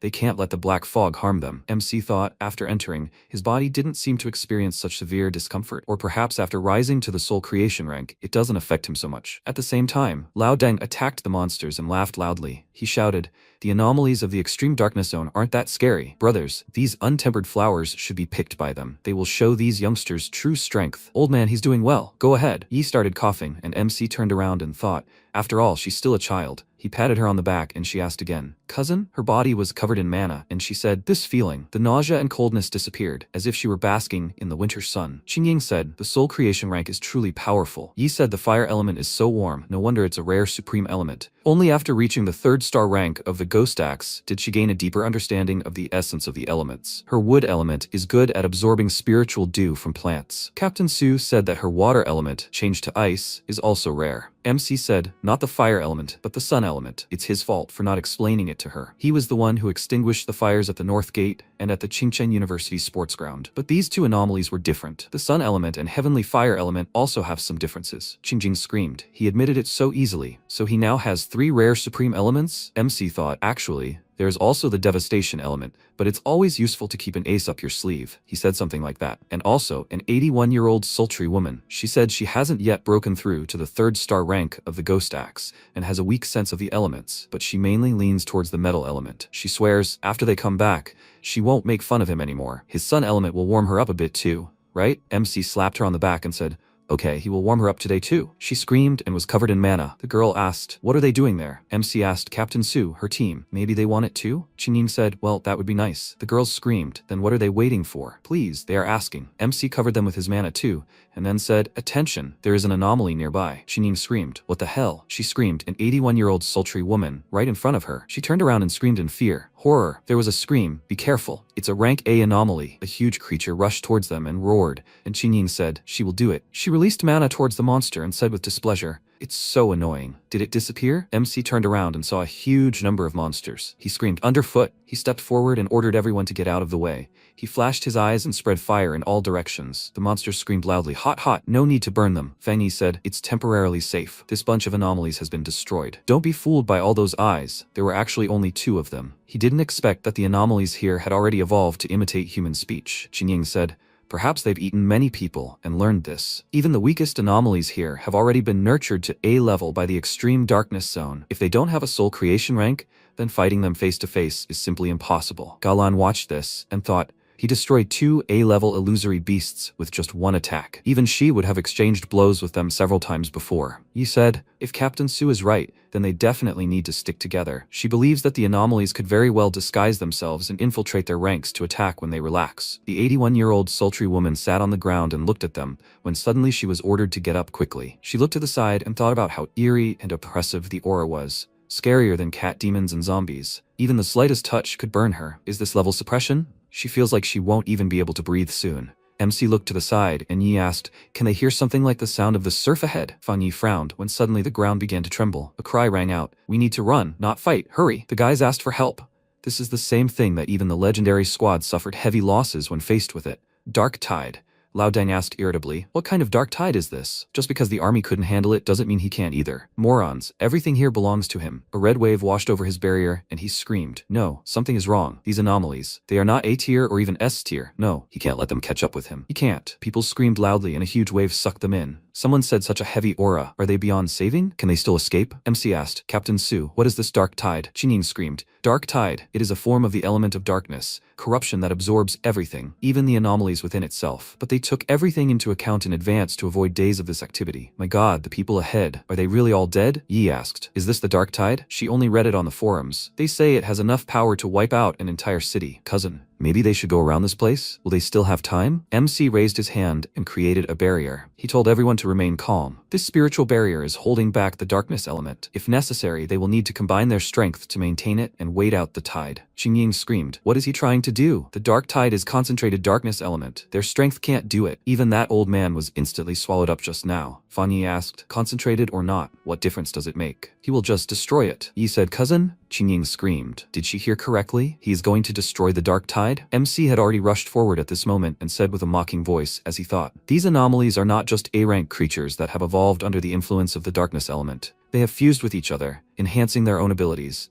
Their power grew from B rank to A rank and then from A rank to S rank. And now, these anomalies are inside the dark tide. They are definitely no less than SSS rank. It's no wonder they so easily absorbed even a soul creation rank pioneer, one of the elite." Fang Yi attacked the anomalies and advanced. He thought, the The power gained from breaking through to the soul creation rank, combined with the enhanced weaponry, was astounding. Previously, such a battle would have dragged on for a long time, but now, within the Dark Tide, he was able to instantly destroy a rank A anomaly. He widened his eyes and thought this face seemed familiar. Is this that guy? He asked. Is he still alive? Lao Deng hissed back, and Fan Yi thought, he's still moving. His spiritual energy hasn't been completely absorbed yet. The foundation of his spiritual energy may not be as durable as his, but at least he's strong. There's still hope. He swung his hand and said, Divine Thunder, Purification. He quickly directed an attack towards the guy and said, he managed to save him after all. Although it wasn't that easy. He clicked his tongue and asked, Infinite self-healing, huh? This must be a unique feature of anomalies above tier S? Well, then they will try this. Remove the spiritual barrier. The system window reported, extremely strong dark energy detected.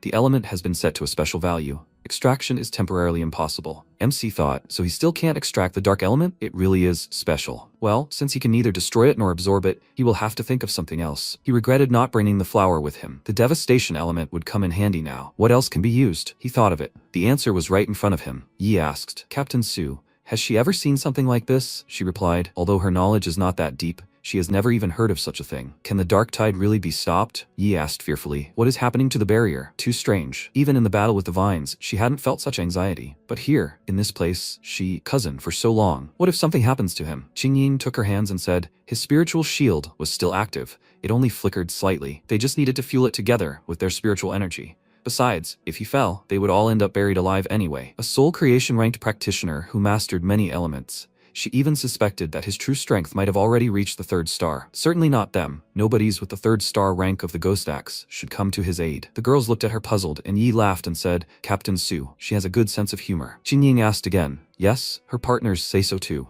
Does she feel better now? At that moment, the 9 dragons' heavenly fire sealing technique flew towards them. MC rose into the air and ordered to rise. The 81-year-old sultry woman cried out joyfully. It's her cousin, Yi said in surprise. This technique, it's simply incredible. Galan was watching from the side at this moment and asked in surprise, the element of heavenly fire, a seal? She thought, did he really just seal the dark tide? MC accumulated mana and ordered to submit to the will of the 9 dragons. He directed his mana towards it and shouted, seal. The sphere began to form and shrink. After a while, Fan Yi said it was temporarily safe, and he was also lucky to pick up a survivor. What should we do with him? He said, cousin, he's okay. Such a relief. Qingying approached Lao Deng and said, her squad will deal with it. He sealed such a strong element of darkness, so why doesn't he look satisfied? MC remained silent, and she thought he said he was going to destroy the dark tide, and he really did. He's simple. Fan Yi said, because this is only a temporary sealing. There is too much darkness element inside. While the seal holds, they need to quickly gather the untempered flowers. Qingying replied, okay. They will take this person away for first aid. What about those who were ahead of them? No one got out, MC replied. He didn't find any bones or scraps of clothing.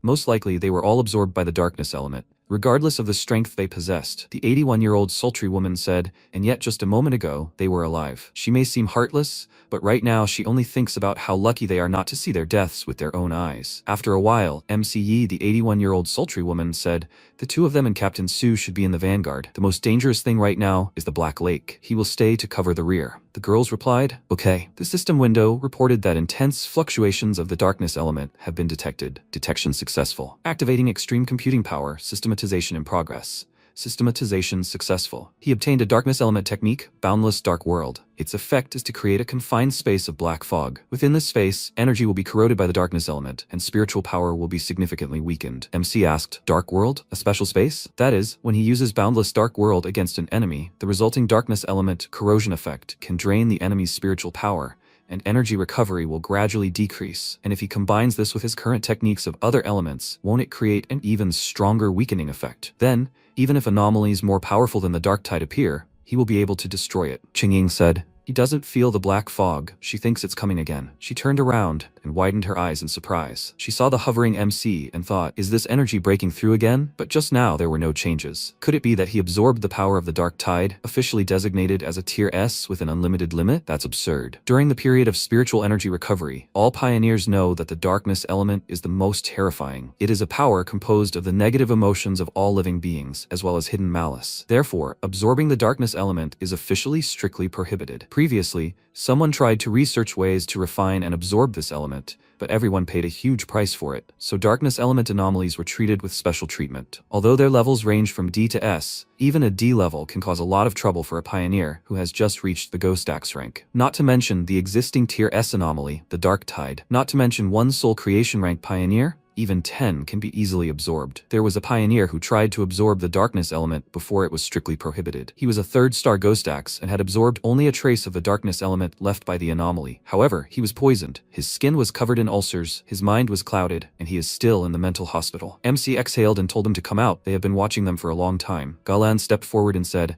"If she is not mistaken, Fan Yi, he sealed the dark tide." Qingying screamed. "Galan?" She ignored her and asked, "So what did he do just now? Absorb the darkness element?" Fan Yi replied, "Exactly." Qingying thought he admitted it. Galan quickly took out her pistol and pointed it towards MC. The 81-year-old sultry woman screamed, "Galan's sister? What is she doing?" Qingying ran forward and shouted, "If she remembers correctly, Fan Yi is the main candidate her army is trying to recruit, right? Their association wanted it too, but they intercepted him first. So what does this mean?" MC approached her and asked, "That's strange. Isn't their mission to find the untempered flowers?" He seemed determined to complete this mission, but now it seems she is unhappy that they didn't die here. The 81-year-old sultry woman stepped forward and shouted, "Sister Galan, they always trusted her, but since she was here, why didn't she intervene? If it weren't for Fan Yi, their entire team would have been wiped out by now. She's okay, but Yi is a child, but she just stood there and watched, and now she's even causing trouble for him." Galan ordered him to calm down. It was a joke. It seems his comrades really value him. She congratulates him. He passed the test. The 81-year-old sultry woman asked again, "He passed what?" Qingying said, "That's right, exactly." Fan Yi asked, "So their goal was to test him?" Galan replied something like this, "Considering his talent and strength, and as for why she didn't intervene, it's because pioneers can only follow the rules of the world of revived spiritual energy." She covered herself in mana and walked forward. She said, "They are all the same. This is the fate of pioneers, life and death, fortune and misfortune. Everything changes in the blink of an eye, but she is lucky to have someone who is strong and can rely on. Didn't she notice? Until now, not a single anomaly had attacked her, because they were all intimidated by Fan Yi's power, which sealed the dark tide. The dark tide itself lives by the principle, suppress the weak and fear the strong. She said to go, she will show you where to look for untempered flowers. She knows this area well." MC thought, "This woman, yes, she is not quite herself." Qingying said, "Her squad also once encountered the dark tide, but in the end, she was the only one who survived." Fan Yi thought, is that so? Because of her position in relation to missions and rules, she exhibits absolute submissiveness and coldness. Because of the deaths of her comrades, she developed a kind of self-destructive tendency due to PTSD. But at the same time, she still has a conviction that helps her move forward. However, when she saw how he sealed the dark tide, she could no longer hold back. MC said, "Okay." He suggested that Captain Su, an 81-year-old sultry woman, be lenient towards this sick woman. The 81-year-old sultry woman asked again, "Sick?" MC nodded his head and answered, "Yes. Her spiritual defense is severely damaged. She should be at least a 2nd-star soul creation rank. However, due to the destroyed barrier, it has weakened by a full 2 ranks. This means she has suffered severe internal injuries." Galan turned around and said, "Thank you, but her wounds are no longer important." A zone of extreme darkness, a mass grave. The team walked through the dark space. MC looked towards the skeleton and said, "This." Galan stopped and said, "They have arrived. This is a mass grave, and here is the untempered flower." She saw dark spirits around the flower and said, finally she can see it again." MC frowned and thought something was wrong. He created mana in his hand and shouted, "Be careful." Galan jumped aside and thought, this is powerful. This is an incredibly rare sun element. She turned around and thought, was she really not prepared enough? Yi ran up to her and asked, "Sister Galan, is she okay?" Qingjing said, "She is heavily infected with the darkness element. Maybe we should stay here? Let him go for the flower alone." Feng Yi walked towards the flower, putting his hands in his pockets. He walked forward when suddenly a huge monster appeared next to him and roared loudly. It screamed, "I'm so hungry, I'm so hungry." The monster repeated this several times, and MC waved his hand and said, "Divine Thunder." Feng Yi thought, this is a weirfox. How many did it absorb to mutate to this state? Is this another S-level anomaly? He needs to finish the monster quickly, take the untempered flower in return. They don't have much time left. MC asked, "Is it still alive?" Then he will try something else on the monster. The boundless dark world is revealed. Dark mana rushed towards the monster and covered everything around. The creature roared, and the system window reported, under the influence of the darkness element inside the boundless dark world, the S-level anomaly, Werfox, was downgraded to B-level. MC said, the level dropped by 2 at once. It seems that even S-level anomalies in the extreme darkness zone are not that durable. MC released fire mana and thought, it's over. Xingying asked, so what now? This dark aura, could it be the element of darkness? But it feels a little different. Yi said, that's right. She doesn't feel that sickening and chilling sensation. Galan said, it's because Fan Yi mastered the element of darkness and created his own spatial domain. She thought, creating a domain with spiritual power is incredibly difficult. The only one who could do it with his element before was Master. and besides him, there are at most 3 people in the entire world with this ability. The identities of the other 2 are unknown, but they know that they are in Country M. When Master foresaw that the capital was facing an apocalyptic disaster, he expanded his spatial domain to suppress it, but as a result, Qingying screamed, "He's coming back." Galan said, "So fast." MC said, "That mass grave ahead shouldn't be a problem anymore." He walked up to the flower and plucked it, thinking everything should be fine now. He gave it to Galan and she said, "So this is an untempered flower. It's so tiny." Fan Yi said, "Well, the mission is accomplished. We need to retreat immediately. The dark tide can break the seal at any time. Besides, they still have the wounded." Galan smiled and said, "Okay, thank him, Feng Yi. Without his efforts that turned the tide of the battle, this mission would never have succeeded. Thanks to them all. We need to leave." Galan said, "Feng Yi," she sincerely thanks him. "The only diamond body rank master of Xia country, Elder Wu, is now in critical condition, so the untempered flower is his only salvation. It saved his life." MC thought, diamond body. After a while, the 81-year-old sultry woman shouted joyfully, "Finally a way out. They got out alive." Yi said, "Yes. They are finally under the sun again." The people near the portal joyfully greeted them and shouted, "Untempered flower. They really got the untempered flower." When Sister Galan said they would find it, they couldn't believe it. "Yes, who managed to obtain it?" The 81-year-old sultry woman looked around in surprise and asked, "So many people are waiting here?" Yi asked, "Is this a transport from the Star Wars Zone?" "That same Star Wars Zone. This is the most powerful combat unit in all of Xia country, known to everyone." The 81-year-old sultry woman asked, "So Sister Galan is a high-ranking officer from the Star Wars Zone?" My god, she had just argued with her. The Star Wars Zone ranks first among the 10 great war zones in Xia country. Even in peacetime, it was famous throughout the country for gathering the most elite fighters, those with outstanding physical and intellectual abilities. After reviving their spiritual energy, they gained an incomparable advantage: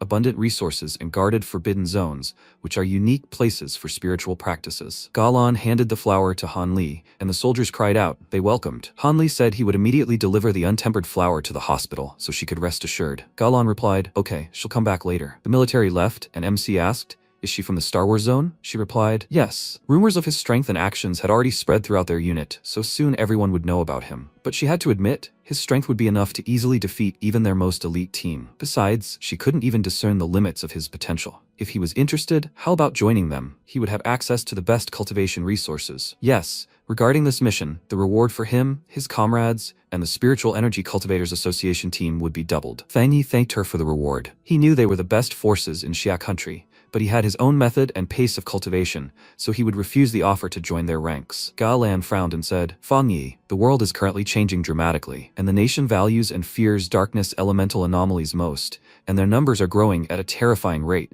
and the situation will only worsen in the future. Like malignant tumors, their influence continues to spread. Any anomaly could trigger a catastrophe at any moment, but they are doing their utmost, creating forbidden zones to contain them, while the association guards the territories." She is not telling him this to make him feel guilty. She simply believes that such an exceptional person deserves to know the truth. MC replied, he understood. If he encounters anomalies again, even if strangers are involved, he will not simply stand by. She can count on him. Galan handed him a token and said, "I am very glad I met him, Feng Yi." She wants him to keep this token for now. With it, he is free to enter any forbidden zone for cultivation. Also, the gates of the Star Wars Zone will always be open to him. And one more thing, doesn't he want to visit Elder Wu? MC asked. Does she mean that diamond body rank master? Galan replied, yes, he is her teacher. She thought he should meet him, if of course he doesn't mind. It's just her personal wish. Besides, she would like to make friends. Feng Yi put away the token and said, okay. The more friends you have, the more interesting life is. He will go, and this will then be a gift in honor of friendship. He extended his hand forward and released mana, and Galan asked, what is it? Feng Yi said he is confident that he can purify the darkness element poison that has accumulated in her body. She thought in surprise, the lightning element can even heal? Her whole body tingled, and the cold and aching sensation was replaced by warmth. The discomfort passed. The wounds left by the dark fog are healing. It seems to her that even old injuries are disappearing. The channels and meridians are being cleansed and restored. The toxins were completely destroyed by this rare lightning element. It was incredible. It was as if she was reborn. MC asked, well, how does she feel now? Galan replied, great. All traces of dark energy disappeared. No, rather, it crumbled to dust. At this moment, a doctor was examining Lao Deng and asking, a first-ranked soul creation star in such injuries, can he still be saved? Xingying turned around and looked at Galan thoughtfully. She asked, is she still here? She asked him to wait. Her wounds. Galan replied, yes. The pure lightning energy completely cleansed her of the dark element poison. Xingying pointed her finger at MC and said, so this is the tyrant's lightning.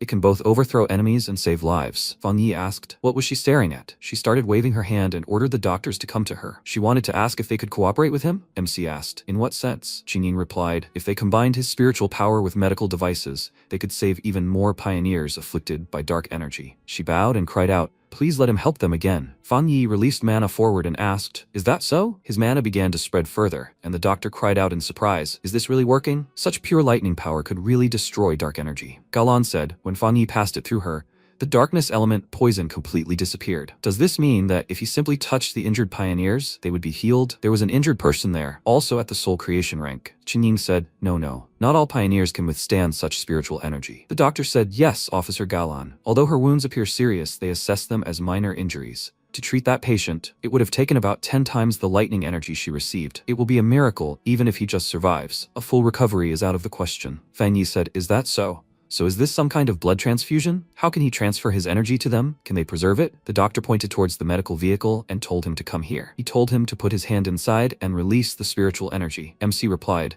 he understood. Yi smiled and thought, she never thought that Sister Galan was actually a high-ranking officer from the Star Wars zone, and her cousin even managed to get an offer on special terms from them. Sister Galan, who was always cold and aloof, even personally offered to befriend him, and she saw her give him her command token. MC turned around and asked, Yi, how are they? She replied, they are completely fine. She clenched her fist and said, she and the 81-year-old sultry woman want to go train and take a few missions. They can't rely on him forever after all. Otherwise, they will never get stronger. She thought, she can't drag everyone down forever. She needs to quickly catch up with her cousin. Fan Yi said, okay. He told them to be careful. He chuckled and thought, the children have really matured. Qingying said, then they will go too, until the next mission, if fate allows. MC answered, yes. Galan suggested visiting Elder Wu. After a while, Qingying said discontentedly, well, let them sit there with their arrogant looks since they didn't show up in person. What will they order us to do now? The Star War Zone snatched Fan Yi right from under their noses. All her efforts were wasted. The girl said, Captain Su, calm down, calm down. Qingying thought, the structure of the Spiritual Energy Cultivators Association is still too disorganized. Both at headquarters and in the branches,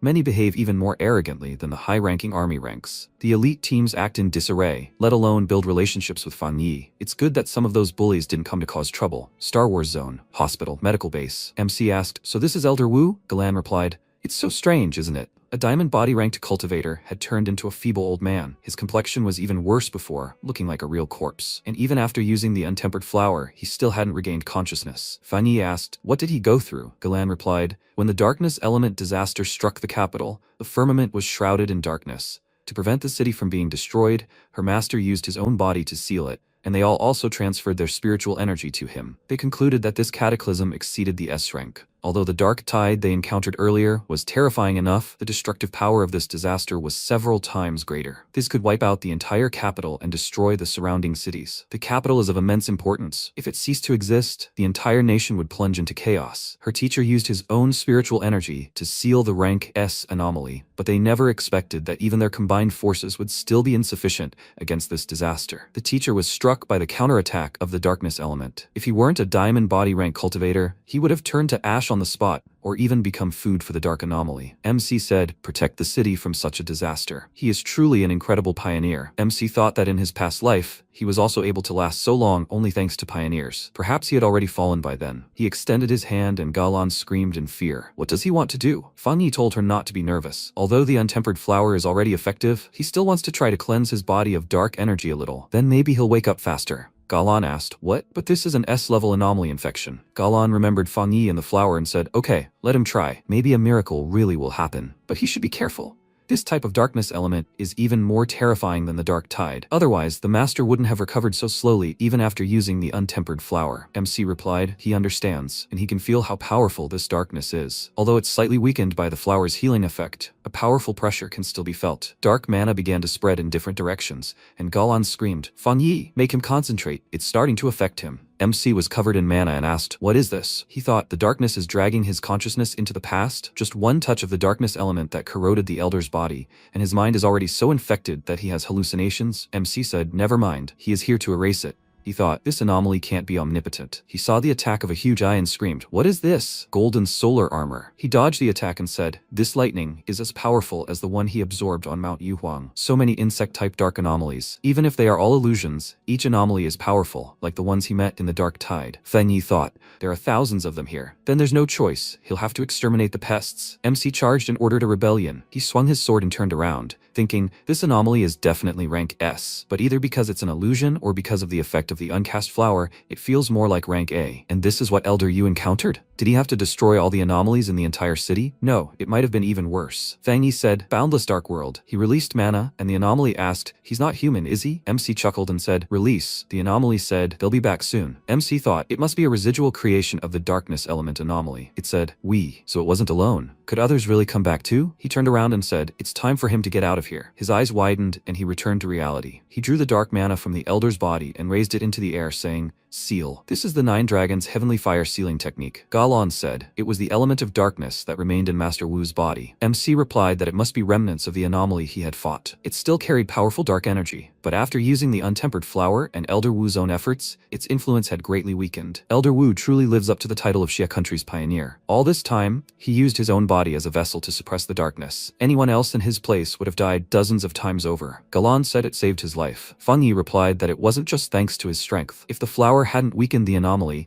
it wouldn't have been able to remove the residual darkness from his body. Galon said the flower was keeping him alive, but his efforts had made Master's full recovery possible. Feng Yi said that in any case, the anomaly should now be completely neutralized, but he had to tell her something. In the illusion he saw, the residual consciousness of the darkness element anomaly seemed to be warning that they would return. They had to be ready at any moment. When it happened, they couldn't let the old man lead the battle again when he had just recovered. Galon said yes, she had heard rumors before. MC asked again. Rumors? The military and the association's monitoring departments regularly collect data on anomalies recorded everywhere. These records are classified and strictly guarded to prevent leaks, but they say that according to their predictions, even with the current power reserves that Xia country possesses, they might not survive the first year of a full-scale spiritual energy revival. But of course, none of them want to believe that. MC asked again, monitoring anomaly data? Sounds very official. Galon answered, yes. Do you think these rumors are true? MC wondered if his reincarnation could change the future itself. He remembers holding out until 3 years after the spiritual energy resurgence began,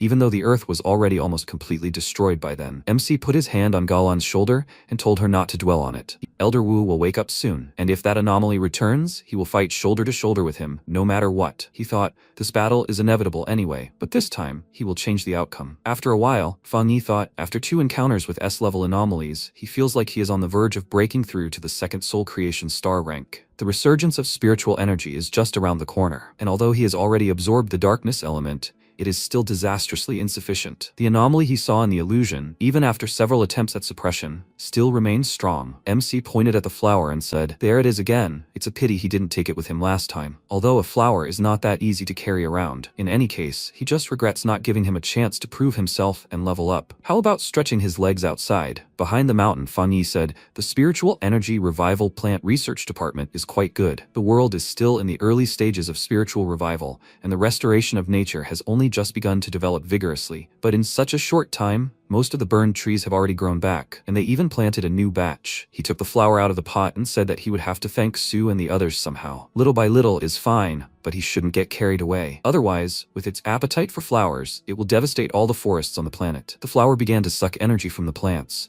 and Feng Yi looked around and thought, that's enough for now. He took the flower out, and with a smile on his face, suggested moving to another place to absorb it. He wondered what place it would rank among all the plant-like, or rather tree-like evolved creatures. A devastation element anomaly like this should at least be level A. In fact, this mountain was full of animals, but he hadn't seen a single one today. They were probably terrified of the devastation energy emanating from the flower. At that moment, a loud howl rang out, and MC turned around and asked, is that a wolf? It's a pack of evolved wolves. Feng Yi looked at the mountain and asked, isn't that the Wolf King? It seems his evolution is almost complete. MC wondered if this surge of spiritual energy meant it had advanced to level A anomaly. The wolves began to surround them, and Feng Yi thought, after evolving, the Wolf King's wood element had acquired the property of caustic poison, probably because it absorbed darkness energy. It seemed the darkness element had been becoming more active recently. He never thought it would be able to bestow dual elements on the Wolf King so easily, and yet it had grown to rank A. MC took a flower out of the pot and said, we need to destroy the monster right now. MC said, although it is strong, the bigger problem is the huge number of wolves. If they break through, the city at the foot of the mountain will be in danger. MC said, okay, then they will begin. He wonders how destructive the power of his devastation element is if he uses only that. At the foot of the mountain, the people looked at the bright flow of mana in surprise and said, the Wolf King's evolution is complete. The monster's aura is incredible. What is the level of infection? The mage replied, 90. The guy asked again, 90? The mage replied, besides, it's still growing. The Wolf King's own base strength has already reached the rank of the last star of the spirit axe, maybe even the first star of the soul creation. This is too strong. The rest of the pack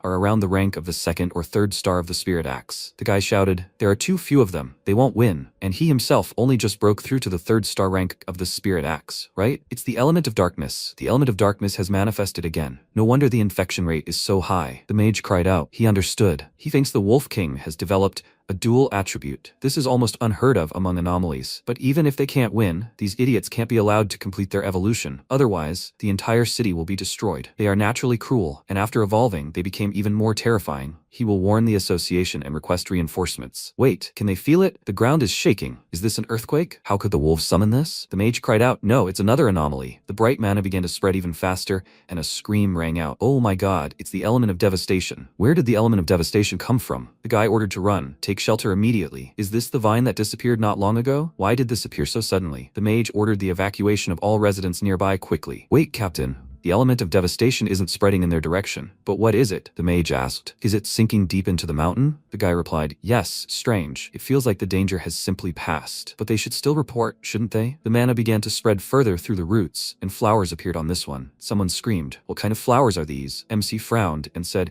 these flowers will regenerate and multiply until they suck every last drop out of them. The monster's body is protected by spiritual energy, so it will last a little longer. But what about them? The flower squeezed the wolves' bodies, sucking out all the energy from them. It scattered bones to the sides, and the Wolf King released mana towards the flower. Fang Yi said, it's useless. Can't it see? The devastation element of these spiritual flowers had already taken root deep in the forest. An endless sea of flowers, born from the mountain and ingrained within it. It had gained intelligence through evolution, but he was sure it had never heard the saying, wild grasses never die completely, for the spring wind will make them bloom again. The wolf growled and rushed to attack, and MC said, not bad. It even found the source, the flower. They found it. What will it do? The wolf growled loudly again, and the flower increased in size and took the attack directly upon itself. The flower began to suck in the wolf, and Fan Yi asked, will it absorb the creature completely? The flower continued to absorb the wolf, leaving only dark mana. MC thought, this is such an all-consuming devastation energy. What kind of power is this? He never imagined that after acquiring the devastation element, these flowers would create their own spiritual art without his intervention. MC said, having only once entered this sea of flowers,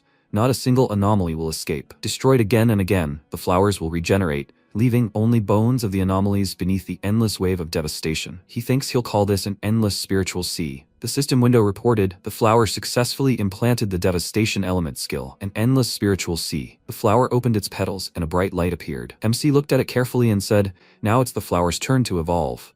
The association has sounded the alarm. A Class A anomalous contamination has been detected. Two completely different spiritual energies have appeared in the contaminated zone. In addition to the Wolf King's evolution with the element of darkness, another energy, the element of devastation, has emerged from an unknown source. The leader asked for the location. It was in the foothill forest. This is the area Captain Su had previously observed. He asked if the destroyer squad had been sent to stop the wolf pack. The destroyer squad contacted headquarters, and the commander reported, a powerful release of energy of the element of devastation occurred at the site of the Wolfpack's mutation. The readings are off the charts. It completely destroyed the level A anomaly of the Wolf King, but instead of moving toward them, it retreated deeper into the mountain. Now strange mountain flowers are blooming everywhere. This is simply abnormal. They can't get any closer because they don't know how dangerous this energy of devastation is. If this unknown anomaly were to manifest, the damage would easily exceed what the vines had caused previously. They should call for reinforcements. If something went wrong, even all the pioneers gathered here might not be able to cope. In that case,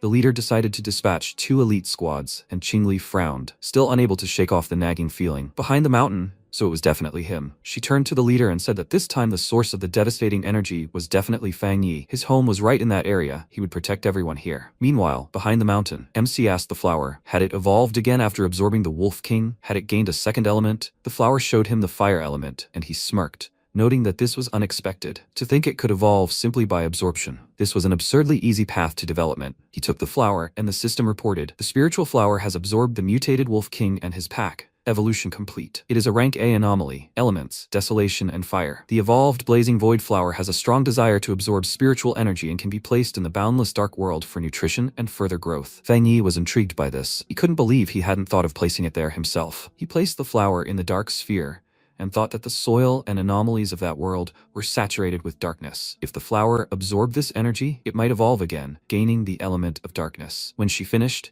the clouds in the sky swirled into a funnel and lightning struck. MC immediately understood. It was time to break through to the second soul creation star. He began to meditate. A bright light fell upon him, but he felt that it was now much easier for him to direct the power. The spiritual energy of the earth and heaven flows into the body as if they were one. At this time, Zhang appeared nearby. He was born, and all this time he had been looking for Fang Yi, the legendary owner of the heavenly fire element and the holder of the second star level of soul creation. How exciting. Recently, he saw Fang Yi, who called himself a pioneer of the fire element and vowed to break his pride. He would make everyone admit that he is the first among the pioneers with the fire element. MC noticed his presence, then a stream of fire immediately flew at him, and in response, he created a sphere of darkness and reflected the blow. Thinking, finally, he showed himself. All this time, he had been hiding there, not even hiding his energy. A newcomer who had just reached the rank of soul creation. He does not obey anyone, is not a member of any organization. A free pioneer, eager for battle. Zhang Lu emerged from the shadows and called him an interesting guy. He senses a strong spiritual pressure emanating from him. How did he dodge his stream of flying flames? Fang Yi remained silent, giving him a dissatisfied look, and the guy said with a smirk that he forgot to introduce himself. He rushed towards him and shouted his name at him, and he hoped he would remember it. MC raised his hand, using the divine thunder technique,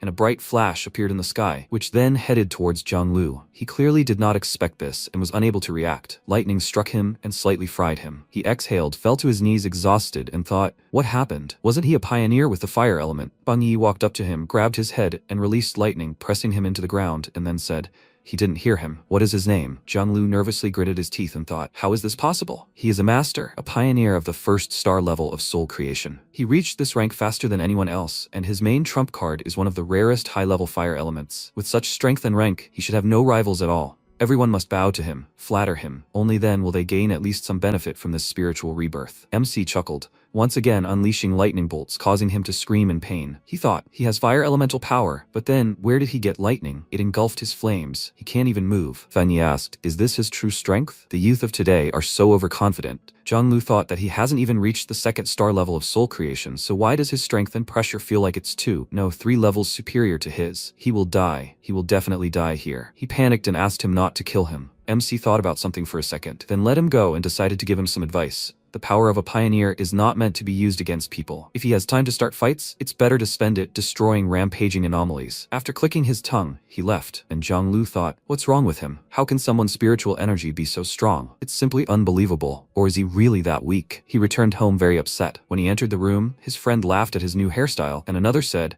but he warned him, fighting will lead to nothing good. His friend said that even though he has a bad temper, he can't continue like this. The revival of spiritual energy hasn't even fully begun yet. Against what's coming, they are practically road dust, and he's still making enemies. This is recklessness. One day, such eagerness to fight with everyone will definitely get them into trouble. Zhang Lu walked past them silently, and his friend asked in surprise, did he explode after all this moralizing? Zhang Lu sat down on the couch. The guys looked worried.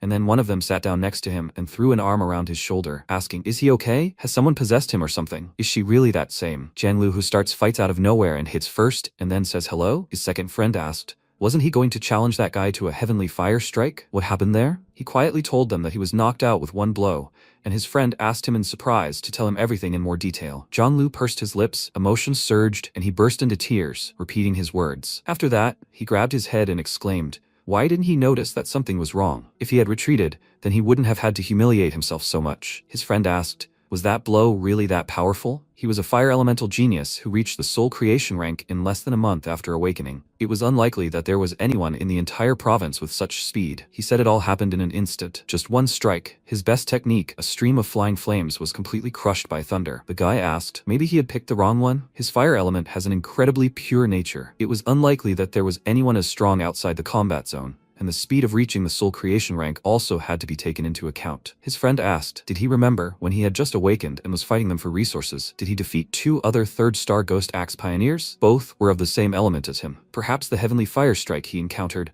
wasn't a pioneer at all. Their previous assessment showed that his strength wasn't even higher than theirs. Zhang Lu, in tears, grabbed his shoulders and exclaimed that there was no mistake. Even the place was the same. This was definitely his territory. They hadn't seen it themselves, so they couldn't understand. He was a monster, a deafening, furious thunder, as if the heavens themselves were raining down their roar right into their ears. The pressure made it feel like my head was about to explode. A voice inside me screamed that it was him. He was a pioneer with two elements, fire and thunder, both top tier. His lightning surpassed his flames by several orders of magnitude. He was clearly hiding his true strength, and he was willing to bet that he was at least a third-star soul creation practitioner. His friend, puzzled, said that was impossible, and the guy remarked that if he was right, this guy would be the other pioneer's worst nightmare. Such strength and talent were even terrifying. Jiang Lu said he crushed him with a single move. Maybe he should go and learn from him? At this time, Fan Yi was meditating at home, but nothing was working. It was strange. He was on the verge of breaking through to the second-star level of soul creation, but why had this surge of opportunity suddenly disappeared? The problem wasn't in his body. He opened his eyes. There must be an external cause. He left the room and thought, for some reason, the surrounding spiritual energy no longer resonated. He couldn't create the necessary environment for a breakthrough. He remembered the conversation about a large-scale energy revival and wondered if something serious was really about to happen. Was the spiritual revival starting ahead of schedule in his city? He should contact Galan and check how things were going with the military. He called her, but she didn't answer, and he wondered if the military had already moved to the front lines. But in the event of a serious anomaly, he would have been notified by now. The worst-case scenario was a forced communication shutdown. Qing Ying called him, excitedly informing him that the situation had changed, and if he could,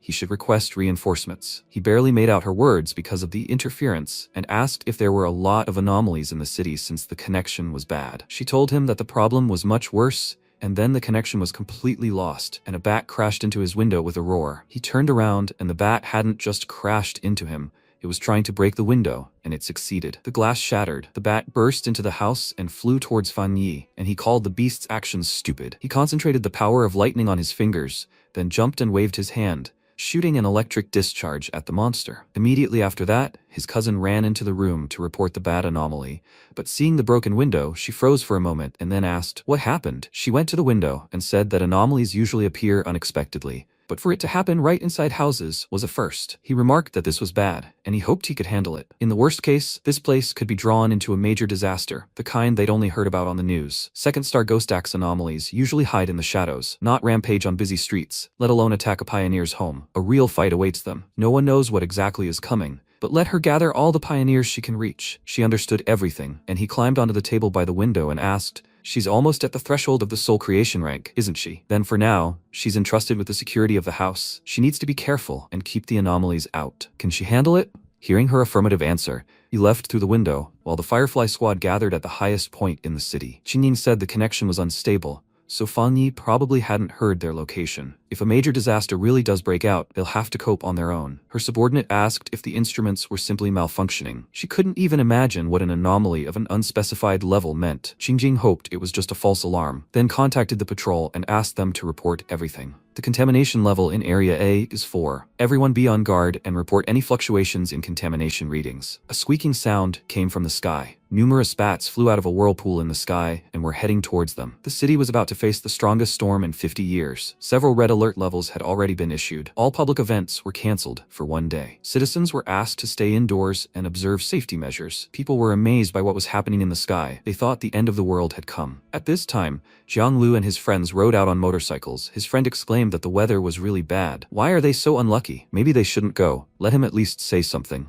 But Jiang Lu remained silent and confidently rode forward. A bat attacked him, and he immediately fried it, after which he asked what kind of anomaly it was. Small creatures usually stay away from his fire element. Despite the intense flames, the bat was not even harmed, which left him confused. It turned out that it had burned, but came back to life, and since something strange was happening outside, and the anomalies were monstrously strong, they decided to return home. A meeting had been called a few hours earlier. They decided to immediately request high-ranking personnel from the association and establish close cooperation with Fan Yi. One of the pioneers contacted the association and, right during the battle, reported the appearance of a level A anomaly in the city center in 24 hours. A huge flock of anomalous bats had already gathered on the outskirts of the city. Qing Ying told command to send out teams immediately. She would go too. Bats appeared behind the man, and he exclaimed that according to the latest forecast, the approaching anomaly was a Tier S. He didn't have time to finish. The monsters devoured him. Meanwhile, within the military city, Galan was fighting the monsters. An explosion rang out, and she swung her blades, and drawing the monsters closer,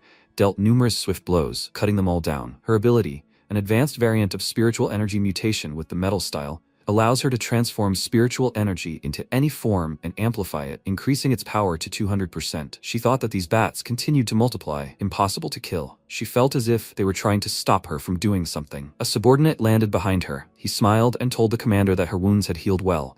It was as if she had gained even greater strength. But things are pretty bad, and the two of them are the only senior officers left to hold the defense in this area. Let her give the next orders. She glanced at the sky and said that the signals here are being jammed by the anomaly, and the jamming systems are down. She hadn't been able to contact field units or other areas. She believed they were in the same situation. They had to hold off their attack now. She raised her voice and ordered the first and second squads to stay and hold this line. They couldn't let them reach the restricted area. Everyone else would follow her. They would break through the enemy and link up with groups from other regions. The anomaly's target isn't the restricted area, but the entire city. Meanwhile, the streamer stood at the bus stop with her friend, hiding from the rain. Several people ran past them, trying to escape the downpour, and she looked up at the sky with delight and remarked, "The rain is so heavy, they should grab raincoats and keep filming. This terrible weather is trending right now." They needed to risk everything, just like last time, to capture that perfect shot. She looked at her partner with a smile, and her eyes suddenly widened in horror. The monster had sunk its teeth into his neck. Realizing what was happening, she screamed loudly, then broke into a run. Shots were heard from all sides. Bats were grabbing people and devouring them in the air. The streamer ran as fast as she could, but a bat caught up with her and sank its claws into her shoulder. Luckily, the pioneers arrived in time to help her. Qingjing shot the bat. It immediately fell, and the streamer looked up in shock at her savior. She extended her hand, saying, her assistant will take her home. She helped her up and told her subordinate to make sure she gets there safely,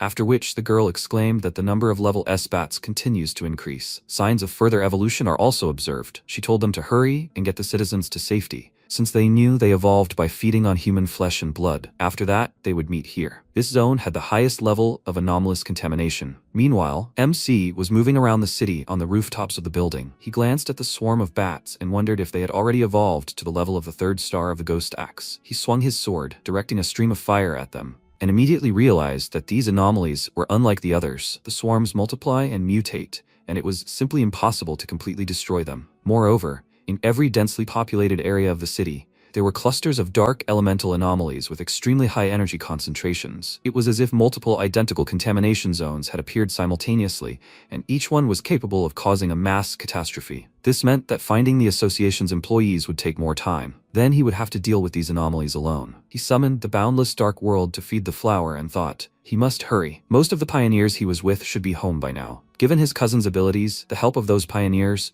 and the multitude of shelters in the buildings, they should be relatively safe. But if the disaster escalates, that dream could come true. If they want to survive, it won't be easy. 10 minutes passed, and Qingying held off the monsters the entire time. But no matter how many she killed, there seemed to be no end to them. Her spiritual energy is recovering too slowly. It will soon be completely depleted. She also doesn't know if her assistants are okay, which makes her worried. A huge flock of bats crashed into a building. A cry for help came from within, and Qingying immediately ran there. She cursed and thought that if these creatures continued to evolve, they would reach the rank of soul creation. Even though they split up to save people, it was still not enough. Anomalies have already begun attacking people inside buildings. Everything is exactly like that time in the capital. She fired at the monsters several times, but then others swarmed her from all sides, and she realized that if this continues, the king of anomalies will soon be born. The city was inexorably plunging into chaos. The level of this anomaly is no lower than the one that almost destroyed the capital, and unfortunately, it seems no one can stop it. Even the association and the military seem to have no one who can turn the tide. The entire city is on the brink of destruction. The association reported a pioneer squad in Sector A, at the cost of their own lives, summoned a cloud of spiritual energy to slow the spread of bats. And in Sector B, a group of pioneers lured an anomaly into the encirclement and also released a cloud of spiritual energy, perishing along with the swarm of anomalies. Latest news, the darkness element anomaly codenamed Cocoon has reached the diamond body rank, threat level S. This is predicted to meet the standard of the anomaly king. The man told the leader that their pioneers have suffered heavy losses. The bat population is too great, and their rate of recovery far exceeds defensive capabilities. The emergency plan has been activated, but even if reinforcements from other areas try to break through, they will not make it in time. The city is surrounded by a massive black shroud, and troops from neighboring zones and rescue teams are unable to enter. The leader grew nervous. They were isolated from the others. He firmly stated that the moment had come that would decide the city's fate. As a pioneer, he was ready to stand to the end and fall with everyone else, to live and die with this city. They would have to walk over their bodies to destroy them. Let them transmit the code word, final, to headquarters.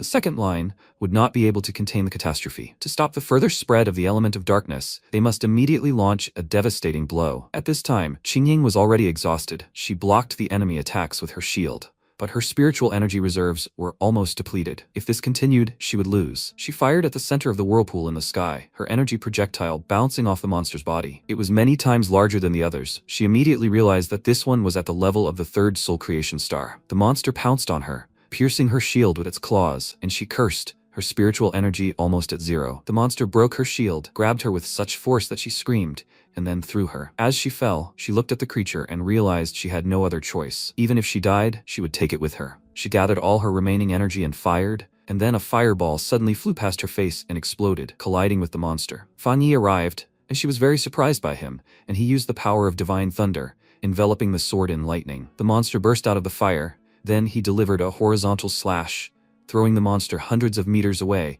leaving a trail of explosions behind him. MC landed next to the girl and apologized to her. There were too many anomalies in the way. She caught her breath and told him to be careful. They could recover. He looked at the huge monster flying towards them and told her that he knew it, but she shouldn't worry. If he promises something, he will definitely do it. He opened a boundless dark world, and Qingying looked at him in surprise, wondering how she could have forgotten. This city still had Fan Yi, the unrivaled pioneer. He gathered all the monsters into the dark world and turned to her, asking if she was all right. She confirmed it and thanked him for saving her. She still had restorative medicine, it would help her. He noticed something about her, then lightly struck her with lightning, and said that he had purified some of the dark elemental energy. She needed to bandage her wounds. She thanked him for his help in confusion and thought, high-level lightning is incredible. Her wounds hurt much less, and she was healing faster than with the Association's restorative medicine. Meanwhile, the Association saw how the swarms of anomalies were thinning and were already glad that they had broken through. The man said that all rescue teams around the city were attacked and contact was lost. It was still impossible to get inside. The number of anomalies outside is not decreasing, and the number of pioneers in the city is dwindling. Not a single unit has contacted. The king of anomalies is supposedly about to appear, and the flocks of bats are thinning only because they are gathering for his birth. In fact, he really wants to go home and see his parents, but he probably won't be able to return. Let them do what they can with the time they have left. At this time, MC looked at the whirlpool in the sky where all the monsters had gathered and asked if she had any specific information about what it actually was. She answered him that it was a super S-level anomaly that could engulf an entire city, and its power was no less than the one sealed in the Star Wars zone. People usually call it a disaster. This cocoon is like a warning of a disaster, a kind of sign. People feel the approach of disaster, but they are unable to stop it. Something terrifying is growing inside the cocoon, and if it is born, the entire city will be destroyed. But now, there is a more scientific explanation for this anomaly. Research shows that anomalies, even of the same species, devour and attack each other. In their chain of mutations, devouring for the sake of evolution is the fastest path to ascension. But anomalies of the dark element are different, and swarms of bats are the most typical example. An individual with perfect evolution has a suppressive effect on its own kind, and ordinary anomalies instinctively accept the role of servants. Such an individual with perfect evolution is called the king of anomalies. It is known that he is so powerful that it is far beyond comprehension, but he has not yet reached the rank of diamond body. Moreover, even the strongest pioneer was bedridden after the sealing of the catastrophe, and untempered flowers were needed for his recovery. No one wants to lose another genius pioneer. If there was any chance, he should leave now. Break through the anomaly barrier, get outside, contact the military, and tell them to cordon off this place. He hit her on the head and asked with a smile, had more than 20 years of study really been wasted just because of the resurgence of spiritual energy? This was his home, and he would stay even if he had to pay a high price. She looked at him with a smile, and he headed towards the whirlpool and wondered if they wanted to use the entire city as a sacrifice to celebrate the king's birth. He released the golden breath of the sun and extended his hand to the girl, asking her to lend him her auxiliary device if it still worked. She gave it to him, but she didn't understand why he needed it. This thing detects anomalies and simply contacts the association, nothing more. After that, Fan Yi swung his sword and said that he would go up there and stop it before it was too late. Meanwhile, the association received a signal from the missing pioneer, Qingying. They saw her gaining altitude at high speed and contacted her, asking if she could hear them. There was no answer. They continued to monitor her location, and the man exclaimed that her speed was incredible. But why was she heading to the place of the highest concentration of infection? They need to get her back now. She was heading to certain death. He continued trying to contact Qingying, telling her to stop her actions immediately, to avoid unnecessary casualties, and wait for support from the Military Association headquarters. They need a plan. Let her stay in place. At this time, MC heard static from the watch. Finally, this thing is showing signs of life. He asked, can they hear him? Hearing an unfamiliar voice, the man became nervous and asked where Captain Qingying was, but Fang Yi ignored him and told them to listen carefully. Everyone needs to establish contact with him. He will destroy the king in the center of the anomaly zone. If they don't want the city to be turned into prey or wiped off the face of the earth, let them hand over all the equipment and intelligence they have. Let them help him strike the great cocoon and destroy it. The man clenched his teeth nervously, waved his hand, and ordered his colleagues to connect to him immediately. Let them use any surviving satellite radars to detect nearby sources of anomalies. They must give him all the information they have. He told his colleague that he was the primary contact and had him provide the exact coordinates. He set to work, and the other operators downloaded satellite images. They showed the great cocoons surrounded by swarms of bats, their density increasing as they approached, and they swirled like a typhoon. The northern direction had comparatively fewer anomalies. It was the best route to break through. The main roads were clogged with anomalies, so he needed to break through along the secondary ones, heading southeast. Following their recommendations, MC began to approach them, and the operator informed him that the anomalies had spotted him and were approaching. 2 targets, estimated to be level A or S. Their strength was comparable to that of the second Soul Creation star. He needed to evade them immediately. The man grew nervous and wondered if it was possible to avoid them. There was no time left. Suddenly, the entire building shook and an alarm sounded. At that moment, Fan Yi struck the monster with all his might, and the association showed that the source of the anomalies had disappeared. The man was shocked. He had destroyed a level S darkness element anomaly with one blow. Could he really be that tyrant? They were overjoyed and even burst into tears, and the man exclaimed, "That same unknown master is right here." He didn't think this pioneer would be in the center of the city. MC glanced at the monster that remained behind him and thought, after breaking through, his flame element has gained resistance to darkness element anomalies, therefore greatly slowing their regeneration. If he had broken through to a higher level a little earlier, one blow would have been enough to completely deprive them of recovery. But since things are different, he will have to rely on speed, non-stop high-frequency attacks. The endless swarms of anomalies are greatly hindering him. He dealt numerous quick blows, while the cocoon began to twitch, and the bats, seeing this, immediately flew towards it, leaving the pioneers alone. Because of this, they were surprised and completely confused about what was happening. The leader immediately realized that this was not a good sign, and there was only one explanation.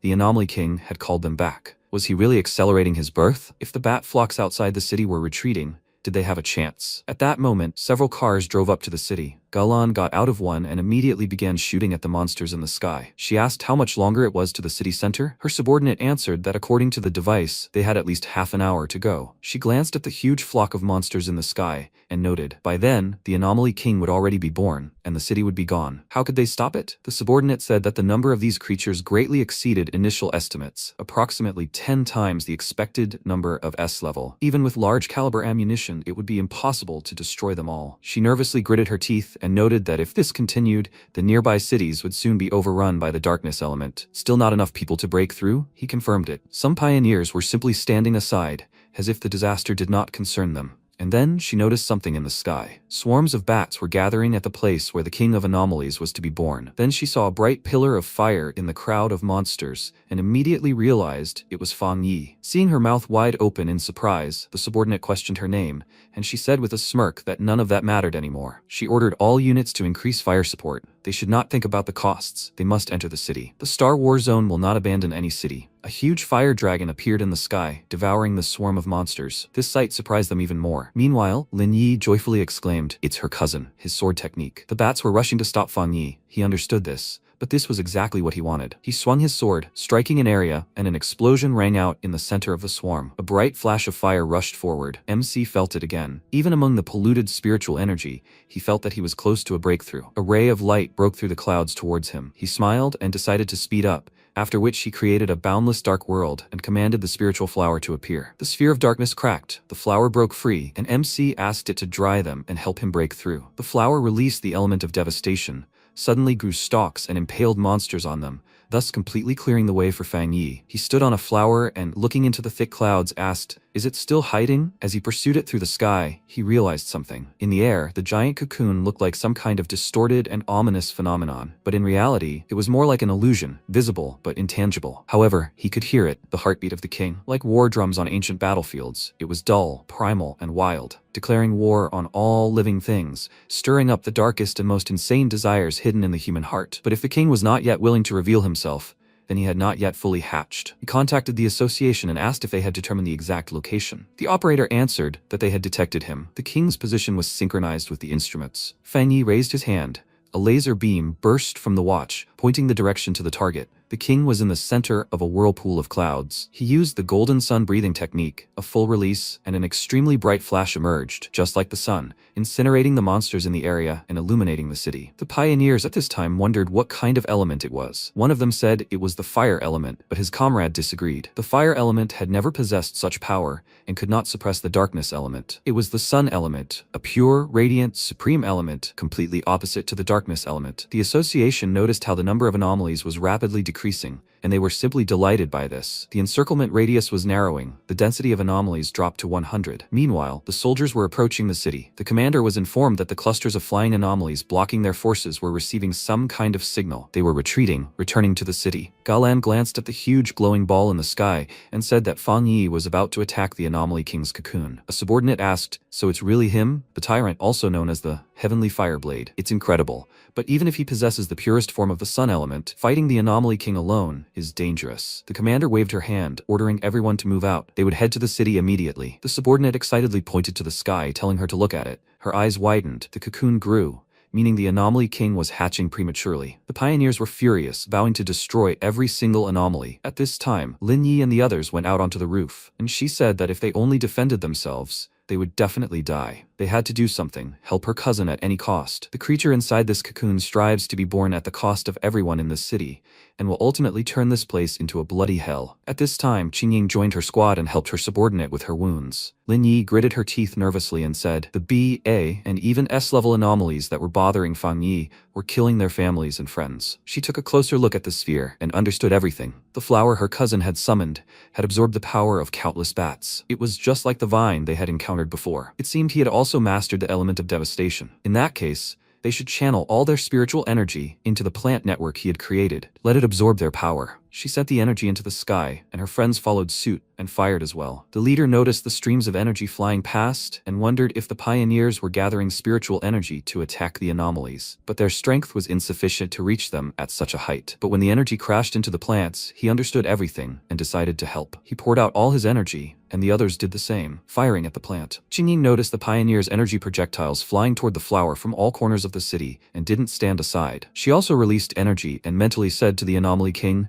"This is the resistance of everyone born here." Meanwhile, MC slashed at the monsters with his sword. He wiped the blood from his face, and the operator warned him about a cluster of flying anomalies rushing towards him from outside the city. 200,000 B-level and 3rd star Ghost Axe rank anomalies, 100,000 A-level and 1st star Soul Creation rank anomalies, and tens of thousands of S-level anomalies. Fang Yi glanced at the flock approaching him, then turned to the king and said that he didn't care about it. No matter how many minions he summoned, he would destroy them all. He was in such a hurry to be born because he was afraid of being killed before that happened, right? The king's sharp claws broke through the claws. He comes. MC was wary. The Anomaly King grabbed the thick cocoon shell with both hands, then tore it open and burst out with a loud cry. His birth was accompanied by an earthquake. His mere appearance was capable of destroying the entire city. All of Fang Yi's friends were now deeply worried and rooting for him. He must win. MC told the king that he was the true culprit of this disaster. He was born and raised here. He loves this place and this life. The Anomaly King rushed to attack. Fang Yi rushed towards him, wishing for his death.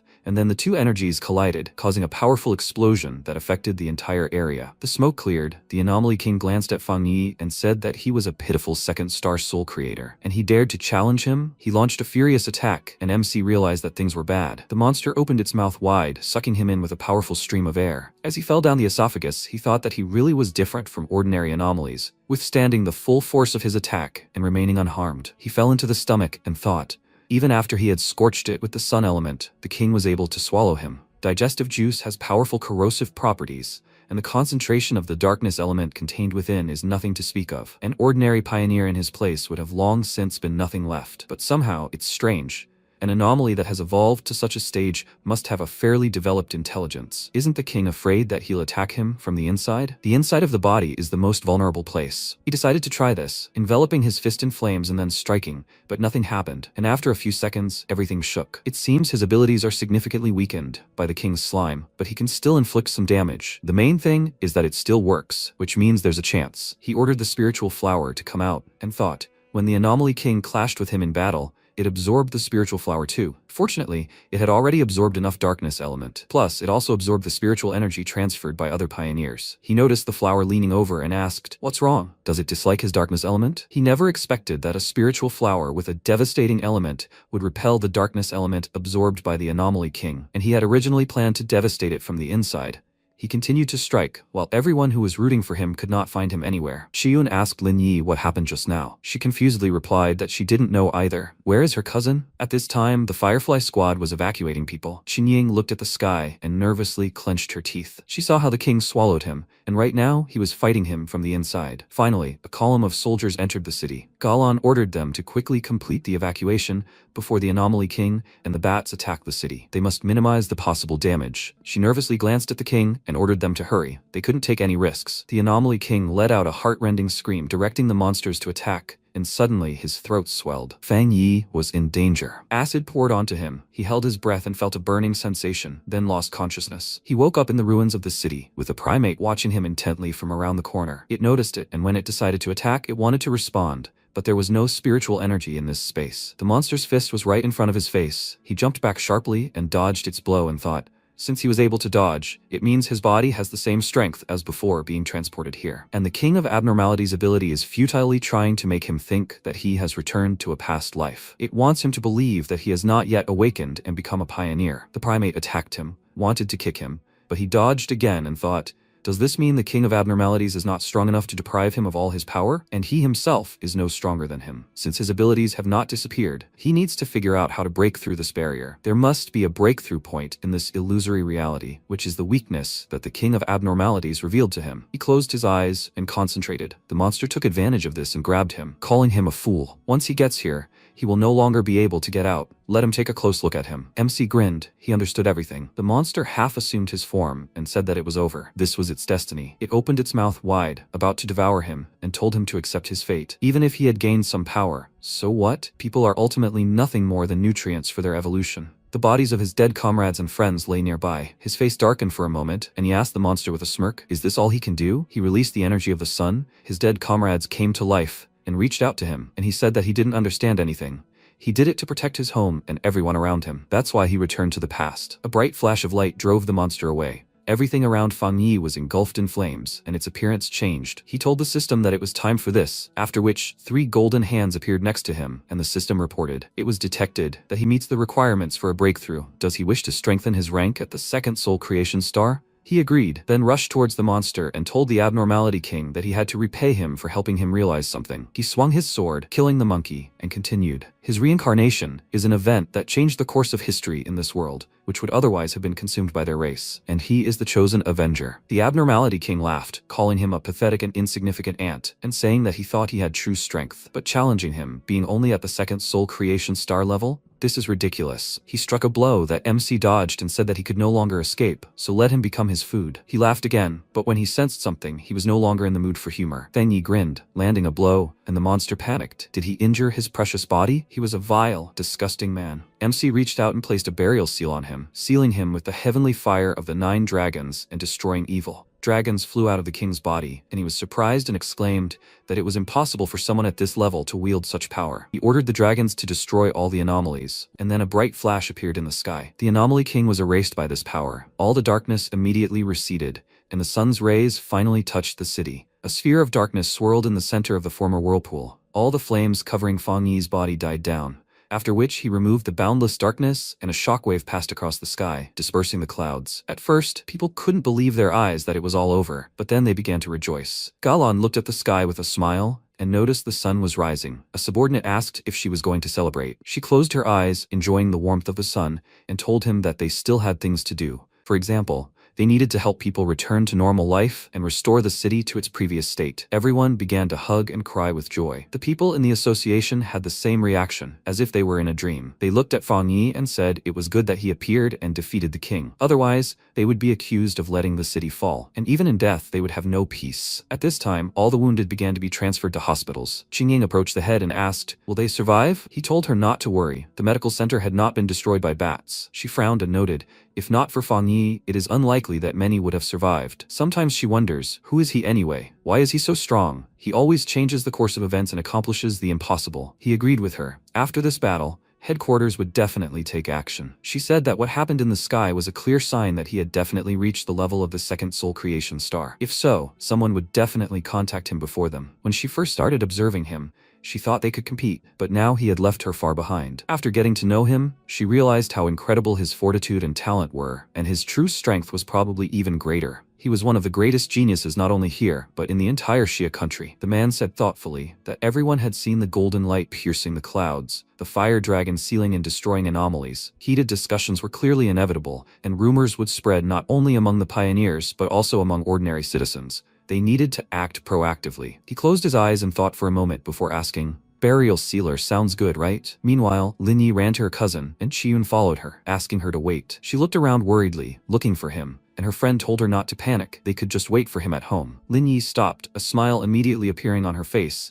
but tears welling up in her eyes when she saw him. She called out to him, and he approached them, asking why they had come looking for him. The girl began to ask if he was okay, and then indignantly exclaimed that she knew he would need their help. She threw his arm over her shoulder, and he said with a smile that he was fine. They had done well too, and he thought, the Anomaly King was strong. He hadn't looked so pitiful in a long time. That final blow and sealing had drained almost all of his spiritual energy right after strengthening his rank. Now, because of him, 2 children are worried. Touching his hand, Jingying felt something and happily asked, did he break through again? The second soul creation star? What's with his terrifying progress speed? Just how monstrous is his talent? After this incident, the internet was flooded with videos of Fan Yi's battle with the Anomaly King. Everyone was curious about the mysterious master who defeated him with one blow and what his wounds were. Now known as Burial Sealer, people were very surprised because he didn't even have official support. He had achieved such a level on his own. Some even thought he was one of those hidden trump cards their great country was keeping secret. Jian Lu found these videos and exclaimed that it couldn't be true, but he couldn't be wrong either. It was definitely that guy. He jumped up from his chair and joyfully exclaimed that losing to such a master was an honor. He ran to the exit, and his friend worriedly asked, "Where is he going?" He told him that he was going to become his disciple, and the guy said he shouldn't do that. Many will be looking for him now. Meanwhile, in the capital, mysterious people started a meeting to discuss the incident. The man said that he was hoping to see the military and the association tear each other apart, so he was disappointed. His friend asked if he was eager to get a good gun and fight him. The woman said that was no good. A savior blessed by heaven? A simple weapon won't cut him. She put a photo of Fan Yi on the table and thoughtfully said his nickname, Burial Sealer. She cut the photo with her fingernail and burned it, telling them not to rush too much. No matter how strong he was, whoever stood in their way would be destroyed. Time passed. MC was sitting at home and resting, and then there was a knock on the door. The head and King Ying were standing at the threshold, holding a bunch of gifts in their hands. The man said that they had made a serious mistake with the S-level anomaly invasion this time, but thanks to him, they had avoided irreversible consequences. On behalf of the Spiritual Energy Cultivators Association, they expressed their most sincere gratitude to him. He smiled and invited them inside to talk. They sat at the table, he poured them water, and the leader looked around the interior and thought, so this is what an important person's house looks like? What do the military even do? The association can provide him with much better housing, he said. Actually, the association sent them here to enlist his support on a matter. They plan to promote the title of Burial Sealer. Currently, powerful pioneers have emerged in every city in Xia country. Their fame has spread far and wide, and they are quite well-known figures in pioneering circles, and the recent S-level anomaly is now considered one of the most terrible disasters. They want to promote the title of Burial Sealer so that after the spiritual revival, they can make Taizhou a key strategic metropolis. After this disaster, they realized the city needed a renowned, powerful pioneer to act as its leader. Qin Ying added, in the future, celestial phenomena will become more frequent and there will be more anomaly invasions. They can't allow themselves to be left to their own devices. After all, if it weren't for him, everyone in this city would have died. It all comes down to a difference in the method of death. Lin Yi said, it seems that after the emergence of spiritual energy in their world, she still hasn't realized how cruel the world has become. Fan Yi told her not to be so pessimistic and thought he was focused on cultivation and didn't pay attention to the city's development. Taizhou, where he lives, although one of the key provincial capitals of the Xia country before the spiritual revival, never entered the top 3 in either strategy or development. Among the 100-odd cities, the top 3 were the capital, Shenzhou, Tianzhou, and Kangzhou. Besides them, there are Haizhou, Yuanzhou, Chuanzhou, and others. So this crisis for Taizhou is actually an opportunity. The leader said that now each city is beginning to collect information and report on the number and strength of its pioneers, developing local combat power. The stronger the pioneers, the higher the city's rating and the more resources it will receive. More and more independent pioneers want to join associations in various cities. All of them, whether pioneers or ordinary people, need hope that they can see on the path of evolution. However, the association will protect their identity and privacy. The main thing is to create an aura of mystery. Let them speculate, blurring the line between reality and fiction. MC agreed with him. A moderate dose of mystery is much wiser than complete openness. Lin Yi noted with a smile. That was well said. Imagination can sometimes be a more restraining factor than reality. Fan Yi said he had no objections. This matter was beneficial both for him and his loved ones. In that case, he looked forward to a pleasant cooperation. He extended his hand. The head was a little surprised at first, but then he shook it and said with a smile that they were happy to cooperate with him. After this, with the full cooperation of the association and the military, the city returned to normal with incredible speed. Repairs and aid to the victims were carried out in an orderly manner. The disaster accelerated the restoration of order, and life began to return to normal. Sometime later, in Shenzhou, at the association headquarters, the association workers were chatting about Burial Sealer. Among the new batch of pioneers introduced, it was he who attracted the most attention. The young man said he possessed a high-grade sun element, which is the opposite of the darkness attribute, a true chosen one of heaven. He clicked his tongue in displeasure, and his colleague said, "That's not all." According to data downloaded from Taizhou, he possessed more than one such element. The Heavenly Fire Strike, which had become popular on one website, is a high-grade fire element, and the Lightning element, thanks to which he became famous in the war zone as a tyrant, is also him. His friend was very surprised, and he smiled. He wanted to say something else, but Guyuzhou approached them and asked if they were discussing Burial Sealer. She asked them to show her the files. They immediately walked away from the computer, and she said that more and more pioneers are beginning to make a name for themselves. With such fame, many who have not seen his abilities with their own eyes must be convinced of his strength. Even she would like to personally witness his mastery. Perhaps they will meet very soon. Meanwhile, in Kangzhou, Qingli was sitting in one of the libraries, working on her laptop, and a guy kept staring at her. Finally, he plucked up the courage and approached her to ask for her phone number, but she immediately turned him down, even scolding him, saying that he was bothering her. He sighed sadly as he left, and she mentally called him a boring idiot. People like him were completely unaware of the changes in the world. She had been in Kangzhou for a few days and didn't expect so much to happen. After finishing her exams, she had gained spiritual energy, becoming a first-star Ghost Axe pioneer. People capable of becoming pioneers are extremely rare, but she was one of the chosen ones. Perhaps that was why she managed to avoid that disaster in Taizhou. Ordinary people, how could they fight anomalies? Especially those vile little humans, what could they even do? She recalled her meeting with Fan Yi and thought with a smirk. Judging by his calm demeanor, he had probably been sucked dry by those bats long ago. How wrong she had been to think that this genius was anything like that worthless guy. She glanced at Burial Sealer's photo and thought he was 10,000 times his equal. Only such a strong and handsome pioneer was worthy of her. Meanwhile, MC and his cousin went to buy some real estate, deciding to take a little rest. Lin Yi asked doubtfully if they could skip training today. He smiled and replied that a day off was rare. A good work-life balance was essential. The association's proposal made sense. In addition to training, they needed to devote time to improving their living conditions. Lin Yi recalled how Captain Su had advised them to change their housing and even offered to help them with it. She was very happy and said that she never expected Captain Su to have such connections. She had never even dreamed of such luxurious conditions. Captain Su actually said that she would simply give them 2 apartments, meaning hers too? Fan Yi asked in response. What's so special about that? The era of spiritual energy rebirth is coming. Those people understand the value of a sufficiently strong pioneer, and no house can compare to that. She said yes, but her head was still spinning. She thought it would be enough to simply earn a little money and resources for practices to make ends meet. A stench reached her nose. She asked her cousin if he could smell it. He confirmed it, as if a sewer had burst. Something was wrong.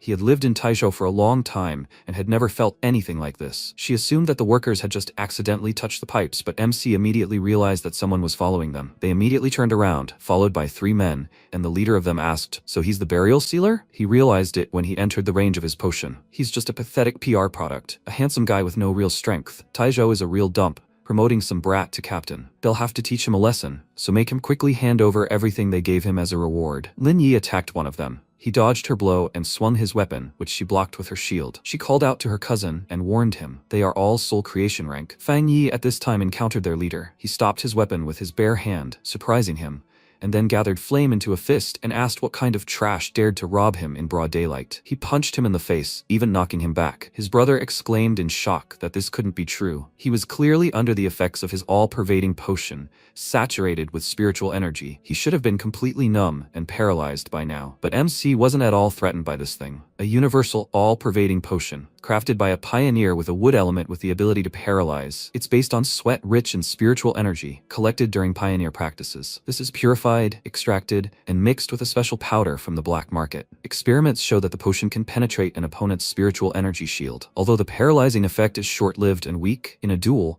victory is determined by small details. Drawback: for some reason, it has an unforgettable, terrible smell. His brother recovered from that blow and stood up, exclaiming that they were simply slacking off, With a soul creation rank, there's nothing to fear from him. He won't escape this time. Fang Yi learned what the potion was made of and noted that such dirty and sneaky tricks suited their flawed style perfectly. A simple spiritual energy shield wouldn't have worked against them, but it was a shame such tricks weren't effective against him. Meanwhile, a guy jumped on Lin Yi, so she simply kicked him in the groin and returned to Fang Yi. He said he really didn't want to cause a commotion, but having his daily life interfered with like this was so tiring. He removed his glasses and ordered Lin Yi to step back, after which his body erupted in flames. The heat quickly spread throughout the area, and the men screamed in pain. They believed he was truly a burial sealer and asked him to stop. Luckily, Qingying arrived just in time. She asked Fang Yi to stop before they died. And when the flames died down, she sighed in relief and said that these guys were priority targets under the association's surveillance. She'll take them away. The association has begun registering all the pioneers to improve control, especially people like them. He said with displeasure that he doesn't like being disturbed. If they dare bother him again, it won't end that easily. Qingying remarked that the three of them were lucky to be alive, then called the medics and told them one last thing. If this had happened 2 days ago, the association wouldn't even have interfered in the fight between the pioneers. They deserved to die. Burial Sealer spared them only out of respect for the association. But that's far from all. They know perfectly well what punishment awaits them next. They were loaded into an ambulance, and she thought they were a bunch of idiots. They dared to challenge the number one, officially supported by the association. Lin Yi wanted to know what punishment awaited them, and she told her, these guys have criminal records, and even though they've reached the soul creation rank, they face life imprisonment. They'll never see freedom again and won't have any rights. They'll spend the rest of their lives in prison, using their value as pioneers for the benefit of society. MC remarked that this method was quite good, and Qingjing looked at him with a thought. The man in front of them is gold for the association, the future of Xia country. But even if they promote Burial Sealer, there are still plenty of clueless, weak, and narcissistic idiots who are pushing ahead. Maybe their PR campaign is too modest. Regardless, the association should lure more powerful pioneers like him to its side and invest resources in their growth. Under no circumstances should those idiots be allowed to ruin the good relationship they worked so hard to build with Fang Yi. Let the punishment of those idiots serve as an example for the others. She smiled and suggested that they go choose a new car and villa. The association chose 2 properties for him. One is a top-floor penthouse in the city center with a beautiful view, fully furnished, and, most importantly, convenient for everyday life. And this is a 3-story villa. It's located in the mountains by the water and is ideal for internships. Both properties are fully furnished and have been designer designed. There is no need for additional expenses. They are ready to move in immediately. Lin Yi glanced at the model house and remarked that both locations were indeed beautiful, and the MC declared, they will take both houses. Lin Yi was very surprised. She hadn't even suspected that this was possible. And Fang Yi checked with Qingying if this was really possible. He believed her sincerity. She smiled nervously and said no problem. She would report to her superiors. They didn't need to worry. Everything was approved and would be processed quickly. After that, they went to look at the car. She took them to a dealership with which the association has a partnership. While they were busy choosing, passers-by outside watched them. One of them told his friends to look at the girl. She had such fair skin and a pleasant aura. His friend added that the guy was also unusual. Although he was wearing simple clothes, he gave the impression of a strong person. He noticed him right away. He even wondered who he was. His friend assumed that he came to buy a car for his girlfriend. And because of this conversation, the girl, Qingli's friend, also became curious. And when she looked at the guy, at first she couldn't even believe her eyes. She adjusted her glasses and thought, isn't this Qingli's ex-boyfriend? The one with connections in the army and whom the director personally greeted? They went shopping and just like that, they bumped into her roommate's ex-boyfriend, and he's buying a car for another girl? She took a photo of it and sent it to Qingli, writing that she would never guess who she just saw. Her ex-boyfriend buys a car at that exclusive dealership only for VIPs, and everything there costs millions, and he buys it for a very beautiful girl who looks like an aristocrat. Seeing the messages, Qingli clucked her tongue in irritation and wrote back, so what? She wondered where he got so much money from. It seems the disaster in Taizhou didn't kill him. On the contrary, he was incredibly lucky. He now lives off his rich girlfriend. It's a pity, but the gap between them is still not so easy to overcome. This was how it was in the past, this is how it is now, and this will be how it will be in the future. When she reaches the top among the pioneers, these mundane trifles will cease to matter. Time passed. MC and his cousin went to see the new villa in person. Lin Yi happily ran into the house, looked around with delight, and he told her to wipe her drool. They also had a penthouse downtown. They could move back and forth. She went to see what was up there, and he thought she was finally acting her age instead of trying to seem more mature. And yet, they had never even met in their previous life. But she was probably a reliable pioneer. He would never allow her to be burdened with responsibility and die. Galan called him. which surprised him slightly. It turned out she wanted to congratulate him on his promotion to captain, and said she heard the association had given him 2 properties. That was typical of them. He smiled and told her that it was quite good, so let them continue. Galan told him not to stand up for them. She knew that a powerful pioneer like him disdained worldly wealth, but regarding improving his living conditions, she thinks there really isn't a better reward. The first batch of spiritual fruits that have appeared since the spiritual energy resurgence began will be harvested soon. She'll send him some to try. She thought that the gap between ordinary people and pioneers also shows the difference in their worldviews. But the difference between a top-class pioneer like Fan Yi and an ordinary pioneer is even greater. Even the strategic resources of the Star War Zone might not be of much use to him. She glanced at the top secret folder and said, she has some task, and she needs him for it. Is he interested in this? Now he understood the real reason she called him, and of course he was interested. She asked if he knew the Tianbao Tower in Kangzhou. He replied that it was the largest shopping mall in Kangzhou. It was recently sealed off, and the people of Kangzhou were constantly complaining about it. She confirmed this, but also because of the anomaly, many people died there, and now the shopping center has become a real haunted house. Tianbao Tower, the symbol of Kangzhou City and a bustling multifunctional facility, has become the city's face. However, due to frequent abnormal occurrences, various incidents have recently begun to occur here. The Kangzhou Association had no choice but to seal the buildings. The protagonist raised his hand and after greeting them, announced that he had arrived on a mission from the Star Wars Zone. Galan told him not to reveal his identity or level for now, and he didn't know why, but let's keep it that way for now. He couldn't determine their exact ranks, and it seemed everyone was hiding their strength. Judging by their clothing, the 2 must be from the military. The man greeted him and said, "It's him. It's a pleasure to meet you." The other man also replied, "Hello," and Fang Yi thought that these 2 felt similar to Su Qingying, likely also from the association. Officer Galan had already informed them. They were from the Kangzhou Association, and they would be working with them this time. They got into the car, and a heavy downpour began. The guys discussed how they were becoming a temporary team for this mission, although he wouldn't even know how strong they were. The other guys were sitting in the back, and the girl in front said that they should definitely agree on at least one thing. Once they got inside, they would help each other, right? Fang Yi thought that it seemed like this time the participants were recruited from all over the place. Kangzhou was a famous metropolis, but the association members seemed to have varying abilities. At that moment, the guy noticed the main character's bored look and asked his friend, "Didn't Galan say she sent them a great master?" The girl replied that she wasn't sure either, since he looked like an ordinary student, but he wasn't wearing an official bracelet, and his aura was hidden, making his strength impossible to determine. At that moment, the girl was dumbfounded and asked if this was really the mortician who single-handedly suppressed the catastrophe and saved Taizhou from destruction. But could the mortician really be that young? Possessing 3 rare, supreme elements and destroying infinitely reproducing anomalies in the first stage of the mission, sealing the anomaly king, and even subsequently breaking through. This is truly interesting. Sometime later, Galan was sitting in an office in the Star Wars Zone military district. She answered the phone and reported that this was the Star Wars Zone, and people started shouting that the Tianbao Tower had completely collapsed and they had lost contact with everyone who had entered. The anomaly concentration over the mission had reached 12,000. Confirmed casualties were 53. Please let her take this seriously. Galan closed her eyes and realized the situation was getting more complicated again. She told everyone not to worry, because she wouldn't take this lightly. The people she had dispatched wouldn't let her down this time, she guaranteed it. But at that moment, they started shouting, "Who?" Galan replied that since they had already entrusted the mission to them, they shouldn't ask any more questions. Such were the rules of the Star Wars Zone. After some time, bright lightning sparks appeared in Tianbao Tower, and a rain of blood began. The guys got out of the car, and the protagonist silently looked away, thinking that the situation was serious. Whatever was inside was no weaker than what they had encountered before. The guys noticed something and asked each other to look at it. They were dark stains that looked very similar to traces of blood. As far as one of them knew, Tianbao Tower is quite narrow inside. The building has 40 floors, making it the tallest in the city. More than 2,000 employees and visitors had previously been evacuated. But before the complete sealing, some people refused to cooperate, so they are still trapped inside. Kangzhou had previously set rescue teams, but no one ever returned. So the exact number of casualties is just an assumption, and in reality, no one knows what is happening inside. Fang Yi asked if anyone else could be contacted there. His teammate replied that most likely not. No one had transmitted any messages since the anomalies began. On the second day after the sealing, he was helping outside. That day, the building looked as if it had been abandoned for decades, though it was originally new.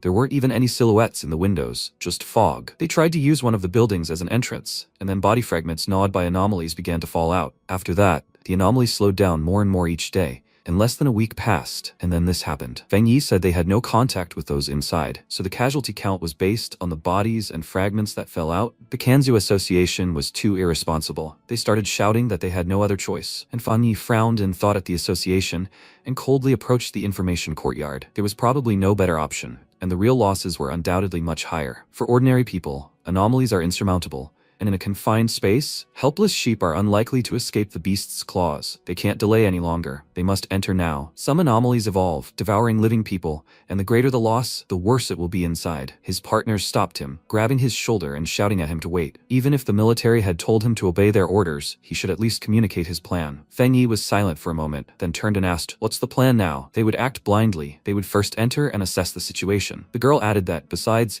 he wasn't even officially registered. They all had experience dealing with anomalies, and as commanders, he should at least be aware of their capabilities. He said that without formal training, he lacked experience. At that moment, one of the girls shouted at them to shut up. Time was short, and they should stop chatting. He'd taken this mission because Officer Ga Lan had personally recommended him. They'd surely heard of her skills, right? Feng Yi replied that internal conflicts were the last thing they needed before the mission. If they didn't want to enter, they should stay outside. The guys yelled at him to stop, and immediately followed him. When they entered, they saw a car and a lot of blood on the walls and railings. Sissel asked why it was so quiet. Suddenly, they heard a loud scream above their heads, and when Greg looked up, his face expressed surprise and asked, "What?" A monster appeared right in front of his face, roaring loudly and baring its fangs. It was startled and screamed in fear, causing Feng Yi to immediately turn around and, using his fire abilities, destroy the monster with one swing. He cut it into several small pieces, causing the monster to glow with bright calves and begin to dissolve. Greg was surprised. He managed to do it so quickly. Was it really over? Song Yue asked, "Where did he suddenly get that blade from?" When the protagonist bent down, he grabbed the monster first and asked, "Is it a bird-gecko hybrid?" All the guys watched in shock, and he announced that with such a level of mutation, many should already have it. Song Yu exclaimed in fear, "This is a level A+ anomaly." At that moment, the creature's body began to dissolve and turn to dust. Greg turned to Song Yue and said that level A+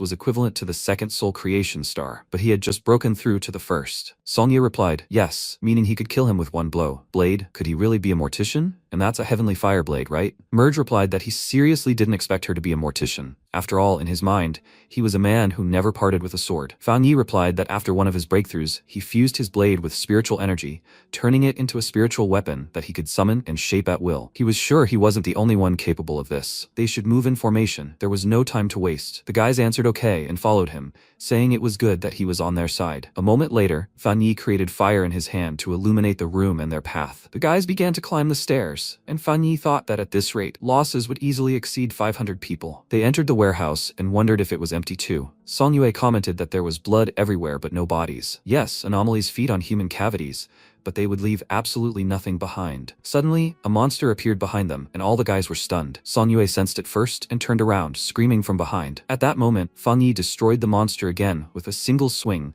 and the creature began to roar loudly and fell to the ground, immobilized. The guys realized it was another anomaly, and Fang Yi asked if any of them had sensed something was wrong. Greg asked again, "What does that mean?" He replied that although these two anomalies were elite level, the small number of rescue teams shouldn't be completely wiped out. This place probably wasn't the real Tianbao building. When the guys realized this, they were terrified and didn't understand what it meant. Sissel asked again, "What did he mean?" Fang Yi replied that there was blood everywhere along the way, but the stench and heaviness came only from the darkness and the anomalies, not from actual corpses. Right now, they were like blind flies and needed to check something to confirm their guess. Song Yue couldn't utter a word, and he thought the only question was whether he should reveal the boundless dark world to them. Song Yue said he was right. It looked tragic, but it wasn't lifeless from mass death. It was a void of nothingness, as if there had never been living beings here. It was like a simple, empty model. She confirmed that this was true. If he was right, then this place had been transformed into an empty shell by the anomaly. Where they are must be somewhere around here. He lowered his hand and summoned the boundless dark world, causing a magic ball to appear right in front of him. The guys exclaimed in fear. Is this the element of darkness? The system reported that an analog of the element of darkness and the inner world of darkness had been detected. Should I activate this information? Fang Yi replied, yes. The inner world of darkness is a space created by the elements of darkness, a nest of darkness capable of consuming the original space. It's similar to the zone of extreme darkness and the boundless dark world. To enter the true inner world of darkness, you need to find its gate. Fang Yi confidently replied that everything was clear. To enter the real building, you need a gate. The same applies to those trying to escape. They are under the influence of darkness, their minds and emotions distorted by hallucinations, so they mistook the windows for an exit. This explains why everyone who supposedly escaped through the window ended up dead. Song Yu exclaimed in fear. So they were killed in the inner darkness world long ago, so they needed to find the gate he'd mentioned. The system signaled attention. The inner darkness world had been attracted by the attacks, and the inner darkness world had manifested. Fang Yi exclaimed that it was here, and at that moment, a bright magical arrow was aimed at him. The guys screamed in fear that they were being attacked by dark elements. Why wasn't the spiritual shield working? Sissel screamed that she had the same, and Greg confirmed that he had a terrible headache. Something was trying to get into his mind. Fang Yi used his magical powers to create a special barrier, and the guys revived and appeared to be fine. They wondered if that was a direct attack by the dark element. Wait, it had no effect on him at all? Can't they see? He saved them, after all. Well, he almost crushed them, even before it touched them. Without him, they wouldn't have lasted long. At that moment, Fang Yi reported what he'd found and immediately threw his fire substance at the monster, shouting that he'd break it. Sparks of fire appeared in his hand and he shouted that he'd do it right there. Fang Yi waved his hand, and at that moment, a bright purple spark appeared in front of them. Song Yue didn't know what to say, so Fang Yi silently looked down. A moment later, a real gate appeared in front of them. Fang Yi held a fire sword in his hand and told the others to go forward, but they should stay close. They all entered together. And suddenly Sissel said she could already smell it. Fang Yi looked into the distance and realized the smell of corpses and blood. It turned out there were many dead people there. Right then, another monster appeared above them, causing everyone to freeze in horror and realize there were a lot of them. The monsters screamed that it was their prey and opened their sharp-fanged mouths. Merge exclaimed, "Is this another level A+ darkness element anomaly? This is simply incredible." Fang Yi created a fiery flame in his hand and struck the approaching monster, causing it to breathe flames. He managed to block the attack and swung his paws. Fang Yi landed and struck the monster with a fire arrow. They struggled for a long time, but Fang Yi tried to fully unleash his inner flames. When he cast this spell, everything around him glowed with fire. The guys were amazed at how powerful he was. The anomalies instantly melted. He didn't need their help at all. Song Yue said she sensed in his fire a trace of another flame, erupting like magma. Fang Yi said that they were innocent, but this had caused them pain. Let these creatures share their final journey with them. He cast this fire on the corpses of the people and chanted this spell. He felt sorry for having to bury them with these monsters. It was unfair to them. A moment later, they dissolved into flames, and Merg declared that he had cremated worthy morticians with a single blow. His reputation was truly well-deserved. He turned and said that since they were no longer here, it was worth doing something. They should search for survivors and rescue them, while the remaining anomalies would be on him. The first floor had been cleared, and he would move upward from here. The real Tianbao Inner Darkness building had been completely overrun by anomalies. This was the 10th floor. After the massacre and devouring, the anomalies level had increased, and most were now at least at the first star level of soul creation. Aside from the altered environment, their strength and maturation abilities weren't all that strong. They were already on the 15th floor, and Fang Yi was climbing higher and higher, even in his hands, declaring that it was cold here, and the element of darkness penetrated even his spiritual shield. When they entered, they saw something being used on the corpse, and Greg said that it was a caustic substance, so they should be careful and not inhale it deeply. At that moment, a drop of blood fell on the ground right in front of him, and he realized that a monster was right above them. It was a monster with several huge eyes and a terrible maw,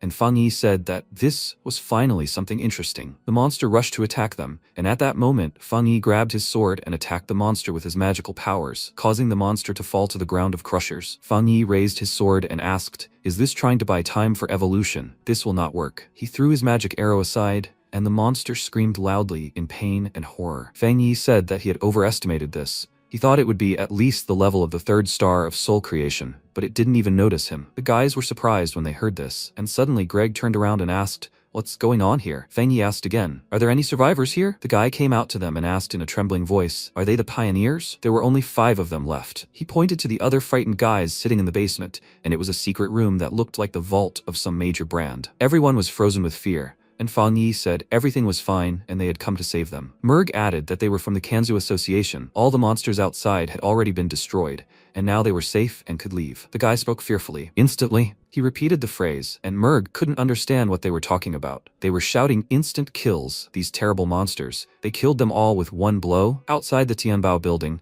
there were guys saying that this time, they really did have hope. They were the Kanju City Support and Observation Group. They confirmed that the flame light of the burying creature was visible on every floor, and they couldn't contact them. But they were finally detecting weak spiritual waves. The latest data showed he was on the 40th floor. His friend asked again, "What, the 40th floor already? But how much time had passed?" It turned out to be 9 minutes and 56 seconds. the burying creature had reached the top floor in less than 10 minutes. This news would shock the entire pioneer community of Kanju City. No, this wasn't the end. A pollution outbreak from level S anomalies had been detected upstairs. Fang Yi was surprised. Was that the Anomaly King? The system reported that it was the Bone Bird Anomaly King. He found himself alone with this monster. At that moment, he immediately threw his arrows and rushed to attack, musing that even though this Anomaly King was a bone bird, those insects that seemed paralyzed on this body were actually part of it. He shouldn't relax. And at that moment, he struck the king with his sword and was stunned. He saw his sword begin to weaken and crack. And at that moment, the king began to manifest numerous beetles. The onlookers began to shout, "King of the Anomaly, can't even he handle it?" No, they had to act too. What's the point of interfering? Who could win? Fang Yi chuckled and said, "You arrogant creature, it's time to end it." He cast Divine Thunder and struck the monster with a bright arrow, causing everything around him to glow with bright blue sparks, and the monster to roar in pain. Fang Yi shouted, "Stop screaming already," and a bright pillar of light pierced the creature once more. Fang Yi asked, "Can't it fight back? If it's so easily destroyed, it doesn't deserve to be called the Anomaly King. Does it know that even if the entire Tianbao Tower were turned into a storehouse, this creature's strength would still be no match for a bat?" He asks, "Please let this creature taste the torment of helplessly awaiting death." Sissel retracted her words. This was pure infanticide. Merge confirmed that it looked terrifying, that he was just toying with this creature. But it's the Anomaly King. How did this burying beast even end up in Tianbao? If it were one of their own, it would be amazing. Each of its strikes is calculated to the last detail. From left to right, from outside to inside, perfect symmetry without the slightest deviation. From the very beginning, it hasn't struck the bird's skull once. It can't even resist, and their strength is simply incomparable. They are already stronger than the Anomaly King. The monster began to roar loudly, and Fang Yi asked, "Is it still trying to heal? Maybe the monster thinks he's joking?" At that moment, he created a bright flash of light, and the monster roared loudly at him. A moment later, a loud bang and a massive explosion erupted in the building, shattering numerous windows and floors. Thunderous lightning struck the sky, and after a while, a yellow sunset appeared. People thought it was all over and the Anomaly King's energy was fading. This is simply unbelievable. What kind of pioneer is he? This is a completely different level than theirs. So this is the gulf between them and the top geniuses. He finally understands why there is always someone stronger, like a sky above another sky. He heard that the level-specific anomaly in Tianbao was named after the King of Sacrifices. The embryo of the disaster was sealed, and all details were classified in the Tianbao archives with a top-secret marking. Most likely, it cannot be repeated by anyone else. Fang Yi said the bone bird was dead and the dark inner reality had dispersed. They could contact the outside world and report the situation now. Song Yue exclaimed, "Come in, this is the current situation report. Tianbao Tower has been resolved and all anomalies have been eliminated." That's right, thanks to the Mortician, they successfully completed the mission. They hope the Kanzhou Association can cooperate and express their gratitude to Tianbao and the Mortician. Fang Yi approached the window, and Song Yue began shouting, "Captain Kanzhou, the one who was only elected today? What's he doing here? The mission is complete, and he's only just showing up now?" They replied that they heard the Mortician from Tianbao had arrived, and they tried to warn him not to cause trouble. But such powerful mountain pioneers never listen. Song Yue exclaimed in anger, "What's wrong with them? This mission was entrusted to the military, and the Star War Zone personally invited Captain Tianbao. They must be responsible for him. They need to evacuate him from here immediately. The Kanzhou Association and their captain's intentions are unclear, a challenge to the military's authority. A Mortician is the most important person jointly assigned to military zones and the Tianbao Association. Anyone who dares to defy him will be punished." Fang Yi didn't care about this conversation and calmly walked outside. Looking ahead, he was surprised. This is quite fast. Are they already here? An arrow was aimed at him, and it turned out to be the Kanzhou captain, Feng Yang. He shouted, "Is he the Mortician and Tianbao?" Fang Yi asked again, "What if it's him?" He wondered, a pioneer with the wind element? This was his first encounter with such a thing. Fang Yi was noticeably concealing some of his spiritual power, at least at the soul creation rank. He swung his powers and wanted to hit Fang Yi, but a moment later, he jumped aside. Feng Yang realized this Mortician was nothing more than a brat, and that was great. He was using him to assert his family's prestige. First, he was grateful for sorting out the problem at Tianbao Tower for Kanzhou, but why would the captain come all the way here? Wasn't he overstepping his bounds? Young man, he needs to respect chain of command and rules. Feng Yi replied that when he arrived in Kanzhou, there was no captain. He had come at the military's request to resolve this anomaly. So what did the newly minted captain want from him? Feng Yang told him not to be nervous, as young people were always so impatient. His family was grateful to him, and he bore no ill will and respected his talents, but he simply wanted to take his blade. Otherwise, he wouldn't leave Kanzhou. He used his magical powers and, with a sinister grin, looked at the protagonist, who seemed confident in his abilities, and asked mockingly, "Is this true?" Feng Yang showed his fangs and smiled, after which Feng Yi struck him with an arrow, and Feng Yang was dumbfounded. Feng Yi told him that in that case, he would take him. He shouted, "Rise," and at that moment, a serious battle broke out between them. Feng Yang grinned and replied, "Okay, he's getting interested." He jumped to the aside to avoid the blow, and at that moment, Sonyue shouted that the connection had been lost again just as they started fighting, but they needed to notify the military circle and that they should also contact their superiors. They must get the survivors to safety immediately. He said they had 10 minutes if they didn't want to lose their captain. Merge asked again, "What do you mean?" Sonya shut him up and said she understood. Sissel exclaimed that this Feng Ying had only just been appointed and he was already causing problems. They should return quickly and call for reinforcements. Merge believed they should teach this mortician a lesson by settling their city of Kanzhou within the country. Sissel asked, "Do they really think that's possible?" Fan Yi replied that everything now depended on his fate and struck Feng Ying with his magical powers. He chuckled and asked, is he really bragging about his strength? If he wanted to kill him, then let him use all his strength. At that moment, the protagonist suddenly found himself behind his enemy, who was surprised when he realized the gravity of the situation and turned around in fear. A powerful explosion erupted at the sight of their battle. Feng Yang jumped back and realized, my god, what was that feeling just now? Such pure solar energy, such explosive power. Strangely, his body literally physically felt fear. Fan Yi found himself engulfed in flames and asked him, does he want to use all his strength? Then he wouldn't last even 10 minutes. He smiled, and Feng Yang exclaimed, so this really is that blade. It's a new weapon, secretly developed by the association. Feng Yi remained silent, and Feng Yang continued shouting that it contained terrifying elemental power, capable of slicing through mountains and seas with a single strike. They had truly completed it and given him the only copy. But that was good, meaning he hadn't rushed here in vain. This spiritual weapon was bound to be his. His measly second star soul creation level had better hand over the blade.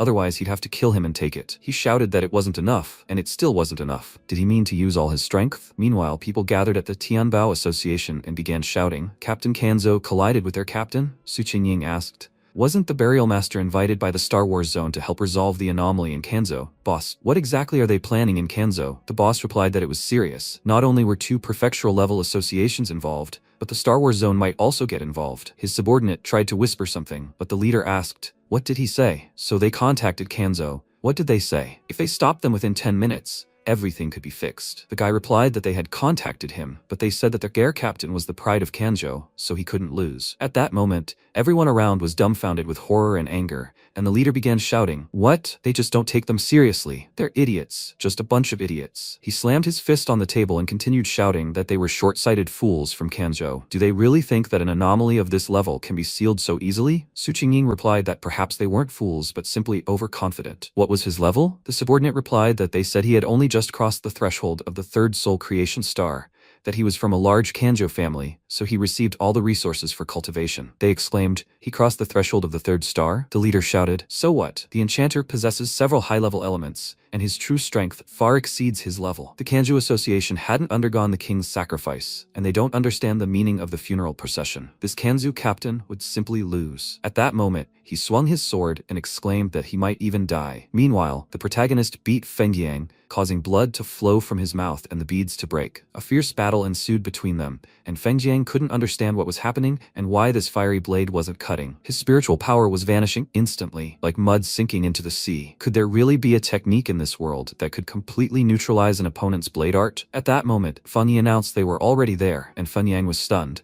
He saw the association building, causing him to scream, claiming he hadn't even noticed they'd gotten there during the battle. Feng Yi explained that out of respect for Tianbao and the war zone, he wanted to give him one last chance. Feng Yang cried out in fear, and at that moment, Feng Yi kicked him, sending him flying right in front of the association. Feng Yi explained that if someone insisted on hiding like a turtle, he would have to clarify the situation. Feng Yang was horrified by such a surge of energy, and the people watching the battle from the ground asked what was going on and what had happened. Was something burning? Was it their imagination? Or was it getting even hotter, the temperature rising among them? They saw someone casting a spell. These flames, it seemed, hadn't been seen on the news in the neighboring city. They knew everything they were saying online was true, that spiritual revival was real. Feng Yi said there were 10 minutes left. Didn't he ask him to use all his strength? Feng Yang, exhausted, didn't respond, and Feng Yi screamed, what's wrong with him when he's only using 30% of his strength? Feng Yang was dumbfounded when he heard this. So that's not all? This couldn't be true. He was at the 2nd soul creation star level. At that moment, the protagonist directed the remaining energy at him, and Feng Yan was horrified by the shock and lost consciousness. Sometime later, in the observation and communication room of the association's apartment in Shenzhou, the association had gathered to discuss new tasks and decided to discuss a colossal surge of energy detected within Xia country. The location was the Kanzhou Association building. Attention, the energy level continues to rise. One of them adjusted his glasses and said that it wasn't the element of darkness. Dark energy doesn't have that frequency. Another guy started shouting, what's going on in Kanzhou? They hadn't received any reports from them about the anomaly intrusion. If this wasn't a battle with an anomaly, then it might be something else. Suddenly, one of their subordinates began shouting that they had received all the intelligence. The newly appointed Captain Kanzo and the Divine Blade coveted Captain Tianbao the burial's weapon, but he refused, so the Divine Blade was trying to kill him. They cried out in fear. What? Kanzo was simply seeking death. They needed to warn them immediately and order them to stop. Otherwise, they would remove all the senior officers from the association. They needed to send someone urgently because this was a major incident for the entire association. At that moment, Yujo entered the room and announced that they thought she should go there herself. She was a pioneer from the association headquarters. Her call sign was Sea Mystic. At that moment, a little girl from the city, looking at the sky, screamed for her mother to look at that shooting star. The star struck the skyscraper directly, causing it to break in two. Her mother screamed in fear, hugging her child. "Oh God, please don't let her watch this. They need to get out of here quickly." Their father was packing his bags and said that Kanzu couldn't stay immediately either. They should go to another city, Shenzhou, where it should be safer. The girl asked if the world was really undergoing such great changes, as they were saying online. Her daughter exclaimed that she was terrified when she saw the skyscraper explode in the building next door. Her mother asked her not to be afraid, because everything would be fine. The father shouted that they needed to get out of here quickly. A moment ago, the protagonist was heading into his flames toward his opponent, and Feng Yang was shouting at him to stop. Otherwise, his family would definitely not leave him alone,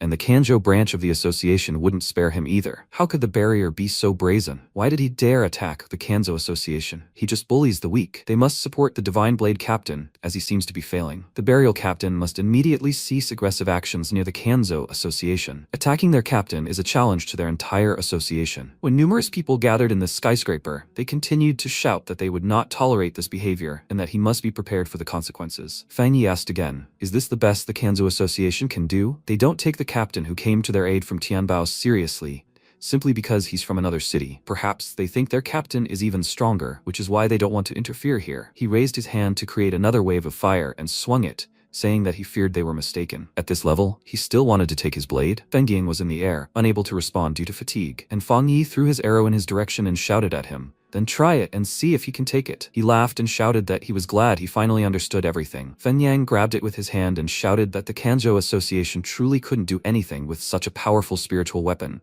the first to be developed in Tianbao. It was worthy only of him. He was so arrogant that he expected everything to come his way. And Feng Yi thought he would hardly ever be able to understand such pioneers, who, having received extraordinary power, wanted to pay everyone a reward and kill. In a sense, they were no different from anomalies, and if more of them appeared, it would be one of the causes of humanity's destruction. The Kanjo Association indulged such people and did nothing, so he would put an end to it. At that moment, he created a huge fireball directly above the skyscraper and said that, "By the way, he forgot to tell you that this sword wasn't a spiritual weapon created by some association.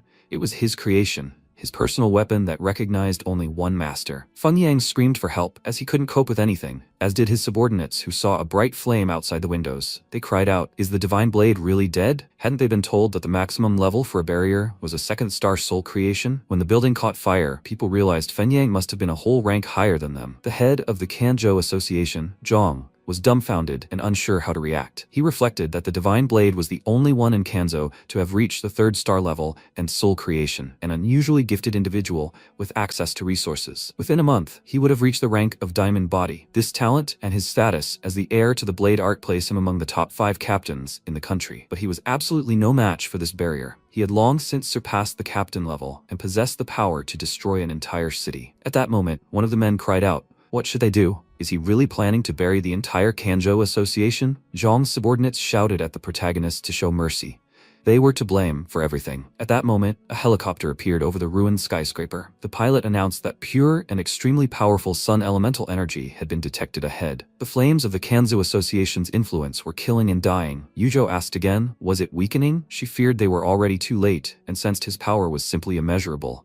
Was he really capable of destroying the 3rd largest city? She created a magical spark in her hands that began to spread to the fire, declaring that this was already the level of a national pioneer. She watched the skyscraper burn, declaring that even considering this was a manifestation of dissent, it was still meager. Meanwhile, people watching from the ground shouted to look at this. It was the headquarters helicopter sent specifically to help. Fan Yi heard this and realized that she was the first to undergo the element and was much stronger than Feng Yang. Among all the pioneers he'd met, she was clearly one of the best. Yujo looked him in the eye and told him that he possessed such powerful, even fierce, inner flame energy, both sun element and heavenly fire, that she hadn't even seen everything. He was truly capable of destroying a city. If he hadn't extinguished the flames himself, her rain might not have been able to extinguish the remaining flames. Suddenly, she realized that this was a sword-shaped spiritual weapon in his hands. Such power and degree of fusion, as far as she knew, spiritual weapon development at the Tianbao Association was nowhere near that level. Then there was only one way out. He had created this spiritual weapon himself. The man began shouting, "Must you be so merciless, Burial Master?" How was he going to report now that someone from headquarters had been sent? Fang Yi replied that he'd given them 10 minutes, but after receiving the news, they didn't come to give him an answer. It seemed they too had decided that Captain Kanzo must die. The man became enraged and screamed in anger, and Fang Yi shouted back that if they dared speak to him like that again, he would kill them too. The boys were dumbfounded with fear, and at that moment, Yuzhoi came down to him and said, "Captain Tianbao." He turned around silently, and Zhang realized, right? Public opinion must be taken into account. Even if the mortician was powerful, if the murder of one captain could be tolerated by others, and nothing could be done, wouldn't the other captains feel threatened? How then would he manage the local association branches? At that moment, Yuzhoi approached the protagonist, said she was pleased to meet him, and revealed her name. Zhang realized that the Kanzo Association was in ruins, and the mortician was still speaking insolently. It was time for headquarters to teach him a lesson too. Yuzhoi revealed that she was a sea mystic from the association headquarters, and that their association was to blame for this incident. She bowed and apologized, and headquarters would give him an answer. Fang Yi smirked and said nothing, and at that moment Zhang screamed in horror. What? A sea mystic apologizing to him? His words reflected headquarters' stance on the mortician. They can appease, calm, and reward, and there should be no more conflicts. And as for the Kanzo City Association, is it really over? The Kanzo Association captain asked, isn't this considered an internal dispute? And the headquarters representative promised to simply sort it out? He understood that their discontent was irrelevant.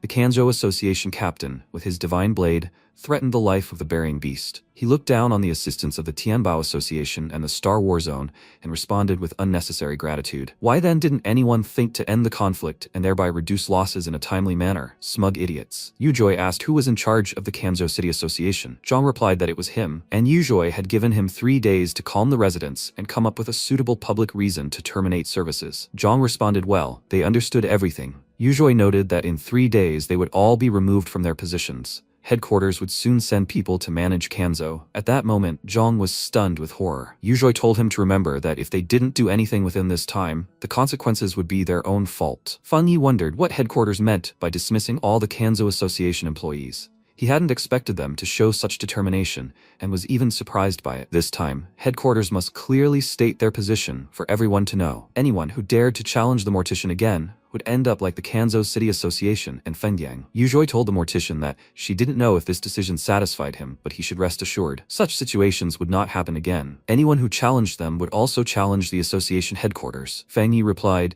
that it didn't matter how they dealt with them. He was more interested in what they planned to do with these rumors. Yuzhoi asked again, asking if he was now able to hide the revival of spiritual energy from the people in Tianbao and Kanzo. Various supernatural events are currently occurring all over the world, and disasters caused by anomalies are becoming more frequent. Many already suspect what's happening, but they're keeping it under wraps because the time is not yet right. If everything were revealed now, the global situation would change in the blink of an eye, and unrest would erupt from within, quickly destroying the semblance of order that still exists. If he hadn't been in Tianbao City at the time, perhaps the era of spiritual energy revival would have begun the day it was destroyed by the Anomaly King. Or if it weren't for the Elder from the Star Wars Zone, they would have begun earlier and would have caught ordinary people even more unprepared. The protagonist thought he understood everything now. Unrest among a minority is better than chaos for everyone. And he realized that if they wanted to maintain the semblance of equality and prosperity for everyone, they needed those who, after the spiritual energy revival, could rise above the millions of ordinary people to meet the threat head-on. It's no wonder many of the pioneers are eager to wreak even more havoc. The country's strict suppression of rumors simultaneously curbs conflicts initiated by the pioneers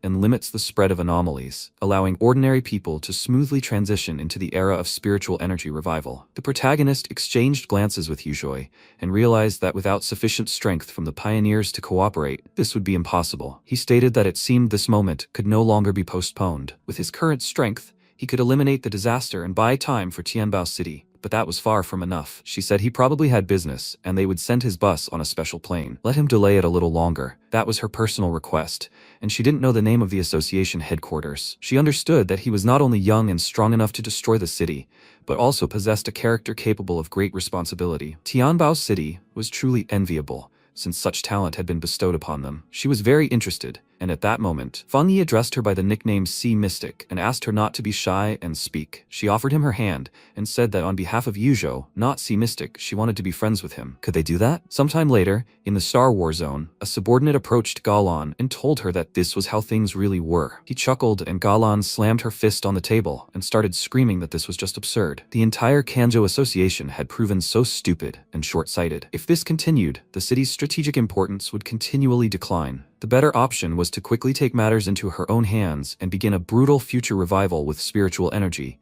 Kanjo would lose ground and fall from the top ranks. The general's helplessness was ruining the army, and the subordinate said he thought the headquarters were still reliable, especially the Sea Mystic. Perhaps she even wanted to lure her away. She clutched her head and her subordinate asked, "So what? Maybe they should do something?" She replied, "Of course. The mortician's compensation should definitely be no less than that of headquarters. And also, the reward for helping Kanzo City should also be reduced and compensated to him." The subordinate replied that, frankly, he admired his strength and character, his decisiveness in action, and combination of various qualities. That's what makes him an important member of the city. He thought this reward would suit him just right. At that moment, Galan grabbed the document, the secret restricted area, and was dumbfounded. She said that if she hadn't known he sincerely admired her, she would have thought he was deliberately testing him. The subordinate realized and replied that crisis and opportunity coexisted, but only he was worthy of going there for training. Besides, one day, there was also a time of unity. In the future, things more terrible than the King of Sacrifice would appear, and each of them would destroy existing human beliefs. Let the burying spirit level up quickly to grow in the coming darkness and reach heights beyond their reach. She replied that he was right. Perhaps even their Forbidden Zone training would prove too easy for him. At that moment, a staff member burst in and started shouting, "Galan!"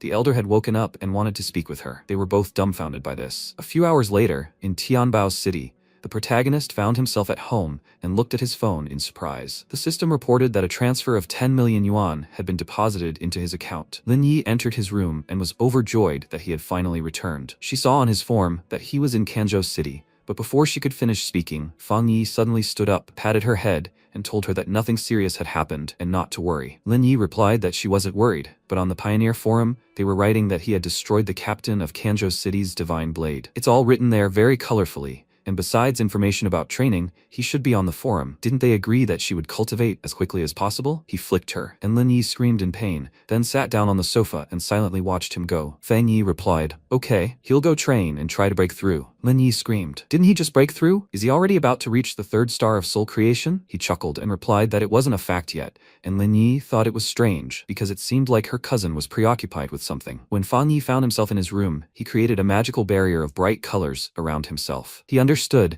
that just a little more, and this was the purest element of darkness of the bone bird. He needed to combine it with the boundless dark world to maximize the energy. When this energy appeared around the magic ball, the system asked if he should introduce the element into the boundless dark world. He answered, yes. The fusion with the element of darkness was completed, and the boundless dark world was elevated. When an enemy enters the boundless dark world, the bone bird and other anomalies arrive to fight at their side, weakening the enemy by half. The protagonist pondered, should I fight? This meant that, as an overlord, he could give them orders and use them. He continued to destroy these monsters with his magical powers, and they spread ever more powerfully around him. Later, his silhouette appeared in fiery form directly above the house, and the system reported that it had detected he had met the requirements for a break. Does he want to break through to the third soul creation star? At that moment, people passing by saw a golden glow in the sky and began shouting, "Let them see this. Is this a projection?" Another man shouted, yes, it was the immortal who had descended again, the same one who had saved them last time and destroyed all the bats. Feng Yi continued to drain the bright light from his soul and found himself in an unusual space surrounded by numerous monsters. He reflected that those absorbed by the anomaly were now like servants to their sovereign. The boundless dark world also strengthened his position. He gazed into the distance, pondering this, and the system reported that the boundless dark world had successfully improved, having acquired a new technique. This new technique, with anomalies, drew an enemy into the boundless dark world. He could summon anomalies burned by the boundless dark world to attack the enemy. He should note that the stronger the enemy, the more spiritual power they consumed, and the shorter the sustain time. Feng Yi said that the next vibrations were joining the great family of the boundless dark world. Their powers were extremely pure and very beneficial for his growth, and they should work well here, or he would not harm them. He understood that to make the most of the new technique,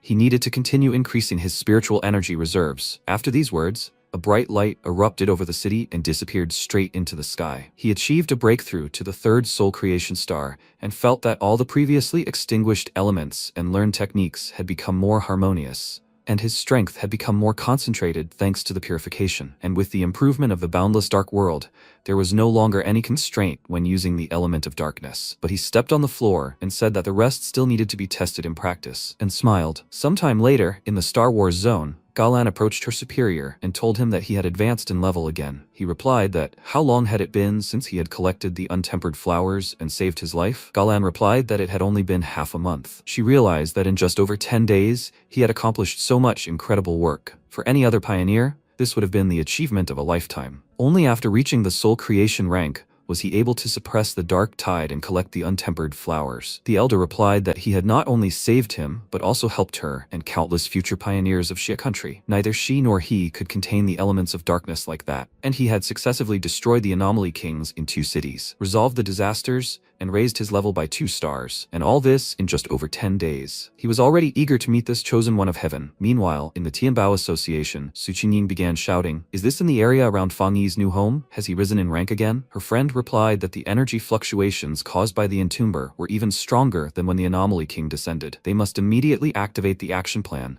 They must ensure that its evolution is not subject to external interference. A first-level public opinion management plan. Su Qingying reflected with a smile that since Tianbao had survived the natural disasters caused by the sacrificial king, not to mention the enormous prestige the entomber had gained among the pioneers, even ordinary people who had not yet awakened had accepted the existence of such anomalies. They remembered Fang Yi's spiritual power and felt a sense of calm because of it. As for those upstarts from Kanzo, they too had their small role to play. What had happened was terrifying enough that no reckless pioneers would dare bother him. Sometime later, in Kanzo City, Qingyi sat and reflected on how she hadn't thought cultivation would be so difficult. Since awakening, she hadn't made any progress toward the 2nd star of the Ghost Axe. What was the problem? She thought about the morticians and realized that the pioneers were now simply a bunch of incompetents. She hadn't been able to obtain any information, or they simply weren't responding. She feared they simply didn't know the mortician or couldn't contact him. Even if she had managed to meet him in person, these mediocrities would have ignored her as soon as they learned she was at the initial level of the Ghost Axe,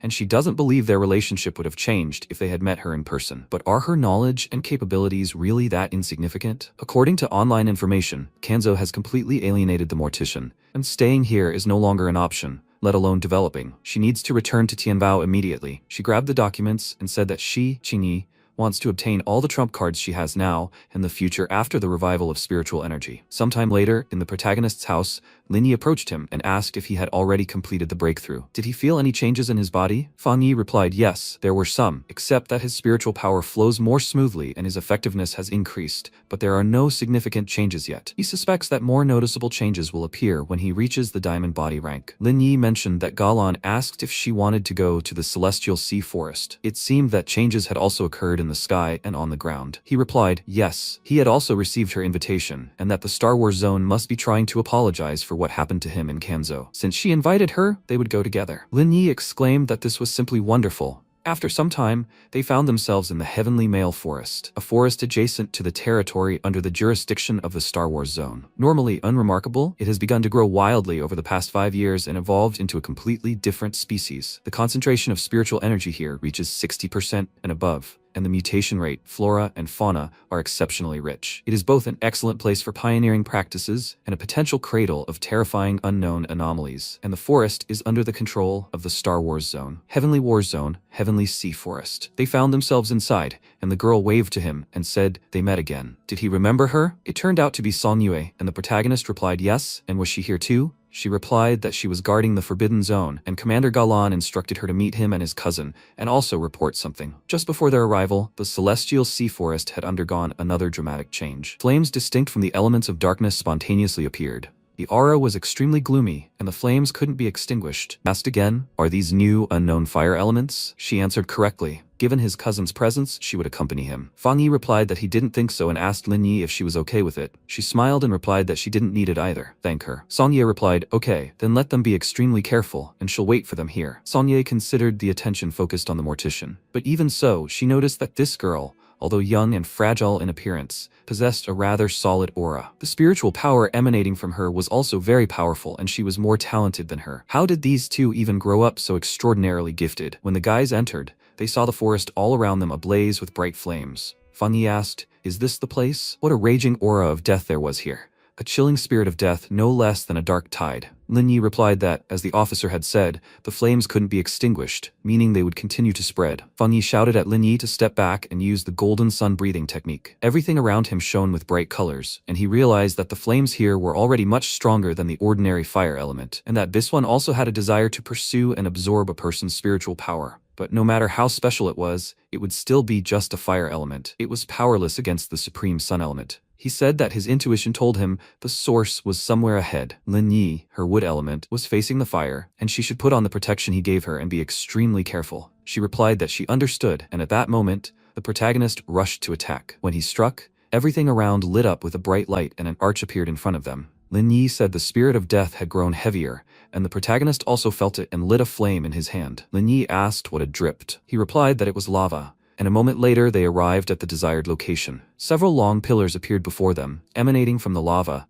and the system reported that signs of great changes in the heavens and earth had been detected. A preliminary determination indicated fluctuations in the twilight fire element. The system began automatically collecting data. The protagonist withdrew his hand, and the system reported that he had obtained the twilight fire element, the twilight deity orb. This could absorb the powers of surrounding elements and strengthen the sun element depending on the absorbed powers. He asked, something between the fire and desolation elements? It specifically nourishes and strengthens the sun element. A new death branding technique had also been obtained. Be careful. The special element of this ability must be implemented with caution. He didn't understand what was happening, and the system reported that it had the ability to inflict an infinite number of deaths and impose a death brand on the body of the slain enemy. The enemy feels no suffering due to fear of death, entering an endless cycle of death. The effects of the death brand: yellow source flames reaching from all directions endlessly burn those marked with the death brand. Death crash is highly toxic, as the name suggests. The body is invaded, and the death curse is endlessly destroyed. Hellish vision: the gates of hell open for those marked,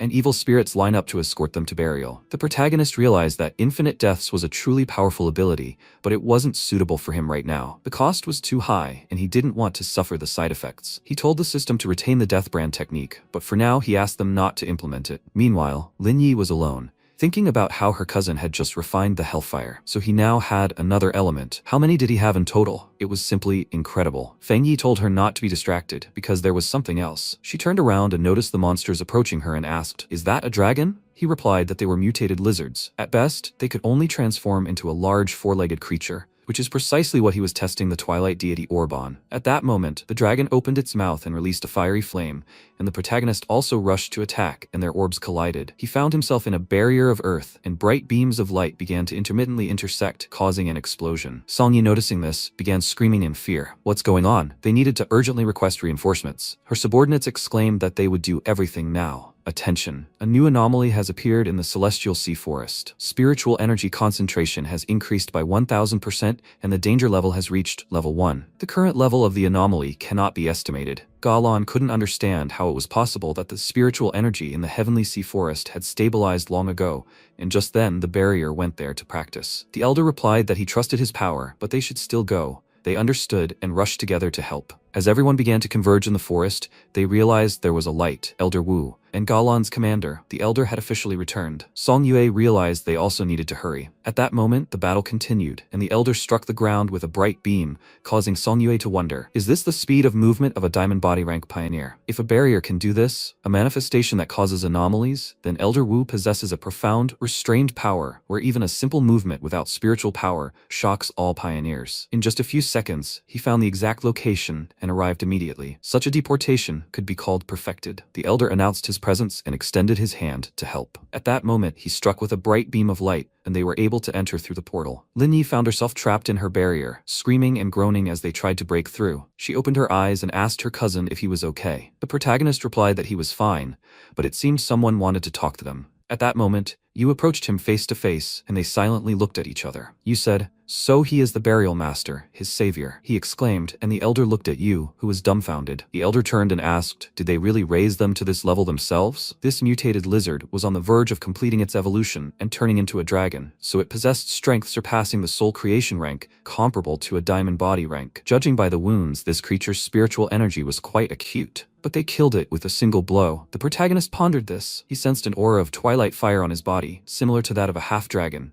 and also extremely pure. Could what the warning system had detected be true? Galan arrived on the scene and asked, "Have they sorted it out yet? Did they kill the creature immediately?" She wondered if the half-dragon had broken through the boundary. It would have acquired abilities comparable to a diamond body. They hadn't noticed its presence before. If it weren't for the burying spirit, the consequences would have been unimaginable. Fang Yi replied, "It really is him. There's no need to stand on ceremony. He's very happy he's recovered." Yu exclaimed, realizing that he too could retire peacefully with such a powerful junior. Since he'd killed the half-dragon, couldn't he keep it a secret from them and not tell anyone outside the Heavenly Sea Forest about the creature's existence, including its association? Fang Yi thought it all made sense. So, the Heavenly Sea Forest looks like a mutation and cultivation zone under the control of the Star Wars zone. But in reality, due to the frequent surges of spiritual energy, anything can appear here. If that happens, perhaps this nothingness seems even more ugly than the anomalies of the dark elements. It seemed the Star Wars Zone was taking on more responsibility, not wanting to burden the association even further. And he replied, "No problem." The Twilight Fire element he had just absorbing it as the basis of his attack, was very reminiscent of the legendary Tauti. The lizard that had absorbed the Twilight Fire was able to mutate into a half-dragon. Could the secret of the Heavenly Sea Forest really be that a Tauti once existed here? The anomalous changes brought about by the rebirth of spiritual energy, and even the mutated creatures of ordinary life, had already caused horrific damage. If it were a monster like a Tauti, it would truly be a disaster. It's no wonder the Star Wars Zone treats this place so seriously. You assumed they understood each other and shook his hand. Fang Yi did the same and replied, "Of course, neither of them wanted high-level anomalies to be born, but the emergence of names doesn't need to create additional pressure on more people, right?" After a while, a strange sound and sensation appeared below, prompting Fang Yi to ask what kind of aura it was. Lin Yi guessed it was a fragrant, heart-pleasing aura, and Galan realized it was spiritual energy. Had this monster already broken through to the diamond body rank and emerged from seclusion? A young man with long hair appeared before them, smiling and confidently looking ahead. It turned out he was a man from the Star Wars Zone, a wood element pioneer named Bai Su. The guys who saw him asked if he had successfully reached the diamond body rank. Song Yu exclaimed that this was excellent. The Star Wars Zone would finally have a master of such a high level. Fang Yi thought, wait, his spiritual energy is actually different. Bai Su smiled and said, "Teacher Yu, Galan has emerged from seclusion." He looked at Fang Yi and wondered who this was. Yu immediately asked for an introduction. He was the wood element pioneer and their Star Warrior Zone, Bai Su. He was their trump card. Previously, he had been in seclusion to break through to the diamond body rank. Bai Su greeted him and stated his name, but he should add that he was currently halfway to the diamond body rank and had not yet truly broken through. Fang Yi greeted him and also stated his name, stating that he was a burial master, the captain of the Tianbao City Association. He reflected that this man's spiritual body was pure, the energy evenly covering his entire body. Unlike other pioneers or anomalies who were aggressive and oppressive,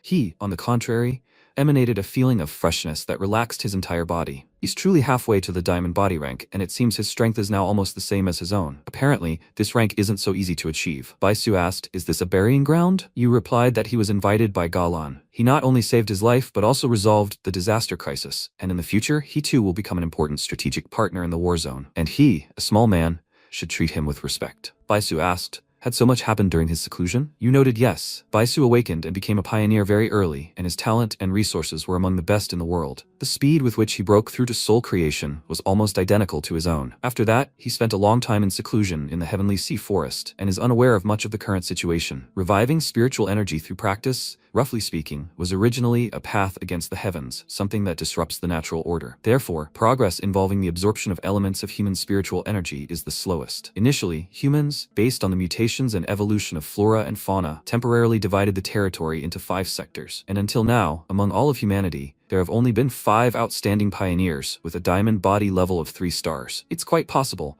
there are freelance pioneers with similar talents to his, a mortician, unknown to them, but even they, in the true sense of the word, are like the phoenix's feather and cannot advance further. The concentration of spiritual energy gradually increases and the difficulty of breaking through for pioneers decreases, but the diamond body remains formidable and has passed through a barrier similar to the heavenly barrier. Pioneers can barely break through to this rank, and some even lose it during their lifetime. But after reaching the diamond body rank, a person's entire body undergoes profound changes, one might say a rebirth. This approaches what the ancients called the supernatural ascension of immortality. The body is more deeply imbued with spiritual energy. Bai Su is half a step away from the diamond body, and his elemental abilities haven't spiraled out of control. Instead, they become more harmonious and beneficial for both himself and those around him. This is good, and he is very pleased. Bai Su replied that he thinks he too is a mortician, and also quite powerful. Fang Yi listened silently to all these statements, and Baisu said that before the breakthrough, he felt a vibration of spiritual energy emanating from him. Under its influence, he was half a step away from breaking through to the diamond body, so he really wanted to fight him. What would he say about this? The protagonist thought that this Baisu was modest in personality,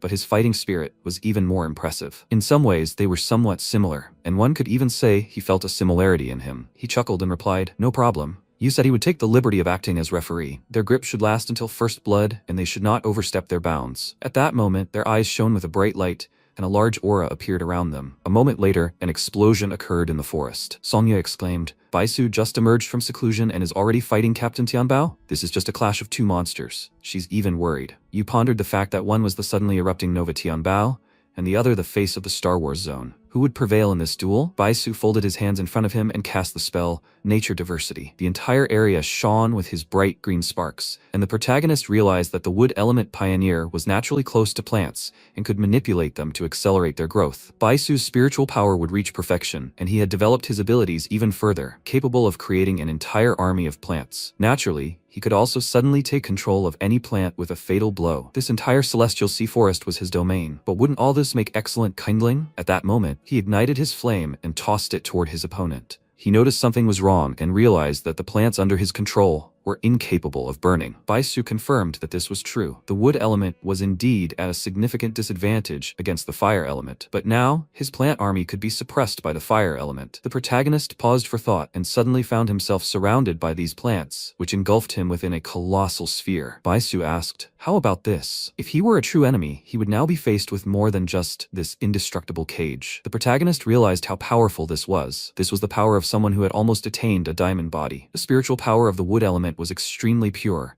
and he was using the local plants to their limits. Baisu said it was best not to touch them for too long. This giant tree itself possessed poisonous properties, and after he began using it, he became even purer and more concentrated, even if he was the first to pass from the 3rd star level of soul creation. Fang Yi asked again, "Is that so? When should he test it?" At that moment, with a grin, he touched these plants, and fiery rays of light began to erupt from the cage. Baisu was greatly surprised by this phenomenon, and a moment later all the plants began to burn. In his mind, he thought, "This can't be true," and was dumbfounded with horror. Plants enhanced by his spiritual energy couldn't possibly be burned by the fire element. What was that terrifying flame? Fang Yi replied that he'd been distracted, and that he'd appeared behind him. Baisu immediately shifted position, confused. He was clearly at the level of the 3rd soul creation star, but his abilities were no less impressive. The protagonist appeared opposite him, and Baisu said he'd read that he'd reintroduced spiritual energy into the heavenly sea forest and had predicted an escape route. The entire forest and surrounding trees were ablaze. Baisu asked if he'd intentionally burned the forest. Fang Yi replied that he was correct. He was quite strong,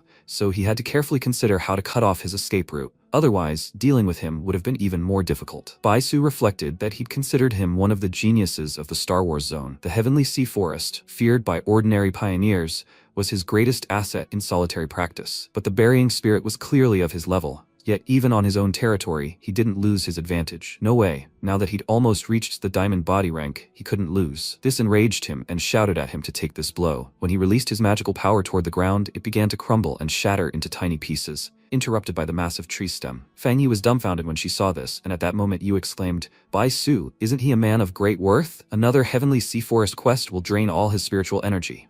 At that moment, the plants began to glow with a bright light, and Baisu screamed in anger. Yu shouted his name in fear, and everyone hoped for a good outcome. Baisu recreated the world and struck with the incredible power of the protagonist. He wondered if this was powerful wood energy, and at that moment, he shouted to the elder and Galan that the duel wasn't over yet, and to leave it to him. Yu looked at him in surprise, then saw fire in his eyes. Fang Yi rushed forward, raised his hand, and struck a bright beam of light into the sky. It shattered several parts of Baisu's plant, and he began coughing up blood. He shouted that he could recreate an entire heavenly forest, and Fang Yi asked, "Is that all he can do?" He approached him closely and wanted to punch him, but Baisu created a protective barrier around himself, which eventually shattered. A moment later, the protagonist struck the ground, causing a loud explosion, and the guys were discussing that he seemed disappointed with the strength of the Star Wars Zone. Baisu, the strongest among them, was not enough for him. Song Yue suggested he had a point. Reducing Baisu to such a state was surprising. Lin Yi reflected that her cousin hadn't used half his strength, hadn't even demonstrated many other abilities, and the defeat of this Star Wars Zone genius was more than expected. You didn't think Baisu would give up so quickly, let alone lose his composure. After all, the difference between the successors of the Star Wars Zone and the Burial Mage was too obvious. Galan replied that he knew that while he may appear serene on the outside, his nature was as simple as a child's and he was truly obsessed with martial arts. When the dust cleared, Baisu thanked Fang Yi, but shouted that he could still fight. His spiritual energy had not yet run out, and Feng Yi replied that he thought it was time to end it. At this moment, Bai Su clapped his hands and shouted, "Myriad living beings must obey his command." Feng Yi reflected that he had used spiritual energy to create clones, and that he truly stood out among the pioneers. One could even call him the strongest opponent he had ever encountered. He had significantly exhausted his spiritual energy, yet when these clones moved to destroy him, they didn't understand where he was. Bai Su felt him right there. Suddenly, he felt his legs engulfed in flames and cried out in surprise. He realized he couldn't move and stared ahead. Feng Yi appeared right in front of him and asked, "Can you finish now?" Bai Su's defeat was obvious. "You said that the burying beast never ceases to amaze." Galan had expected Bai Su's defeat, but not such a crushing one. This monster had also suffered its first full blow. Lin Yi knew it, and their friends shouted that Bai Su's defeat was expected. After all, he was up against someone who had single-handedly dealt with 2 calamity-level anomalies. Song Yue said it was true. No matter how many plants he created, there was hardly a chance of victory. When Bai Su rose to his feet, trying to catch his breath, he asked, "Are you a half-diamond genius?" He's impressed and thanks him for the fight, but he had business to attend to, so he apologized and would move on. Feng Yi replied, "Okay, no problem," and Galan exclaimed, "Where are you going?" He replied that he was going into seclusion, and Galan exclaimed in surprise, but he had just emerged from it. The war zone was full of matters requiring his intervention. Wu asked her to leave him alone. This was his first time suffering such a defeat. The elder turned his attention to Feng Yi and asked Barry if he wished to remain in their Star War zone. Even though he was the captain of the Tianbao Association, combining both positions was entirely possible. He wants him to become his successor. Feng Yi asked again, "Successor?" The elder confirmed that it was true. He wanted to raise him. He wouldn't lie that he ranks the Star Wars zone second in the entire country in terms of resources, and no one would dare call themselves first. That's not something you could get for ordinary quests. Later, he introduces him to people from the Divine City. The future Xia Divine City, the largest in the country, controls colossal potential resources. The Star Wars zones were originally created by the Divine City and only later moved here. Anyone worthy of being in the Divine City is very populous, and there they will definitely be able to fully realize their potential, frequently interacting and exchanging experiences with first-class pioneers, and by then, his level will already have surpassed his. He thanked you for the offer, but he has no such desire. Actually, he doesn't belong to the association. The rank of captain is just a formality,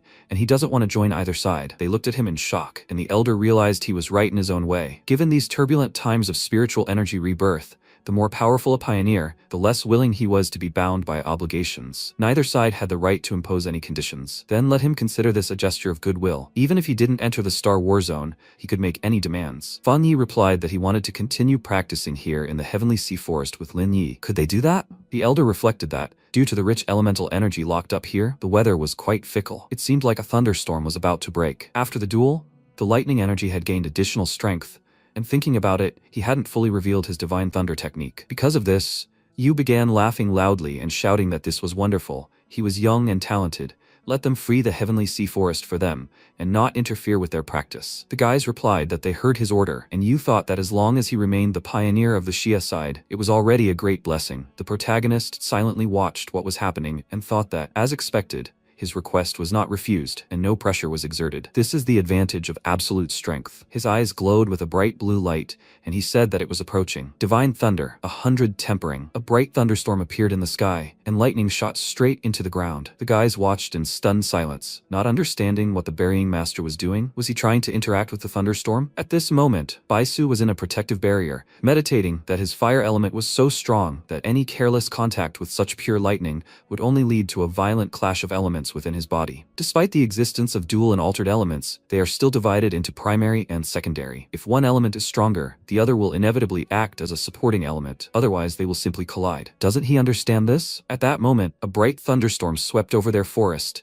and a smile appeared on Feng Yi's face. A loud explosion erupted in the forest, and Song Yue, covering her face, screamed in fear. Elder Wu, Galan, isn't he going to stop the mortician? The thunderstorm in the Heavenly Sea Forest doesn't allow any living creatures to approach it, and he's going to summon Divine Thunder? Galan replied that it was because he possessed the lightning element. The previously known tyrant was the mortician. Song Yue exclaimed in fear. What? Her friend also screamed. Has he been in the war zone too long? Dual elements aren't that rare here, but this is simply unimaginable. Galan remarked that they weren't the only ones surprised. She had felt the same way when she first learned about it. He's often called the Berry, so much so that everyone has forgotten he also holds the title of Tyrant. Throughout the entire Xia nation, he's a genius, surpassing an entire era. The more powerful the thunderstorm, the more he can transform into his own power. The protagonist realized this was excellent, because what he lacked was spiritual energy. He used the Divine Thunder spell, 100 temperings, tempering his entire body. Bones, meridians, every particle of flesh, all of it, whirled in a vortex of 10,000 lightning bolts. Each element received became more harmonious,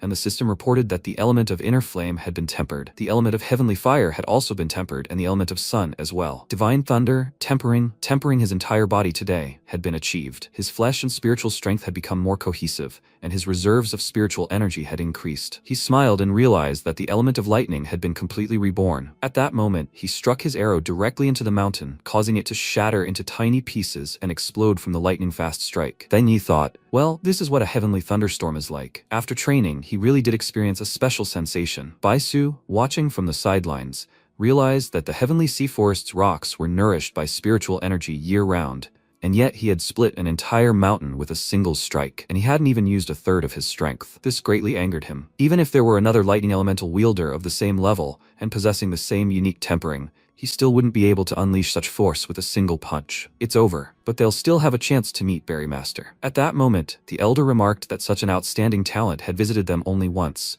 but brought surprise after surprise. The youth violated their respects, how they wished he remained in their war zone. He was capable of openly defeating Baisu and destroying the anomaly that had become a natural disaster. This man possessed superior strength and character. He was able to single-handedly rise to the forefront of the country, and such talent was even a little frightening. If such a person were to succeed him, he would definitely have no regrets in his life. Galan remarked that, however, in a sense, it was the Star War Zone that needed the Berrymaster now, not them. He laughed at her words and said he felt she too had changed greatly. Galan asked, is that true? He confirmed his words and, laughing, said he was now even more confident in her future. By the way, perhaps they should invite that young lady along? It was Lin Yi, who was in a protective barrier and had floated above the ground. She was meditating, and the protagonist approached her and realized that such an opportunity was rare, so they needed to try hard. At that moment, he noticed something amiss and turned his attention to the elder. Galan asked, haven't they left yet? You laughed and said yes? He had an idea, but he didn't have to promise him anything. He wanted to invite his relative, Lin Yi,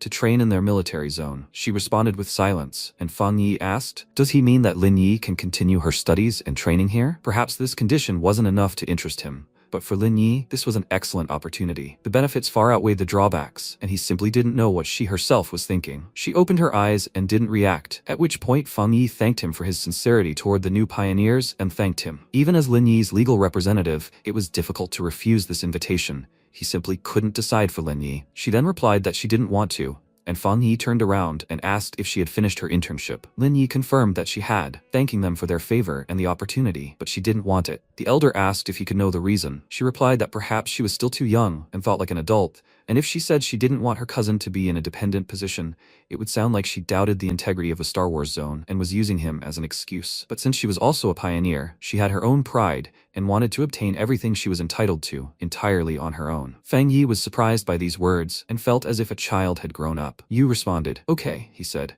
They were too superficial, so he apologized to her. They would continue to monitor her progress, and Lin Yi cried out, make sure. After some time, the guys found themselves home, and the protagonists thought the spiritual energy reserve problem had been solved. Now they needed to organize the Twilight Fire element and figure out how to use it. There was also the more complex Death Brand technique. These were all his weaknesses. Lin Yi asked, cousin, who's that sitting at their door? It turned out to be Qingying, who exclaimed that they were finally back and stretched. She rose to her feet, and she was sitting at the door. Had something happened? Qingying replied that something serious had happened at the border, and the captain had contacted their association and urgently requested assistance. He asked again, a captain from Yuanzhou, and where does this man live? Qingying replied that he was currently seriously injured, and he was still receiving treatment at their association. She had struggled to get out of Yuanzhou to deliver the message, and with no other choice, she named him, not the mortician. When he arrived at the Tianbao Association's branch medical center, Qingying shouted for Chen Ruo. She turned around in surprise and exclaimed with joy that Qingying had arrived. And who was next to her? Qingying announced that it was Captain Tianbao, a mortician. And this was Captain Chen Ruo of Yuanzhou. Chen Ruo greeted the captain and stated her name,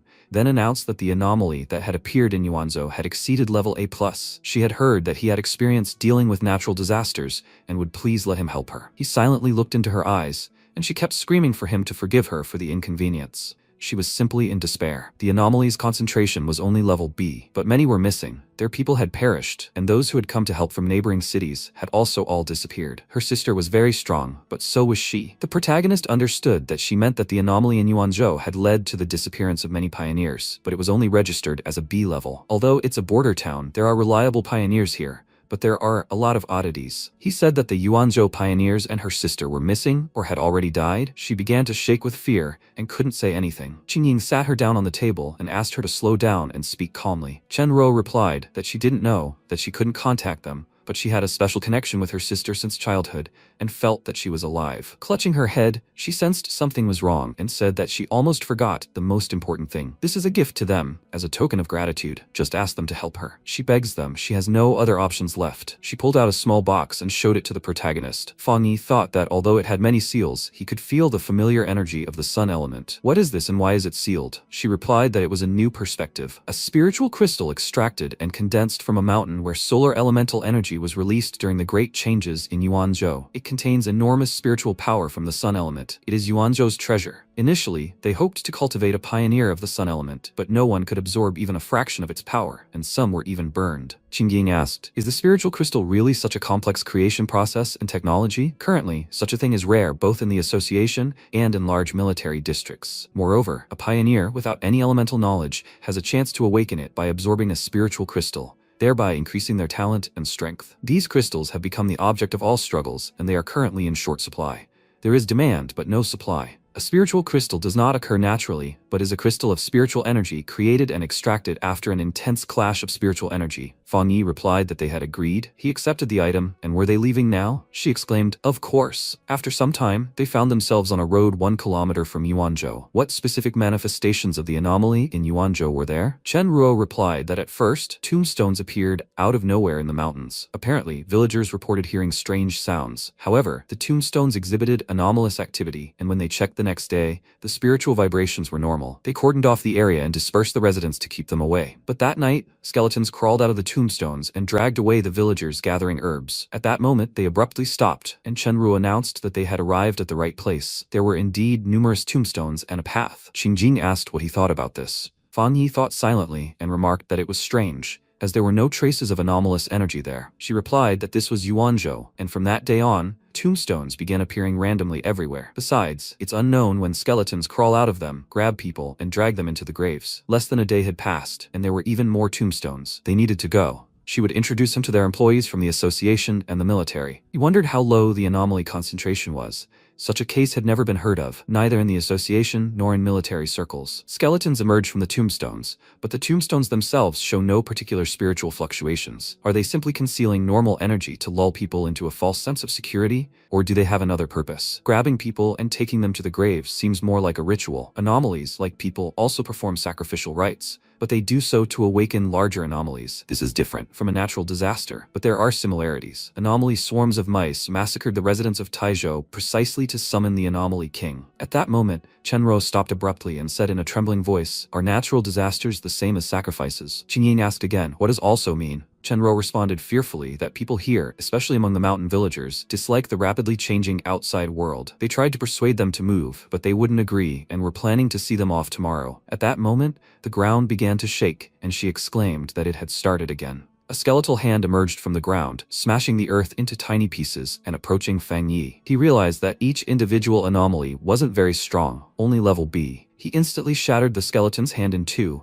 and leaped into the air with his sword, then silently turned and watched the scene unfold. The skeleton continued to rush in and grabbed his sword. Qingying didn't understand what was happening. Weren't they afraid of the sun element? Numerous skeletons rushed at them, and Fang Yi smiled and said, "I think so, but he needs to check." The task was getting more and more interesting. He began his battle, destroying the skeletons with powerful magical powers. Chenrua was surprised and shouted that these skeletons weren't high level, but they felt no pain and had no concept of death or stopping their attacks. There were more of them than when she'd escaped last time. Killing them all was simply impossible. Couldn't even a mortician do anything? Qingying shouted at her not to lose heart and continued the battle. Suddenly, another skeleton appeared right next to her, and she screamed. "What is this?" Fang Yi exclaimed. "Activate the Twilight Deity Sphere." A huge magical ball appeared above him, igniting all the attacking skeletons and smashing them into pieces. The system reported that a special death element had been detected. The element was being continuously absorbed, energy converted, and the sun element was being strengthened. The sun element strengthening was complete. Everything around them glowed with a bright pink light, and the girls closed their eyes against the increasing wind. Bang Yi created a fiery flame around himself that turned into black smoke, and Qingying asked, "Can she see this? This is the true power of a mortician." Chen Ruo shouted that he was too strong, that the mortician truly lived up to his reputation, and that this fire had just burned both the skeletons and the tombstone. She had previously been narrow-minded, but now Yuanzhou City had salvation.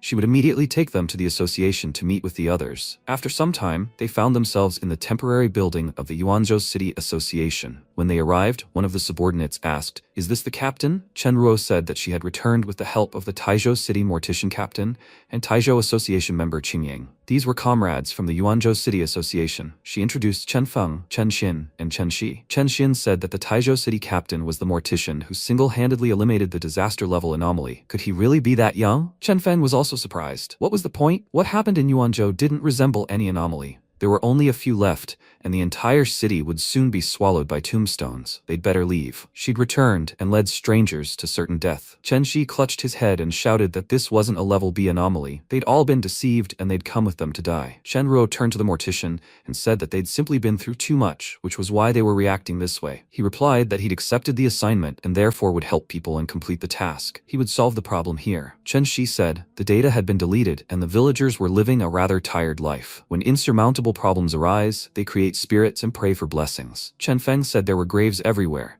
and they were all praying for blessings. They couldn't convince them otherwise, so they should go and see for themselves. The protagonist looked at this city and wondered, a major ritual for summoning spirits and praying for blessings? Ancient villages, simple beliefs, and ancient rituals will turn out to have something in common with the manifested anomaly. At that moment, the guys exchanged glances when they heard a loud sound, and everyone gathered in a line. Chen Ruo said that this was a ritual that was about to begin. Such a crowd of people. If the anomaly from the tombstones erupted, everything would be bad. He replied that he thought this event was not bad. Who would come with him to watch it? After some time, people gathered in the square and created a huge bonfire. They gathered around and asked the god to open his eyes and look at their children, to show mercy, to save their children. They were ready to give their lives. They continued to shout and pray to the gods and worship directly into the ground. At that moment, the fire stopped, and one of the people cried out in fear. Had the sacred fire gone out? At that moment, cracks began to appear from the ground right in the square, and he realized that it was a tombstone, and the skeleton of a monster appeared again. At that moment, skeletons leaped out of the smoke, and the people began shaking and screaming in fear. They realized their best course of action was to flee. Some trembled and prayed to the heavens and the deities. This must be a test for them. One of the little girls clung to her mother, praying for the gods to save them and asking her mother about it. Suddenly, the skeletons began grabbing people, and they screamed for help. One of the skeletons grabbed the girl's mother and began to strangle her, while the girl screamed and cried in fear. When the skeleton tried to grab her too, the protagonist intervened and destroyed the monster with his fire. All the skeletons began screaming in terror and disintegrating into its tiny pieces. The onlookers were amazed at this phenomenon and shouted that it was heavenly fire. Heavenly fire appeared and burned all the skeletons, and when the protagonist came out into the square, he said there was no need to pray to the gods. There are no gods in this world, and they will not come. The people were surprised and couldn't respond. Suddenly, one of them shouted for the gods to show their power, for the deity to destroy the disasters, for the gods to save them. There were still so many skeletons there. Fang Yi let out a disheartened sigh and, raising his hand, asked the Twilight Deity Sphere to turn toward him. He wasn't a god. He was a pioneer captain from Taizhou City, codenamed Entomber. When everyone turned their attention to him, they began to wonder, what is this? What kind of Entomber is this? What does he do? And what is this strange ability? Chen Ruo exclaimed that she had said he was an extraordinary pioneer, but they didn't believe her. He had destroyed celestial disaster-level anomalies in cities, and single-handedly challenged the third-ranking association in Kanzhou City. Someone heard that the association headquarters and the Star War zones were already welcoming him as an honored guest. When the protagonist rose, he saw a pile of skeletons off to the side, and the system reported that the Twilight Society sphere was absorbing a large amount of unknown elements, the strength of the sun elements increasing. He looked into the distance and asked for permission to use the universe's version of the curved flame sword technique to liberate Yuanzhou City. At that moment, and with those words, he struck the ground with a bright beam of light, causing all the skeletons to ignite in flames. People cried out tearfully that the heavens would not allow the city to perish, that they would disappear, but the coffins and bones vanished instantly. The Anding Zone's anomaly values had returned to normal. The Baimu Zone's anomaly values had also returned to normal. Ahead was the Jinming Zone with the highest concentration, but suddenly she froze, And Qingying asked, no, didn't they notice? The pillars of light actually grew larger, and she exclaimed that there were some fluctuations in the Jinming zone. The anomaly concentration was continuously accumulating. This was the foundation of the anomaly king. When this king appeared face to face with the protagonist, the system reported that an unknown element had been discovered, unlocked, and was being analyzed. The name of this element is the element of death. When the monster began screaming loudly and releasing its green energy, the protagonist silently looked at the creature and wondered, is that an extremely unpleasant smell? Chenro asked fearfully. What is it? Xinyin screamed. Such an abnormal concentration, even stronger than last time in Taizo. It was bearing down on him, forcing him to lie down without stopping. When the Skeleton King turned his attention to Fang Yi, he was frozen with horror. He felt a sense of forced distortion of consciousness, as if his brain were contaminated. What was this nauseating sensation? What power? Could this really be the born and fully evolved king of anomalies? The aura of death was stronger than any he had encountered before. Skeletons began to pounce on him, and Fang Yi pulled himself together and began slaughtering these creatures right in front of his face. The sun element suppresses darkness, and since the death element is an offshoot of darkness, it's not of any kind. However, even his strengthened sun element couldn't completely suppress it. The people on the ground continued to cry out to the deities, calling for miracles to appear again. They begged for protection of the city and for blessings to all living beings. The skeleton rejoiced at these words, and at that moment, Xinjing was frozen with horror. She saw the protagonist in danger and cried out, "Coffin Master." He was completely enveloped by the skeleton's powers and was powerless. His sword fell and shattered into pieces. Meanwhile, Taizhou Lin Yi was dumbfounded and sensed something was wrong. She clutched her heart and asked, "Cousin, why was she so afraid?" He was just carrying out missions as always. He was strong and had easily destroyed 2 anomaly kings. Could something really go wrong this time? If she had known, she would have disobeyed and gone with them to Yuanzhou. She grabbed her phone and saw Galan calling. She answered and reported that they had received her message. Yuanzhou was overwhelmed with mass graves and a quarantine had already been imposed. Her brother was in trouble. Meanwhile, all the officials at the Taizhou Association had gathered and began discussing how, just as things were beginning to improve, the Coffin Master had truly fallen. Was humanity's struggle pointless, even if the mortician couldn't do it? Discussions began in the meeting hall at the association headquarters in Shenzhou City. One of them declared the association's negligence toward Yuanzhou deplorable. The surge of a B-level anomaly and the sudden roll of the anomaly, and they also confirmed that it must be destroyed to complete its evolution. Yuzhoi rose to her feet and asked, "Is now the time to talk about this?" She was heading to Yuanzhou. One of those present began shouting, "Why? After all, she was Shenzhou's key vanguard. The military command was already dispatching forces to break through to Yuanzhou." Yuzhoi replied that first, they nearly lost a respected diamond body level master, and now they had sacrificed the Xia State Pillar. She wondered what they were going to do. If they couldn't defeat the anomaly, then they wouldn't fight. When did the association become like this? She categorically disagreed with their position. He asked again. What did she mean? The mortician had decided to go to Yuanzhou himself. This is the era of spiritual energy rebirth. One wrong step and death will come. So what's so surprising, even if it's him? Yuzhoi exclaimed. Right. Then she suggests simply waiting for death. Why is he resisting and practicing? When Shenzhou faced disaster, and why did Elder Wu sacrifice himself to seal it? Should they seal it, leave it, and wait for extinction? She became very angry and glowed brightly, and the guys shouted that they also cared about the common good. What could she do even if she went there? Yuzhoi realized they were just cowards. She had personally witnessed the burying creature's power and didn't believe it could die so easily. After a while, numerous armored vehicles appeared on the outskirts of Yuanzhou. The elder looked at the purple sky in surprise and said that this king of anomalies possessed elements of darkness, a previously unseen element of death. He speculated that the burying creature's misfortune was likely due to a trap from which there was no escape. They got out of the car with Galan and were met by subordinates who reported that military equipment could not break through. Galan asked what this meant. The man replied that all available forces of the military region had already been mobilized for support, but after several attempts, there was no result. Yuanzhou was already covered in massive tombstones. No matter how many forces they sent, more and more tombstones appeared to engulf them. All attacks were ineffective. Their fighters on the front lines were already all absorbed by the tombstones. The Anomaly King's power continued to gradually spread pollen, affecting the outskirts. When Lin Yi heard this, she began to tremble with fear, and the men reported that, according to their analysis, the probability of solving the problem in Yuanzhou was 0. At that moment, a skeletal expression appeared directly above the sky. The men begged the Wu elders to retreat. The Anomaly King was not afraid of any elements. It was even capable of suppressing their forces, including the Burial King. Lin Yi exclaimed, "No, this cannot be." They'd worked hard, but she'd be heading to Yuanzhou herself. Meanwhile, a multitude of tombstones appeared in Yueyuan Square, and the surrounding area glowed with a bright green light. Both Qingying and Chenruo's names were inscribed on them. Skeletons broke through the enormous chains and emerged from the data above the coffins to destroy specific people. They captured them, and one of them turned out to be the protagonist. The system reported that the death mark was successfully activated, and he now possessed the power of endless death. The death brand trial was complete. He woke up and felt this death brand. This trial made him feel that even the Death Lord was quite sweet and kind, but he didn't want to go through this ordeal of reincarnation again. When he realized that he had been struck by the Death Lord's ability, that death was inevitable, he made the same decision. He was waiting for death in the end anyway, and all he could do was take the risk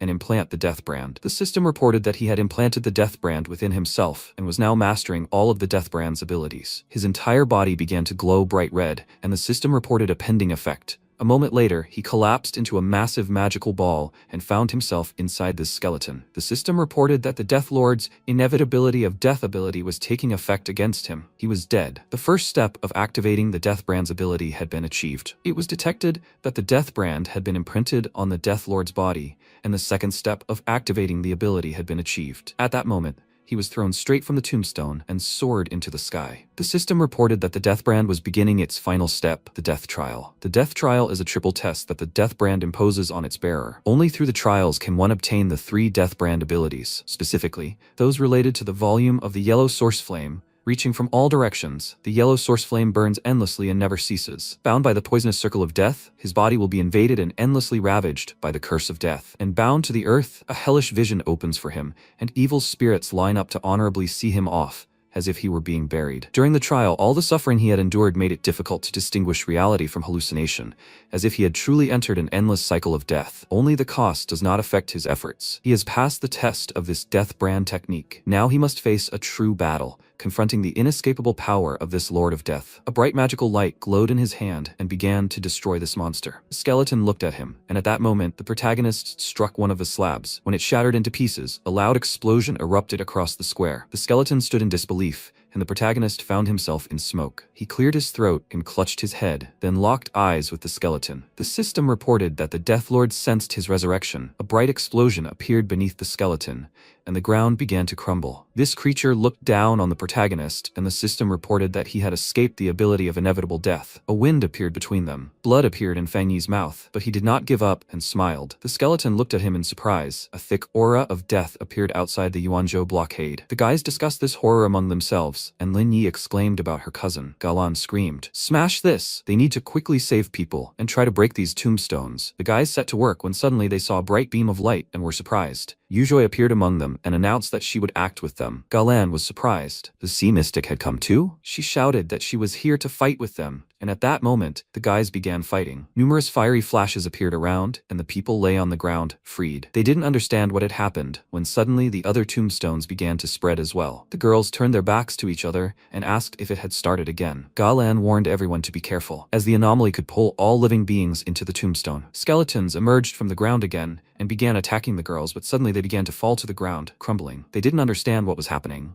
and Yuzhoi asked, "A mass retreat? What was the local anomaly planning again?" Galan replied that she had no idea, but it must be something grand. Since it wasn't here, all they could do was improvise. At that moment, an elder came out to them and said that perhaps it was for the best. If the Anomaly King had withdrawn his power, then the people recently buried here had a chance to return. This meant that the barrier hadn't died, but rather caused the Anomaly King a lot of trouble. Fang Yi looked ahead, and the system reported 2 deaths. The Death Lord's abilities caused him to enter a cycle of deaths, with a 10% weakening rate. He realized that confronting this Death Lord would be death itself. It seemed as if only death and destruction existed before him. This ability of inevitable death made him quite unique among anomalies. But now, this ability of inevitable death would work against him. All his strength was directed toward the skeleton, and the protagonists waited for this moment, when suddenly everything around them drank. The system reported 3 deaths. Due to his abilities, the Death Lord had been weakened once again, and was beginning a senseless cycle of death. The weakening level was 30%. At this moment, the skeleton gradually began to disintegrate into small pieces,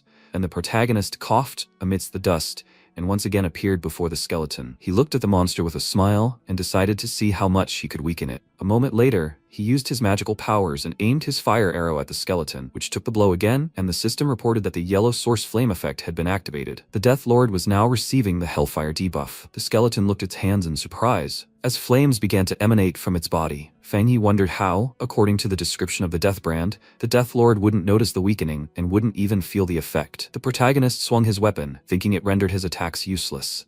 The skeleton stared at him, and Fang Yi screamed, "A heavenly fire strike." At that moment, their powers clashed, and the system reported a death count of 4. The Death Lord continued to weaken, its weakening level at 45%. The death effect had triggered. The protagonist realized it was starting all over again, and at that moment the skeleton grabbed his body with its hand. It brought him to its mouth and said, "The Death Lord should look inside." What had become of him? The skeleton looked at him in surprise, after which Fang Yi smiled and created a fiery sphere around himself, dissolving. The death count was 5. The skeleton roared again, its weakening level now at 60%. It fell to the ground and was shattered into pieces. The hellish vision effect triggered, and the Overlord's weakening rate increased. Outside Yuanzhou, new graves continued to open. Galan asked if she was imagining things, or if all the tombstones were collapsing. Yuzhoi confirmed that it was indeed so, and everyone should take a look. The front lines reported that the ghostly glow there was also gradually dissipating. Lin Yi exclaimed, meaning her cousin really was alive. The elders shouted for them to go to Yuanzhou. They still needed their help. They had to notify the team for support, and both the survivors and the injured had to be evacuated to prevent the anomalies from spreading further here. Had everyone returned to help? When they arrived in Yuanzhou, people were still crawling out of their graves, and one of them was Qin Ying. She didn't understand what had happened, and just then she felt as if she were about to lose her life. Moreover, when she was sucked into the tombstone, her body and soul were no longer there. She found herself in hell with no way to escape. But very quickly, this vision collapsed. She realized she needed to quickly save the people in these tombstones. She rushed to the tombstone, named Chen Ruo, and began screaming, "Is she alive? She needs to get out of here quickly." When she revealed it, she realized it was really her. But she hadn't vanished without a trace, like her younger sister, who had also been pulled underground. She looked up at the sky and wondered if everything was collapsing. At that moment, the skeleton fell to the ground again, exhausted, and the system reported that it was a noble death overlord. What kind of creatures were they? How dare they look down on him? Other monsters began to destroy the skeleton, and the system reported that the hellish landscape weakened the death overlord by 80%, then 90%, and finally 100%. The Death Overlord's abilities were completely weakened and seized by him. Congratulations, old Overlord. A new Overlord rises. When the protagonist defeated the skeleton, it rose above the city, and Qin Ying realized it was him. Yuzhoi suggested that the mortician wasn't dead. He managed to avoid the Death Lord's inevitable death spell and even summon 100 demons from the underworld to devour him. Yu replied that perhaps he was even more incredible than they thought. Inevitable death cannot be saved, it can only be destroyed. But the mortician, even when he was under the Death Lord's influence, found a way to destroy it. He truly died, but gained the power to destroy the Death Lord, returning from the dead. Yuzhou asked, but could a human possess the power to reverse life and death? The Death Lord is an awakened anomaly king. Perhaps the Death Lord has subjugated the Mortician? Sanyo said no, let them see. If the Mortician were completely defeated, he would become a puppet or an object for the Death Lord to parasitize. They couldn't save the survivors, and the creatures he summoned were attacking them. The boys started shouting that there was a girl there who was seriously injured and had turned blue. The girl herself didn't understand what was going on. She asked why it was so noisy. Hadn't she died? People began to wonder who was up there in the sky. Was he emanating the aura of the Anomaly King? Could it really exist? It was their sleeping lord, the Burying Lord. No, what a beautiful name. The girl said that he was a deity, their deity, and had defeated this abomination. The protagonist began to descend from the sky,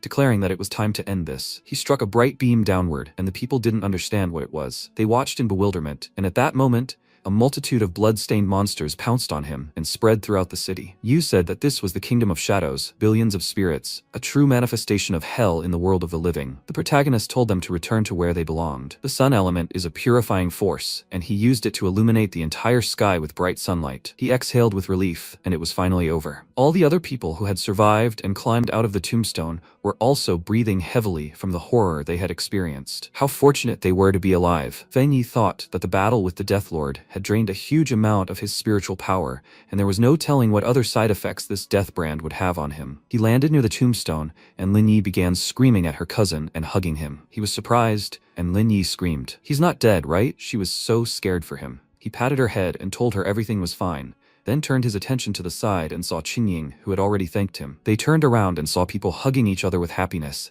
and he realized that her sister was alive. Consider them very lucky, given the tragedy. Afterwards, the elders reported that preliminary data was ready. The expected number of casualties in the city due to the Death Lord was approximately half the population. These texts generally failed to awaken spiritual energy or were absorbed for too long. There were 1,500 independent rescuers, and those who arrived in Yuanzhou, 50 were confirmed dead, 30 were listed as missing, and over 1,000 were injured. The elder responded that it was necessary to rebuild everything after the disaster and compensate the families of the dead and injured. Yuanzhou replied that they would also open aid channels, and Galan asked, "Teacher, if it was impossible to officially announce the beginning of the awakening of spiritual energy now, will the pioneers continue to hide the truth from the residents?" She felt so helpless. They couldn't save so many people. He replied that such matters were not for them to resolve with her. People weren't as weak as she thought.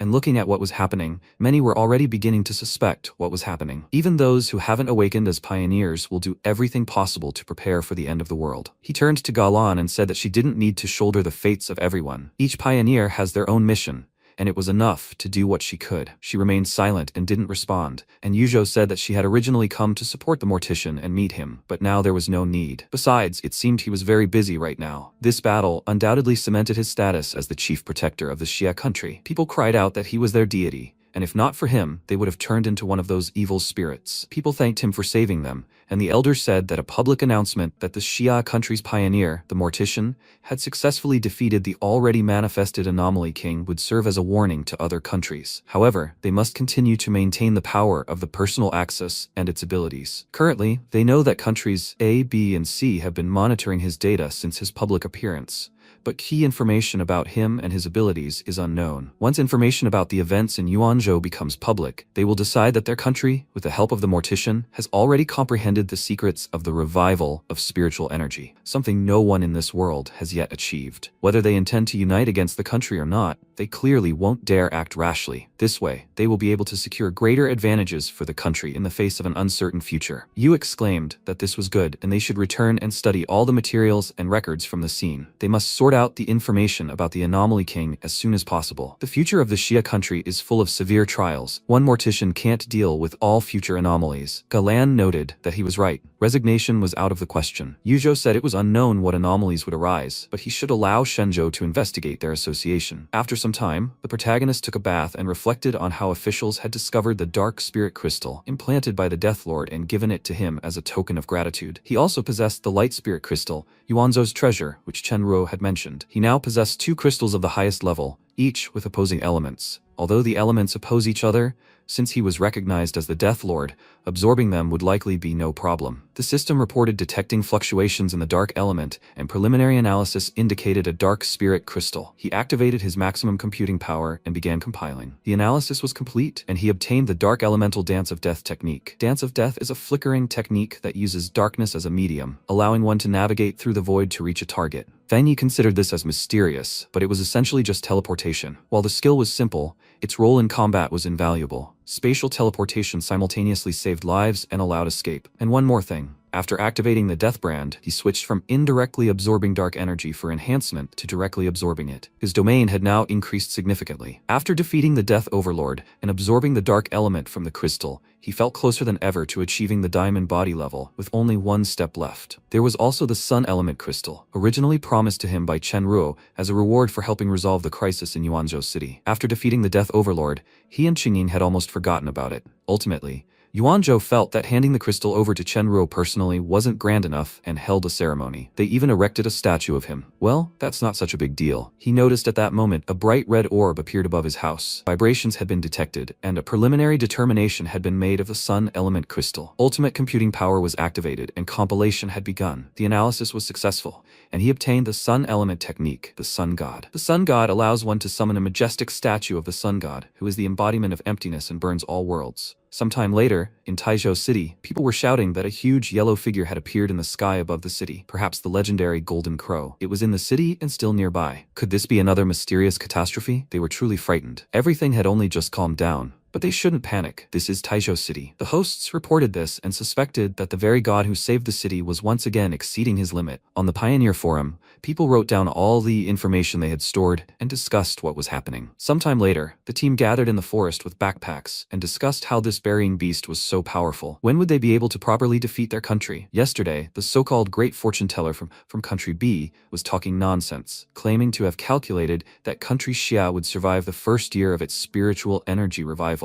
Qingli, a fortune teller from country B, then could his words be true? The young man shouted angrily, claiming that those loyal freaks would be the first to go. Qingli said that a lot had really happened in country Xia recently, and the young man shouted, "What does she mean? Is she against their country?" Another of her friends shouted that she had awakened long ago and was still at the rank of first star of the ghost apparatus. "Isn't that too weak?" Qingli exclaimed. "So what? Aren't there enough people at that rank? Does he want to learn spiritual techniques, or did he gather there just to look down on her?" The young man shouted that he understood everything. Such an arrogant young lady lady like her probably hates spiritual energy revivals. After all, being the object of insight is quite unpleasant, right? It's a shame because in today's world, she's trash. Qingli replied that it was funny. What kind of power do they have? They'll grovel before this burying lord anyway. If they really want to die with her, then let them become as strong as him first. He exclaimed. Stop. Does she really want to become a burying lord's partner? She was dumbfounded, and the guys started laughing at her, asking if she was worthy of it. They had never heard of him teaming up with anyone. She was kicked off the team and should go to her burying lord. Qingli yelled at them to wait because she had completed missions with them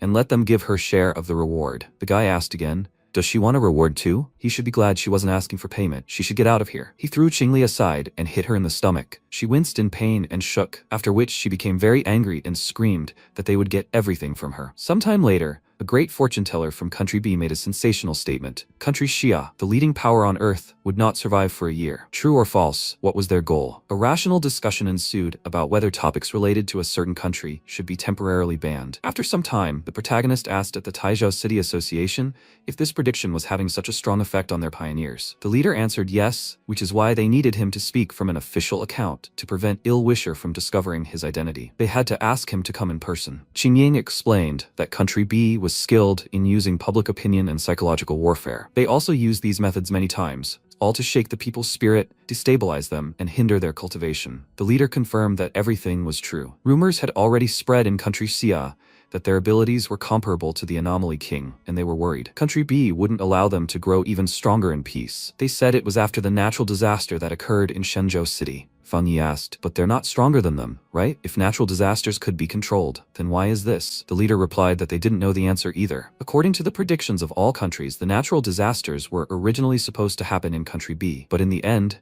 they almost happened in Shenzhou City, which almost caused them to lose an elder and many of their elite. He replied that he truly hadn't taken that into account. At that moment, he pressed the button on his laptop and saw that the end of the world wasn't keeping up with the speed of his breakthrough. People began to discuss, is the Burial Master planning to break through again? Could this be the Diamond Body rank? What terrifying progress! Those who stand at the pinnacle of spiritual energy revival, hadn't they noticed? The so-called hellish indulgence from the prophecy occurred precisely in Yuanzhou City. At a time like this, there's no need for long speeches and attacks on Country B. They just need to convey their strength in the simplest possible way. The discussion continued for some time, and eventually in Country B, the office staff at the Attack Information Center began to discuss how this barrier was simply disgusting. How did he gain such unimaginable influence? They still haven't received the barrier's data? They're simply worthless. If they don't find this person, they can't count on this job. This was the threat of the network data expert from Country B's pioneers, shouting that no one would dare interfere with their plan. Fang Yi replied that everything should calm down for a while, and the head of the organization thanked him with a grin. Suddenly, one of the employees ran up to him and shouted, Mr. Barrier. He sent a message that two powerful elements had merged in the west, forming a new restricted area. Country Xia had already cordoned it off. He asked what elements these were. He replied that this was sun and darkness, an extremely dangerous zone, but perhaps one that held great power. The sea mystic from headquarters had specifically notified them,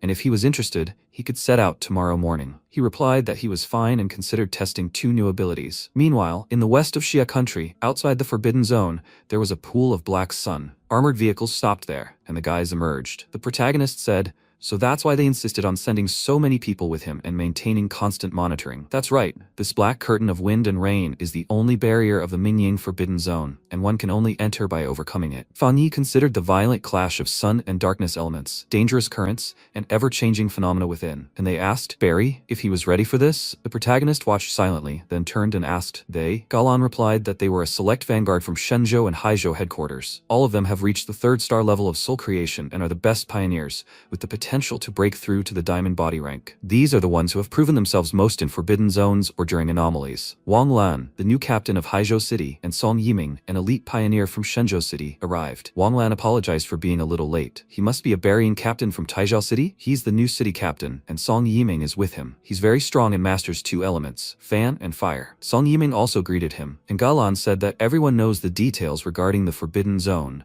Then they should rely on their own strength, open the dark storm curtain, and enter. The protagonist turned around and wondered why the two were staring at him. Suddenly, Song Yiming exhaled and said that if that's the case, he'll go first. One of the reasons he accepted the mission from those old men at headquarters was because he was a mortician. It's said that not only does he possess a rare talent and the sun element, but during the recent disaster in Yuanzhou City, he also mastered the ability of the darkness element. He also possesses the purest fire element, supplemented by the wind element, which pushes the fire's power to the limit. Would the gap with his sun element then be significant? Galan reported that Song Yiming, a dual-element genius from headquarters, had already smashed both of his elements to the limit, and this dark storm curtain was difficult to penetrate, mainly because the properties of darkness somehow condense and simulate extremely harsh weather conditions. But for games, it's a piece of cake. At that moment, Wang Lan said he would go next. The water-cutting technique didn't seem aggressive, but with his leveling, his defense had reached the highest level. When he used his magic, he commented on how powerful the dark energy was. If he'd only recently broken through to the third soul creation star,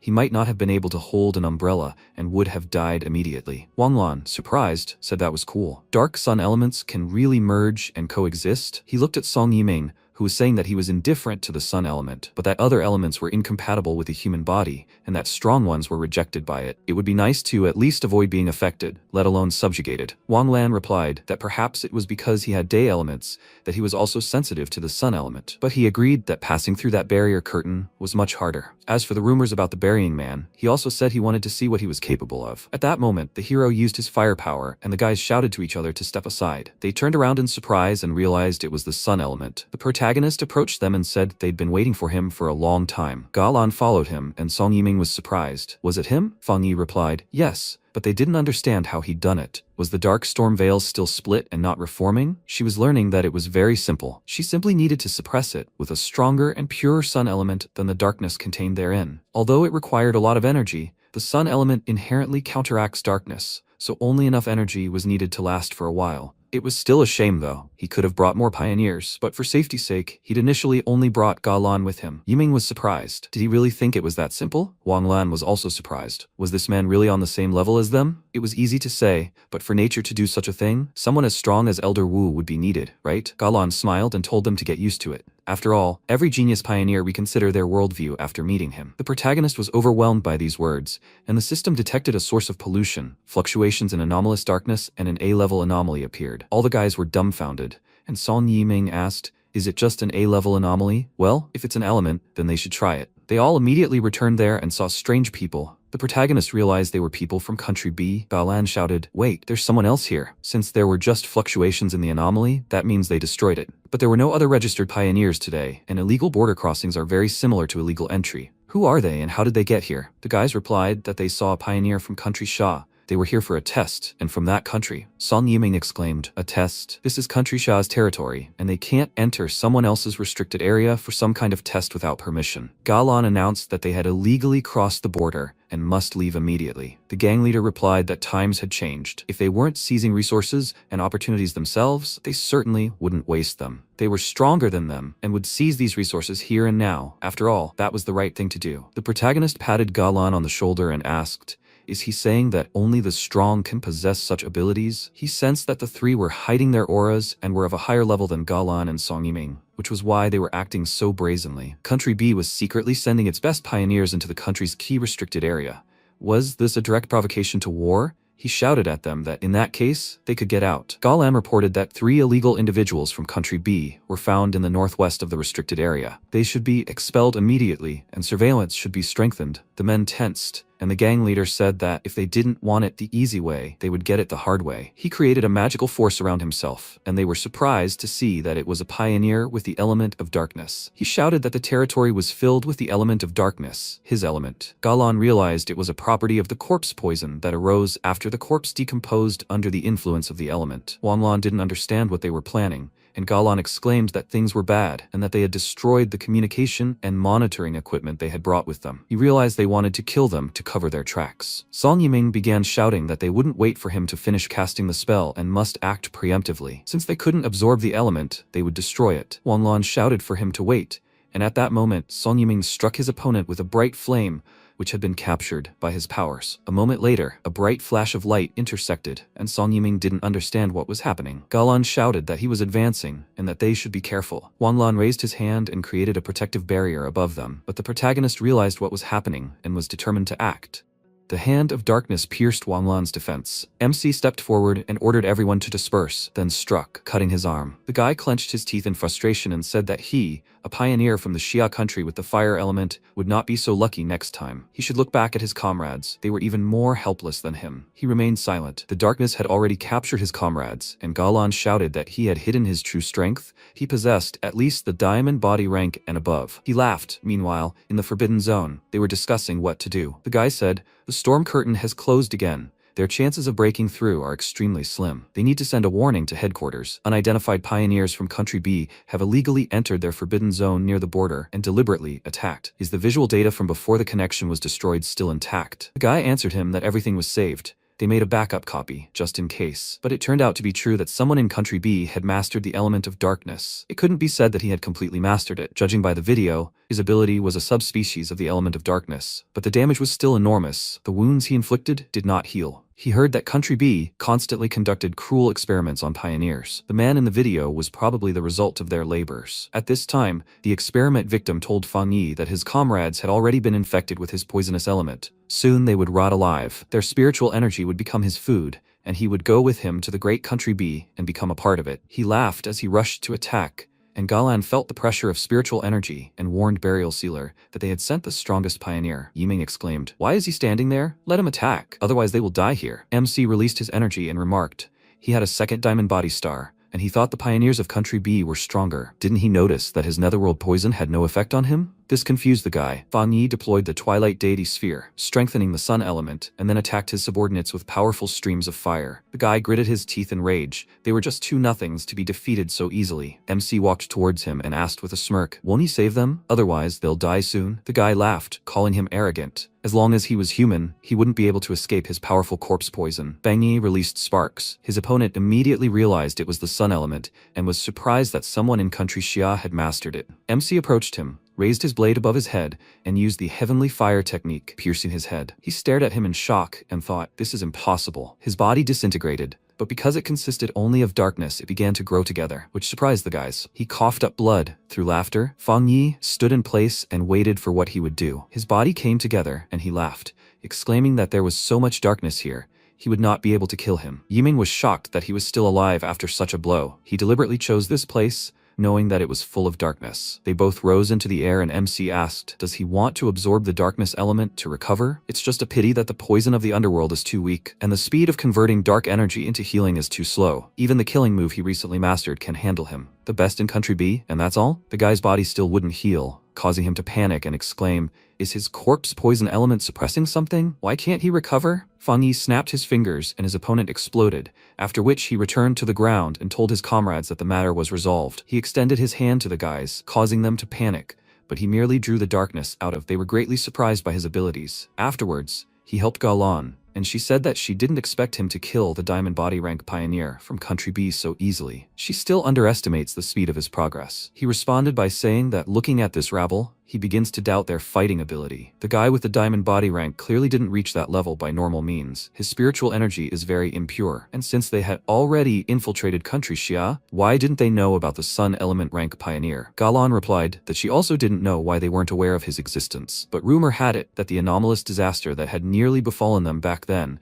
and was stopped by Elder Wu, was originally supposed to hit Country B. While it sounded incredible, there was no definitive proof. MC didn't think the rumor was entirely exaggerated. Elder Wu was the strongest of the Xia country's pioneers. He could have been targeted, and Country B had always been in conflict with them. If that was true, he'd inadvertently done a good deed by avenging Elder Wu. Yiming exclaimed delightedly that he'd been too foolish before, but from now on he'd hang Burial Sealer's portrait by his bed to motivate him to train. He'd strive to one day be worthy of catching his eye. His friend glanced at him sideways, saying that he was overheated due to the sun element, and Fang Yi advised them not to approach the core of the forbidden area, even though he had purified them of the darkness element. He asked Galan to take them back or let them train on the outskirts, while he went to see the true appearance of the core of the forbidden area, Mingying. He headed straight for a huge tornado with lightning, and Yiming asked, so he just walked in there? Wang Lan turned to Galan and asked if she thought they would have a chance of success if they went. She smiled and told him that she had previously been the main candidate to replace Elder Wu, but when Burial Sealer appeared, she had to fade into the background. Of course, they could go to the core of the forbidden area, but absorbing the elements contained there was already beyond reality. The guys were surprised. They both noticed how much her personality had changed. The tornado grew stronger, and they immediately turned to check, and Galan ran forward, telling them to dodge. She erected a shield, and a stream of darkness crashed into them, followed by a powerful explosion. The shield gave way, and they were all thrown several meters away by the shockwave. And when they landed, Yiming remarked, "So this is what the true essence of the core of the Mingying Forbidden Area looks like." The tornado dissipated, revealing a pillar of darkness, at the top of which was an eye, similar to a god's. Galan saw Fang Yi's eye in the middle, right now absorbing the darkness. He glanced at the lump of darkness in his hands and thought it was strange. He felt how these opposing elements were slowly merging into some kind of new spiritual power, and it seemed that the changes began precisely because he touched them. The system reported, "A large-scale anomaly between heaven and earth has been detected. Preliminary detection, sun element and dark element. The elements are pulsating and merging. The spontaneous generation of a new unknown element has been detected. Newborn element, turbid sun. The system has begun automatic data collection. Analysis is in progress." The turbid sun in his hands disintegrated. Streams of darkness and light reached towards his forehead,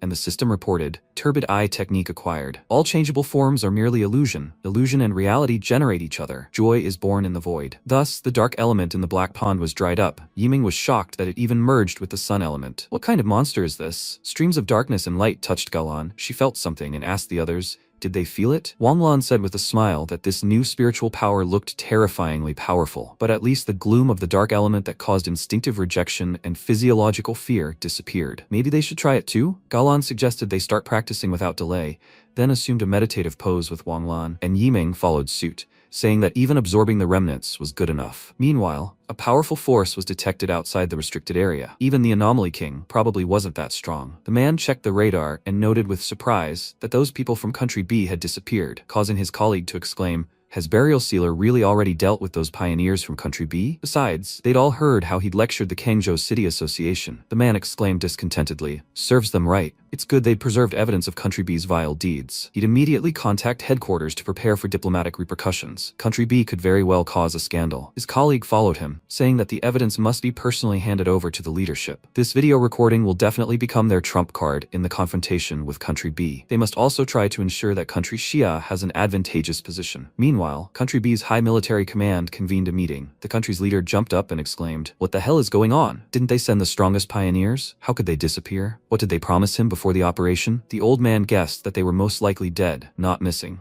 The squad suffered heavy losses, and the Xia country outsmarted them. The man exclaimed in rage, "And they called them the strongest? How did they lose to the Xia country then? The entire squad was destroyed. They must return the benefits due to him. He wants everything the Xia country has, otherwise he will cut off all their funding." The old man said that they must avenge this humiliation from the Xia country. He will definitely make them pay for it, but even though he is an extremely loyal citizen of the B country, he is first and foremost a pioneer, and in no way a dog on a leash. He hates being blackmailed. He hopes that he remembers this. He jumped up and threateningly released his aura. The bodyguards immediately shielded the head of the country, and as the old man headed for the exit, he exclaimed that he would immediately call the head of the Xia country and he should try to teach them a proper lesson. The old man left the office, his subordinates caught up with him, and he asked, "Any results?" One of them answered that they were currently unable to enter the forbidden zone of the Xia country and determine the exact location of the second young master's disappearance. The sensor implanted in his body was most likely also destroyed. However, it cannot be ruled out that the interference was caused by the enormous energy fluctuations in the Mingying Forbidden Zone. The old man was furious and swore revenge on the Xia country. Meanwhile, Fang Yi was still in the core of the Mingying Forbidden Zone. The Cloudy Eye technique is an illusory technique capable of dragging any living being into the realm of despair. The most obvious example: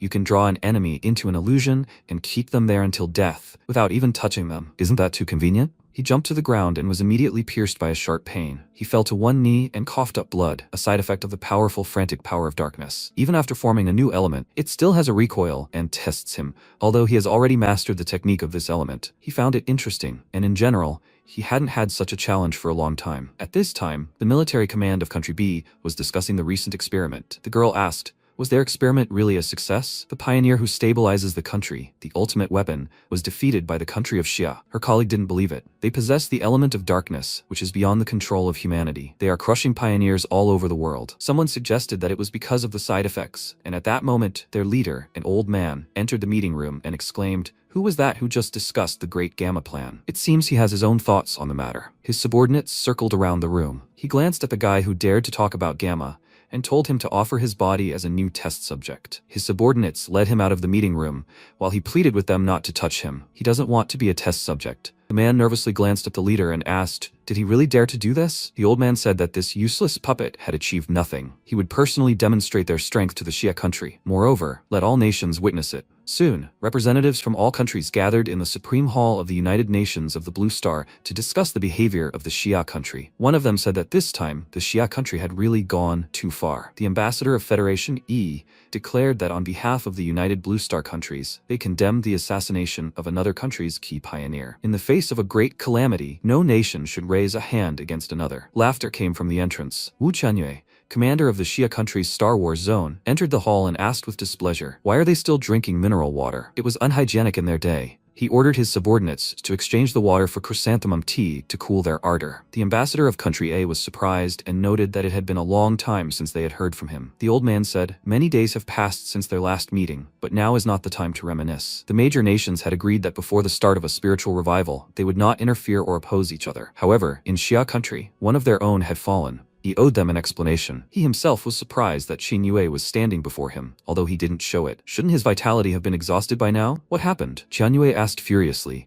What other explanation? He thought he should explain everything to him. His oppressive aura spread throughout the hall, and he exclaimed that their man had attacked first. The one at fault shouts the loudest. That's just their style. The ambassadors became nervous, but Elder Wu was always polite. Why was he so abrupt today? The old man was also nervous. He could only guess what had happened in Xia country, but he stood firm and said that empty words meant nothing. What evidence did they have? He was already starting to worry, because if the leader returned to his peak again, then their grand plan would fail. Xianyue said that since he wanted proof so much, he would provide it. He then turned on the video recording of the incident and said, "Let everyone see and know that Country B's people illegally crossed the border of Xia to seize resources. They destroyed their equipment and attacked first, but fortunately they were destroyed by their own people." He repeats once again, "This is what they deserve. Those idiots deserve it." The ambassadors realized that it was Country B that broke the agreement, and Elder Wu said that Country Xia has an old saying, "He who commits many injustices will doom himself." Let everyone present bear witness. If the pioneers of any other country dare to steal Xia's resources, this is what will happen. He headed for the exit, but the old man couldn't take it so easily and decided to attack him, right in front of everyone. He used the traceless phantom technique. The darkness followed the man, but he parried the blow, and the darkness shot back at the old man, which knocked him back. Qianyue smirked and told him not to make people laugh with these cheap tricks. He should practice more. The people anxiously rushed to their wounded leader and called for a doctor, while Qianyue wondered how many more miracles Burial Sealer could create for the country of Xia. Meanwhile, in the forbidden area of Mingying, the darkness swirled into a whirlpool. Galan felt terrifying fluctuations. It seemed Burial Sealer had encountered danger. At this time, MC absorbed the last particles and fired beams of light from his 3 eyes, after which he screamed, and the ground cracked from his power. The system reported the new technique Muddy Eye was completely absorbed. His body no longer rejects the element of darkness. He decided to master the new technique immediately and activated it with a flick of his finger, after which the space shattered into many fragments, and he saw in them reflections of his memories. He thought, so the illusions it creates are everything he has experienced. This is interesting. Any opportunity that made him stronger would be certain death for others. This is the power of the Muddy Eye technique, and if he combines this with the 3 effects of the Death Brand, wouldn't it be even more terrifying? Suddenly, thunder and lightning flashed from the sky. The system informed him, an excess of spiritual energy has been detected. A quick breakthrough to the next level is expected. He was very happy after all. This is what he wanted. Lightning struck next to him, and then a deity appeared. He grabbed a spear and attacked Fang Yi, after which an explosion occurred, and Ga Lan exclaimed in surprise, "Is he really breaking through right now?" MC withstood his blow and even asked, "Is that all?" Now it was his turn. He summoned Boundless Dark World and used Divine Thunder, after which he struck the god with lightning. A beam of energy shot into the sky, and after a few seconds, everything became silent. Feng Yi absorbed the power of a god and completed the breakthrough. Now he has the first Diamond Body Star. He himself did not expect that he would break through to a higher rank here, and decided to test his new abilities. He waved his hand, a stream of energy struck the ground, destroying it, and his comrades felt a powerful spiritual energy. Meanwhile, a shockwave like a terrifying storm engulfed the people outside the forbidden zone. Armored vehicles were scattered in all directions. The guy took cover behind a rock and asked, "Did the data exceed the maximum monitored value?" And the device instantly explode. A curtain of wind and rain conceals the anomaly inside the forbidden zone. But that dim golden light and this system failure. Did someone break through to a higher rank? Did Burial Sealer break through to the Diamond Body rank? What a terrifying sight. And after all the lightning that hit him, he's still alive? A deep crater formed at the site of the breakthrough. Galan said that the spiritual energy inside the forbidden zone was completely depleted. Even together, They pulled out less than a tenth, and the rest was completely absorbed by Burial Sealer. Wang Lan noted the enormous size of this bottomless pit, and Galan said, if it weren't for him, he would have to share this spiritual energy with those vile people from Country B. In that case, it would be better to give it all to Burial Sealer. They jumped into the pit, and Yiming was surprised to see Fang Yi and his oppressive aura. He was just walking here and he felt like Mount Tai was pressing down on him. Wang Lan took the opportunity to take a photo of him, saying he'd use it as his wallpaper. Perhaps it would help him break through to the diamond body rank faster. Yiming pursed his lips nervously, wondering just how strong he had become now. And when Fan Yi emerged from the light, they all confirmed that he had truly reached the diamond body. Galan smiled and thought, if before he was like a divine sword, cleaving the darkness with a blade barely drawn from its sheath, now he illuminated the entire world, openly displaying his crushing might. Everyone knows how difficult it is to make the half-step break from the third soul creation star to the diamond body rank. And in such a short time he's grown so much. Fang Yi gave her a huge surprise. This is a blessing for the Xia country. His future is dazzlingly bright. Perhaps he'll even be on par with her master soon, maybe even become stronger. Of course, everyone noticed how countless lightning bolts struck in the west, and soon a news story appeared. Headlined, "Did Burial Sealer break through again?" People were shocked. Even the Mingying Forbidden Zone, which had just been classified as a 5th level critical zone, was dried out. If this is Burial Sealer, does that mean the Great Xia has gained another pioneer who has reached the diamond body rank? The pioneers of Country B, on the other hand, were irritated by this latest news about him. If he were allowed to continue growing, the Xia country would revolt, which would definitely hinder the progress of their plans. The old man suggested that his comrades take action, and the man said that last time, it was because of Burial Sealer that the plan failed, and Taizhou was able to avoid disaster. This time, none of them would escape. The woman showed them a couple of photos with Fang Yi's face and said, in order to uncover Burial Sealer's identity, her followers successfully hacked the Pioneer's mobile database and found these photos. The old man chuckled and said that it didn't matter what methods they used. The main thing was that their cooperation was pleasant. They should uncover Burial Sealer's true face. Time passed, and at 3 a.m. on the roof of a high-rise building in some city, Zhang Lu broke through. He joyfully exclaimed that days and nights of arduous practice had not been in vain. He had finally reached the second star of soul creation. He laughed contentedly and thought, the phenomenon caused by his breakthrough must have attracted everyone's attention. He decided to check how everyone was currently admiring him on the internet, but what he saw was completely different from what he expected. Upon learning that the rake had promoted again, he was delighted. This was to be expected from the one he had chosen as his teacher. When such a brilliant and powerful warrior as Burial Sealer worked so hard, how could he be content with only a minor breakthrough? He should be able to follow in his footsteps now. He wondered if he would be accepted if he returned to Taizhou now. He returned to the city early in the morning and immediately threw up his hands, shouting joyfully. Everyone looked at him strangely. He went home and ran into some girl, but she didn't even apologize, which made him indignant. He called out to her and asked displeasedly, didn't her mother teach her to apologize when she bumped into someone? She turned around and took off her glasses with a smile, apologizing to him. Her eyes sparkled, and Zhang Lu was immediately hypnotized. After that, she grinned and told the handsome man to follow her. Someone was looking for him. He asked where they were going, and she told him, to the heavenly chosen sect, to a holy land like paradise. She turned around, noticed the old man's subordinates circling above her, and told Zhang Lu that he needed to infiltrate Taizhou, and he had better not disappoint his father. If they succeeded in turning Burial Sealer's lair into their territory, his father and their great heavenly chosen sect would shine with glory throughout the country of Xia. They brought him to Chuanzhou, to the headquarters of the heavenly chosen cult, and locked him in the repentance room, the so-called torture chamber. He woke up just as the interrogation was ending. He tried to get up but was chained to the couch, and exclaimed that they really didn't know each other very well. Even if they killed him, he still didn't know anything. One part of his mind was still under hypnosis,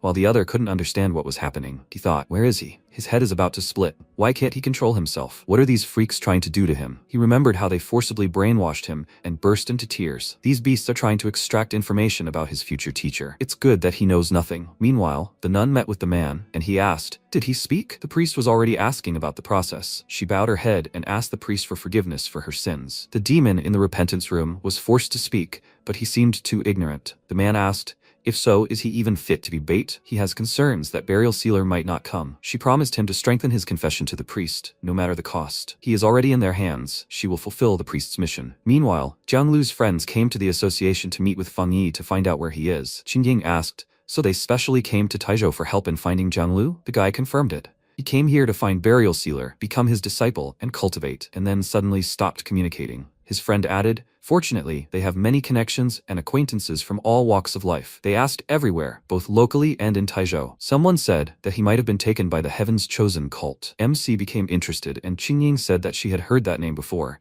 It was a cult clearly backed by some pioneering faction. But why did they need Zhang Lu? The guy said that they had the same question. Considering that it was them, they weren't sure they could resist, which is why they rushed here to ask for help. Qingying said, "The Heaven's Chosen cult has always opposed the association and the military, and also specializes in mental attacks. For a long time, the cult operated and infiltrated ordinary people under the guise of a church. Headquartered in the city of Chuanzhou, their number of followers there already numbers in the millions. The local association has tried to suppress them many times, but the followers and leader are elusive. They are more difficult to deal with than anomalies." Fang Yi asked, "Given Zhang Lu's disappearance, does that mean the cult has already infiltrated Taizhou?" Qingying decided to immediately inform the association and launch a citywide search for the cult. If they successfully invade, all previous efforts to protect Taizhou from anomalies will be for naught. MC said with a smirk that they infiltrated the city immediately after the anomaly occurred, and no one noticed, and even captured Zhang Lu, who had just arrived. It seems the Heaven's Chosen cult is targeting him. Judging by their words, such an elusive organization dared to leave their headquarters and travel thousands of miles just to secretly infiltrate Taizhou and deal with him. If they are deliberately hiding, it will be difficult for them to find any leads. But would they go so far just to deal with him? He suspects that their infiltration of Taizhou is actually disinformation. They asked him why, and he asked, "Since the spiritual energy resurgence, Chuanzhou has seen the fewest anomalies, right?" Qingying confirmed this. While anomalies do occasionally occur, they are of a fairly low level, the highest being sea level. Many middle-aged and elderly people choose to spend their old age there. Many aren't even aware that anything has changed in their lives. Fang Yi noted that Taizhou had just experienced a severe anomaly, and there's a legend about the burial sealer who saved the city. It would be quite difficult for a cult to establish itself here out of the blue. They'll likely first establish bases in various places, find the city's weak points, and then gradually subjugate it. And in all of this, he's undoubtedly the biggest obstacle. Zhang Lu had most likely already been transferred to their headquarters in Chuanzhou, and instead of simply waiting, they could be proactive. They should book the next flight to Chuanzhou. He wanted to personally meet the troublemakers who continued to wreak havoc during the spiritual energy resurgence and see what they were capable of. They agreed and volunteered to go with him, and he asked Qingying to simply report this to her superiors. She shouldn't be overly nervous. If she was still worried, they should organize more propaganda events about the dangers of cults. After that, he thought, the Heaven's Chosen cult must be eradicated as soon as possible. He couldn't believe he had no idea about such a thing. Such an influential cult had taken root in Chuanzhou City. He remembered Lin Yi mentioning that his aunt had already settled there. Meanwhile, at the cult headquarters, a man came to the priest with a report. Burial Sealer, along with the companions of their bait,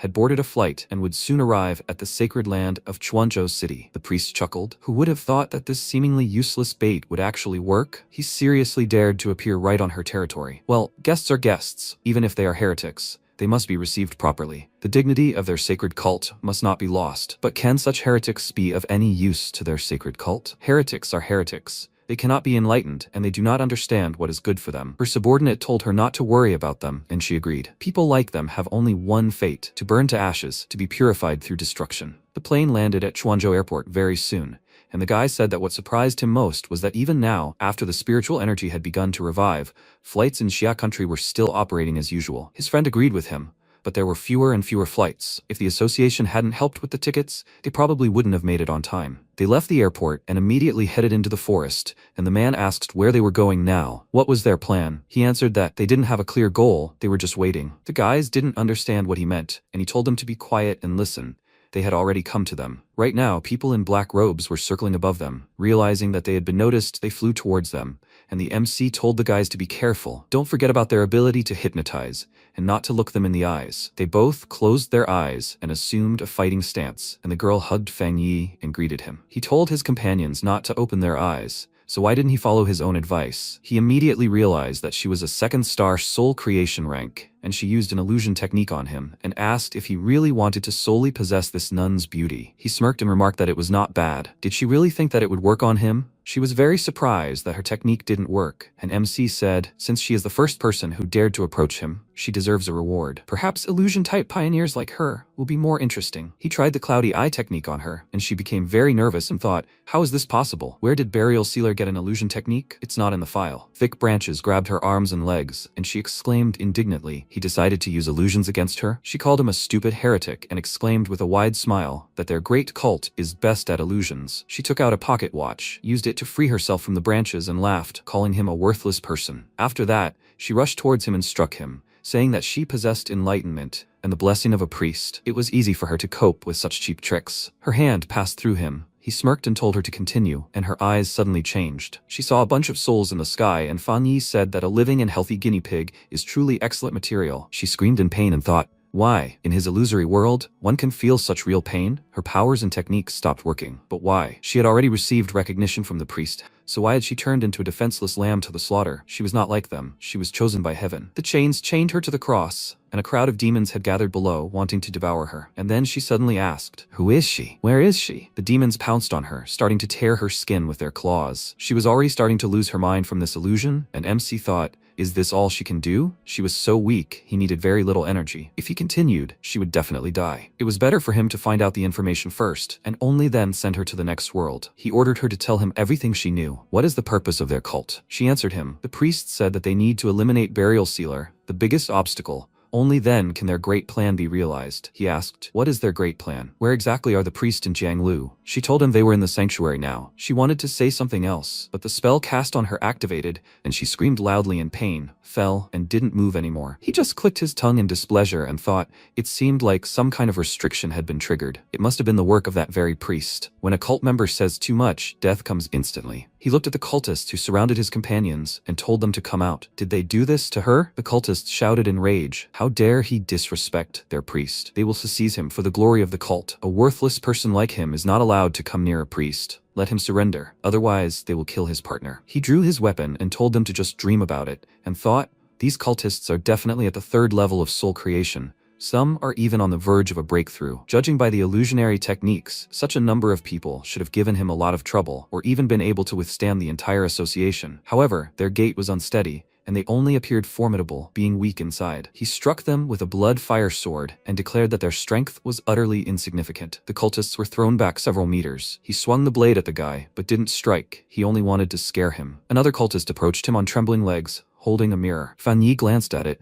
and the priest was reflected in it. She told Burial Sealer that there was a misunderstanding between them. The Heaven's Chosen cult exists to save humanity. In fact, anomalous disasters have occurred in Chuanzhou City 3 times already, and each time, it was their cult that eliminated them. The association itself is a gathering of useless heretics who do nothing but occupy other people's places and fail to fulfill their duties. He chuckled and said, she deceived others so often that she'd begun to believe her own lies. Chuanzhou City, though surrounded by mountains, was located in the central region. No internal disasters from wild beasts, no external isolation by the military. So where did 3 anomalies come from? Fooling the people, attracting followers, and massively accumulating wealth and treasures to continue cultivating and breaking through. Isn't that their true goal? These are rather despicable methods. She chuckled, then took out a cross and a pocket watch, exclaiming that he didn't understand them at all. In their eyes, capable people like him had been brainwashed into risking their lives for the sake of association. But was he truly interested in protecting ordinary people? If they were so pitiful and insignificant, it was better for them to die. This world belongs to the pioneers. They stand on an evolutionary path that no one has ever trodden before. A brilliant future awaits them. He covered the blade in flames and ran to the mirror, and the cultist exclaimed in fear. What was he doing? He said that if she believed that the weak deserved to die, then she should die too. After these words, he struck the mirror.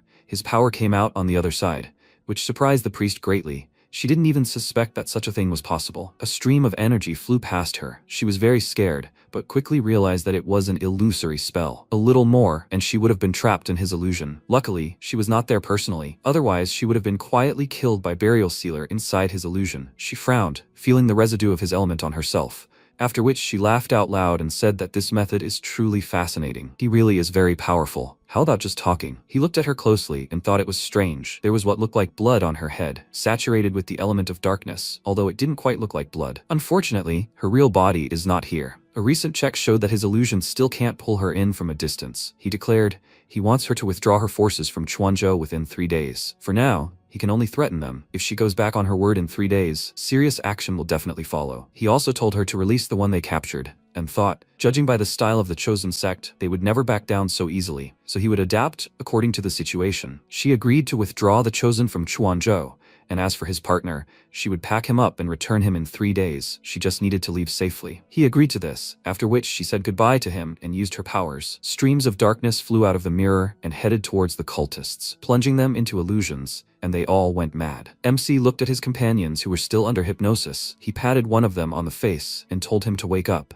Their main target is not Jiang Lu. He must return alive in 3 days. He needs to go to the Chuanzhou Association and wait for the Heavenly Chosen Ones to act. He's going with him. He took out his phone, and while they were trying to recover, he thought, it looks like they'll have to stay at the Chuanzhou Association for the next few days. For safety, he'll contact his aunt after this is over. They went to the association, where they were met by a man who said, Captain Su Qingying from Taizhou had already contacted them, and they would fully cooperate. He said that they didn't need to do anything. Once this priest appeared in Chuanzhou, he could handle him alone. However, these two were Jiang Lu's partners and didn't belong to any association, so let them keep an eye on them. The man smiled, saying that this would be no problem, after which his subordinate ran up to him and excitedly told him to look at the Pioneer Forum. Seeing a familiar face, he adjusted his glasses in confusion, and realizing it was Burial Sealer, he handed him the phone and excitedly asked him not to take it personally. They must be some petty, spiteful people. It's unclear what they have in mind. They're just needlessly stirring up the emotions of the pioneers. Feng Yi was intrigued. There were tons of posts on the forum about Burial Sealer, that he had killed innocents many times, and so on. He noted that there were already 3 whole pages, and the news had been blown out of proportion without any verification. Strange, all these posts with Chuanzhou IP addresses. Meanwhile, the Taizhou Association was in full swing. The head called the appropriate authorities and asked them to help them block all posts with Chuanzhou IP addresses. This sect of the Chosen Ones, if not destroyed soon, will sooner or later become a problem for the state of Xia. Meanwhile, the priestess was preaching, exclaiming that she had foreseen the future. Those chosen by heaven would be imprisoned in a cage of blazing fire, struck by thunder and consumed by crimson flames. This was not divine punishment, but someone's malicious obstruction. They had overcome countless difficulties along the way. Finding the path is the salvation of the world and the granting of its rebirth. Burial Sealer wears a mask of hypocrisy, deceiving and charming the ignorant masses. They even mercilessly killed their chosen ones. Now they will eradicate those who maliciously hinder them. They will expose the mask of evil. Her words resounded throughout the city. Using a mirror, she showed them the atrocities Burial Sealer had committed against her subjects, and the people believed. They took to the streets, shouting, "The Church of the Chosen is the true savior of the world. Don't be fooled by someone's false appearance. The true demon always appears in the guise of a savior. They need to save Taizhou. They feed demons with their own flesh. The people of Taizhou are already suffering from cruel actions. Does Burial Sealer really intend to destroy Chuanzhou as well? Their attacks also affected the Chuanzhou Association. Everyone demanded that Burial Sealer leave and the church remain. MC glanced at the outraged people outside the window and noticed the Chuanzhou Association really has no public support at all. The branch manager clutched his head and said that they can't do anything about all these people. All this is ignorant and absurd, but as pioneers, they can't use force. Under the current circumstances, they won't be able to help him. Fan Yi told him that everything is fine. He didn't have much confidence in their abilities anyway. She decided to use the people of Chuanzhou as weapons and hostages. These are all pathetic tricks. The priest stood in the middle of the crowd and glanced at Fan Yi with a smile,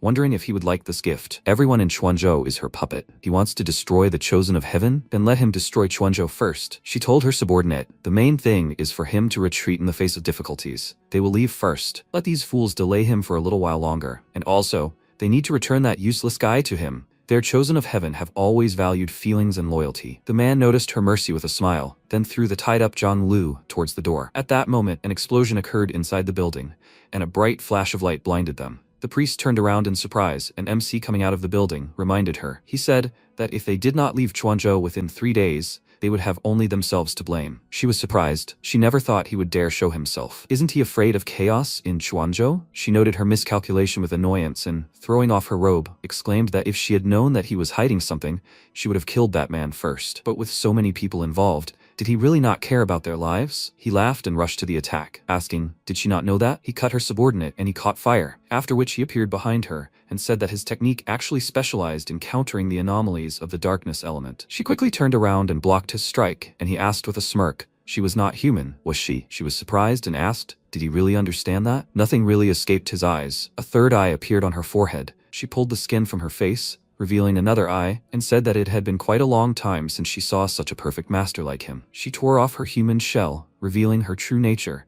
and the system reported, dark intelligence detected. It is a parasite, a sub-ability of the element of darkness that has gained self-awareness. The dark intelligence has no physical form. It strengthens itself by parasitizing various pioneers. Each implantation results in the brutal death of the chosen pioneer, and their body and spiritual energy become nourishment for the dark intelligence. Meanwhile, the church was burning. Followers rushed to extinguish the fire, and the dark intelligence told Fan Yi that it had forged a perfect body and accumulated immense spiritual energy. He could not waste such talent, it would take over his body. He turned to his followers and exclaimed, "The time has come when he needs them." Energy flew from their mouths, gathering into a huge ball, and the dark intelligence attacked Fan Yi with it, but he only needed a swing of his sword to block the attack and strike back. A stream of flame pierced his shoulder, and he said in surprise that it hurt. He hadn't experienced something like this in a long time. MC said that it seemed that wasn't enough. He had to completely purify it. He raised his hand and thought, this dark intelligence has one more trick. It can develop intelligence and disguise itself as a human to create a faction. Killing it will be no easier than the previous anomaly king. After that, a huge force fell upon the creature. The head of the association watched it all from the window and exclaimed that the dark element really did give birth to intelligence. It can even parasitize on pioneers. This information must be immediately transmitted to all departments. Fan Yi seemed to have grabbed the monster, but it was able to escape from his hand, and said that he didn't expect this. But no matter how special it was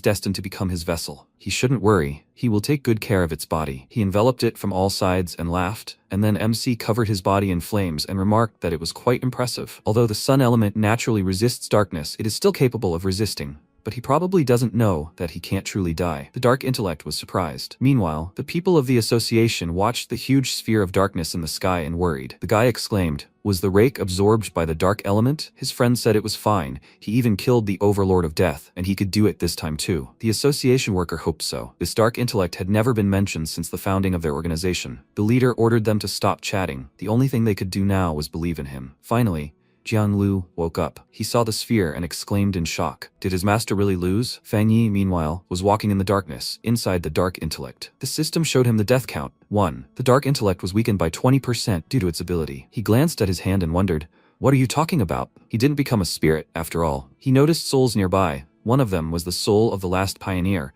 parasitized by the dark intellect. This woman and the other pioneers fell to their knees before him. They wanted him to free them. These pioneers are long dead. Only the imprisoned aura of their souls remains. They coexist, painfully giving him the last remnants of energy. If the dark intellect is destroyed, they too will completely disappear. To be buried in the purifying divine flame is the best liberation for them. He drew his sword, prepared himself, and then swung it with all his might, severing the heart of the dark intellect. A flash of the sun element immediately appeared, and the purification began. The monster screamed in rage. What has he done? This hurts like hell. It's all useless. He will capture him even faster, and since he doesn't want to do it the easy way, he will cut off all his limbs. The system reported a large amount of dark element detected. The condition for activating the hellish vision enhancing effect has been met. Due to his ability, the dark intellect has been weakened again, with a weakening rate of 50%. The hellish vision effect has been activated, and the dark intellect's weakening progress has reached 80%. The weakening has reached a critical point, 99%. He pointed his finger at the creature, commanding it to perish. The dark intellect was startled, and then an explosion occurred, and the creature, seeing its demise, screamed hysterically. A roar rang out. The flames from the explosion filled the sky, and the association branch head, hearing the scream, asked if the dark intellect had really been destroyed by Burial Sealer. Jiang Lu immediately noticed the powerful spiritual energy. Although he was only a human, he had truly achieved such heights. He had absorbed the ultimate nature of the sun and subjugated it. He himself was like the royal sun embodied in the world, his golden light oppressing, and all evil spirits vanishing. MC glanced at the clod of darkness in his hand and thought that he hadn't come in vain after all. The system reported, dark intelligence destruction detected. No rejection between the host body and the dark element confirmed. The cloudy eye and boundless dark world techniques are strengthening. Sensing the darkness, the spiritual flower emerged and asked him to give it to it. He was even surprised that it had already developed the ability to speak. The flower absorbed the clod of darkness and bowed its bud, thanking its owner for the treat. Judging by the flower's voice, it was also female. After it reached the diamond body, the spiritual flower also imperceptibly strengthened. Previously, it could only absorb, but now it had gained the ability to speak and awakened its mind. It must have absorbed a lot of spiritual power from the boundless dark world, and after absorbing the element of darkness, its aura became even stronger. The flower hid in his sleeve and fell asleep. This seemed strange to him. The flower became even sleepier than before. He'll need to study this thoroughly. Meanwhile, everyone breathed a sigh of relief and began to thank Burial Sealer. If not for him, the city would have been finished. Jiang Lu said with admiration that Burial Sealer had truly destroyed the dark element that had gained sentience. He could even say that he had seen it with his own eyes, save an entire city. Now he could die without regrets. He didn't notice how a spike of darkness grew behind him. It flew at him at high speed, but fortunately, Fang Yi was nearby and protected it. Hearing a strange sound behind him, Jiang Lu turned around in fear, and MC landed nearby and asked, Were there really those who escaped? The association leader smiled and thanked him and Taizhou City for their help. They would forever remember this act. Zhang glanced at what remained of the darkness and was stunned. He had such great attack skill, strategic combat, a perfect strike that leaves no chance for the darkness. And all this is Burial Sealer, who has reached the diamond body rank, his only idol in this life. The leader shook Fan Yi's hand and thanked him for saving Chuanzhou City from disaster. They had fought the Chosen for a long time and were unable to eradicate this threat. MC told him not to thank him and warned, defeating the Chosen is far from the end. They must not let their guard down. Chuanzhou City has not yet experienced a truly large-scale anomaly. Compared to other cities, they still feel like they are living in a bygone era. But Chuanzhou City is surrounded by rich natural resources, and the revival of spiritual energy is irreversible, which can cause mutations at any moment. The man realized what would happen as soon as this happened, and was horrified, after which he exclaimed that they are always prepared. They patrol the forbidden zones with abundant spiritual energy every day. Fan Yi said something else. He had previously thought he had completely destroyed the dark intellect, but some part of his darkness element had still escaped and almost attached itself to Zhang Lu. He turned around and asked them to accompany him to the restricted area of Chuanzhou City. He believed that the revival of spiritual energy was also not far off here. He checked his phone. He still wanted to meet his aunt, but that would have to be postponed. The leader drove him to the forest area and told him that their winding mountain road was still in use, and most of the forest was open. Only a small part, where dense spiritual energy was observed, was restricted. By the way, would he like to see the pandas later, or perhaps have hot pot? He declined and suggested that he instead focus on business, after which he thought, the people of Chuanzhou are optimistic at heart, that innate relaxedness. He remembered Hunyuan, the Iron Devourer, and wondered if, under the influence of spiritual energy, pandas would really take the form described in the ancient texts. He felt something, looked out the window, and said he was there. He jumped out of the car while it was moving and told him to block the road. He was going up the mountains, and no one should follow him. He jumped off a cliff, and the leader immediately stopped the car, looked after him, and scratched his head in confusion. He hadn't felt anything at all. MC was already running through the dense forest at this point. He was already close and could sense it thanks to his lightning. The closer he got to his target, the stronger this feeling of resonance became. He climbed a tree, and the lightning sparked even more intensely. Then he covered the entire trunk with it, and purple lightning flashed nearby. The system detected a thunder element barrier, so he decided to use the 100 temperings technique and struck the barrier. A roar rang out, the barrier reacted, and a huge arrow flew from the clouds toward him. The system informed him that this was Punishing Thunder, a legendary weapon of divine origin. It is a precise weapon that never misses, is unstoppable, and always hits its target. It possesses the majestic power of judging enemies. Its appearance is often accompanied by great disasters, foreshadowing danger. Fan Yi touched the tree, absorbing all the thunder to gather strength to counter this weapon. The two energies collided, and MC, along with its lightning, rushed into the sky. The system detected a large amount of thunder energy and activated maximum computing power. Analysis is in progress. He has perfected the technique, Thunder Divine Limit. He can summon the punishment of heaven, judgment, and extermination, and also channel the energy of punishment within himself to destroy his own limits. He can transcend the limitations of traditional cultivation stages and paths, successfully complete techniques in Thunder Evolution, and raise his combat power to a new level. Fan Yi thought, transcend limits? As far as he knows, every ability in the world has its limitations. For example, to reach a stage of cultivation, certain conditions must be met to feel the threshold of transition to the next level. A breakthrough can be successful, but it can also end in failure. Or, for example, with techniques, a sufficiently powerful spiritual weapon is needed to unlock their maximum effectiveness and achieve strengthening. He accumulated thunder energy in his hand and invested it within himself. The Thunder Divine Limit breaks this rule. It allows one to summon punishing lightning and, through purification, achieve progress and strengthen one's techniques. But that's not all. It is also said that punishing lightning can be used to destroy enemies. One can imagine how powerful lightning is, which serves as a test for all existence. Even 100 temperings are nothing compared to it. Who would have thought that in such inconspicuous mountains he could obtain such a powerful trump card? Lightning flashed behind him, and he immediately rushed there, as he felt a strong wave of energy. So the source was most likely there. He needed to hurry. It seemed that these lightning bolts no longer repulsed him so strongly. Lightning struck the deepest part of the forest, and a throne descended, its element clearly lightning. Throne, having accumulated spiritual energy, with the acceleration of the revival of spiritual energy, it awakens and descends to find its master. He reached out to this very small throne, but it rejected him. It had already found its master, and was not letting him near. The throne chose the stem of a bottle gourd as its master. MC did not expect that the master would be a plant. With the revival of spiritual energy, all beings in this world truly have new opportunities. No one should be underestimated. Every flower, every fruit, blade of grass, or tree in this era can be an amazing creation. A flower emerged from his sleeve asking who was calling it. The gourd joyfully walked toward the flower. Judging by its reaction, it sensed the flower's presence and spoke to it. They exchanged a few words, after which the flower turned to its owner and said that it was greeting them, saying that they were the first kin it had met, and therefore it wanted to be friends with them. Feng Yi smiled awkwardly. Calling a spiritual flower a kin was fine, but did it really fall into that category too? It must be because it possessed the same energy as the Thunder Throne. The spiritual flower said that it couldn't leave here. It had recently eaten too much and needed sleep, and when it woke up it looked like this. Now MC understood everything. The bottle gourd stem had received tremendous luck, and it needed time to digest it. And when it finished, like the evolution of a spiritual flower, it would grow to a simply terrifying level. He extended his hand to the stem in greeting and thought, it's a pity they were too late, and he didn't manage to obtain the Thunder Throne. But there's no need to take it by force. Firstly, there's nothing wrong with getting close to a being who has achieved such good fortune and awakened their consciousness. Secondly, fighting for a throne that already has an owner would certainly be costly. But even though this bottle gourd stem is now the Lord of Thunder, this one's disposition seems gentle and harmless. Besides, it took the initiative and spoke to them, so it's unlikely to become the source of disaster. As for the other thrones, it's unlikely that there's only one in the desolate mountains of Chuanzhou province. He needed to prioritize gaining his own throne. If such a force could choose even the stem of a bottle gourd as its master,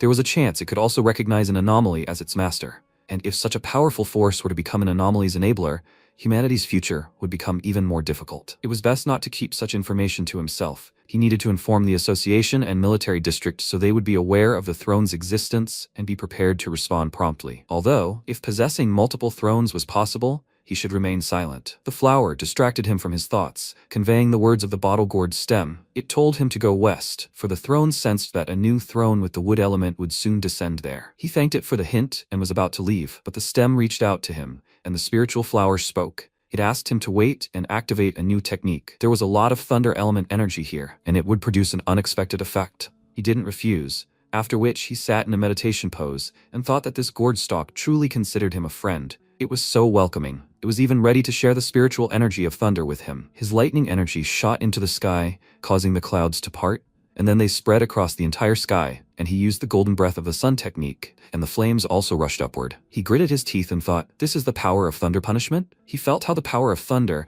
like a tide, filled his entire body, and then was quickly absorbed into his blood and energy. These two forces did not repel each other, but, on the contrary, made his body burn, and his soul seemed to enter a new state. He noticed a deity in the sky, and the system reported, the golden breath of the sun technique is surpassing its limits, evolution is underway. Evolution was successful. His entire body was enveloped in solar fire, which flowed towards him from all sides. The divine sun devouring the sky technique allowed him to transform into a divine sun, absorbing the spiritual energy of all existence. The power to absorb and process spiritual energy increased. It began to rain, and he spread his arms wide and thought it was amazing. He felt as if he were standing in a green field under nature's purest downpour. The purest spiritual energy purified his body, such lightness and delight. Mountains, forests, and golden rain, spiritual power rushed toward him. And then he saw something amazing. A deity in front of him, meaning he was on the threshold of the second star of the diamond body. The system reported, the form of the ultimate sun and void thunder is purifying the divine meridians. The conditions for breaking through to the second star of the diamond body are almost met. The breakthrough began, and he grinned, thinking that it was too fast. Lightning enveloped his entire body. His eyes lit up, and thus he broke through to the second star of the diamond body. Returning to Earth, he fell into thought. He had indeed reached the second star diamond body. Pioneer practices themselves require the absorption of spiritual energy.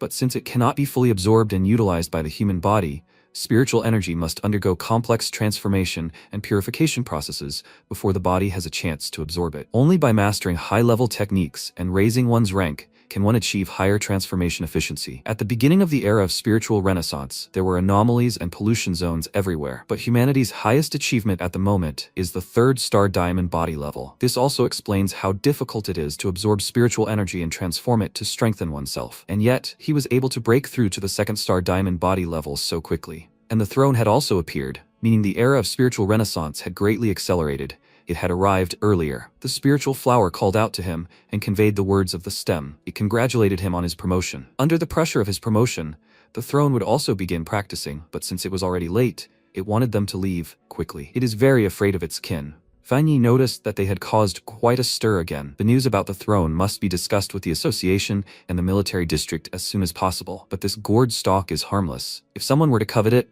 nothing good would happen, and the throne's abilities will definitely cause discord among the pioneers. But why on earth do the pioneers even think that the throne must necessarily belong to humanity? He told the stock not to worry. He would not allow his kin to plunder this one's throne. It cannot leave here yet, so they will have to say goodbye here. He called the stock the Lord of Thunder and said that they will meet again someday. Sometime later, in the Star Wars zone, Galan turned to her teacher and asked, "Does he already know everything?" He confirmed it. Headquarters recorded that the abnormal wave in the Chuanzhou region, comparable to the 3rd star level of the diamond body, emanated from 2 different types of spiritual power. What did Burial Sealer say? She replied, he had already broken through to the 2nd star level of the diamond body, and also from S-class spiritual fluctuations from a phenomenon called the throne. Because of its uniqueness, Burial Sealer wants them to investigate. Seeing the man's calm face, she asked if he wasn't surprised. He replied that given the accelerated revival of spiritual energy, the appearance of special abilities like the throne was only to be expected. She had been half a step away from the diamond body rank for quite some time. Had she sensed signs of a breakthrough recently? Recently, the pioneers of Xia country have been experiencing a period of breakthroughs. Moreover,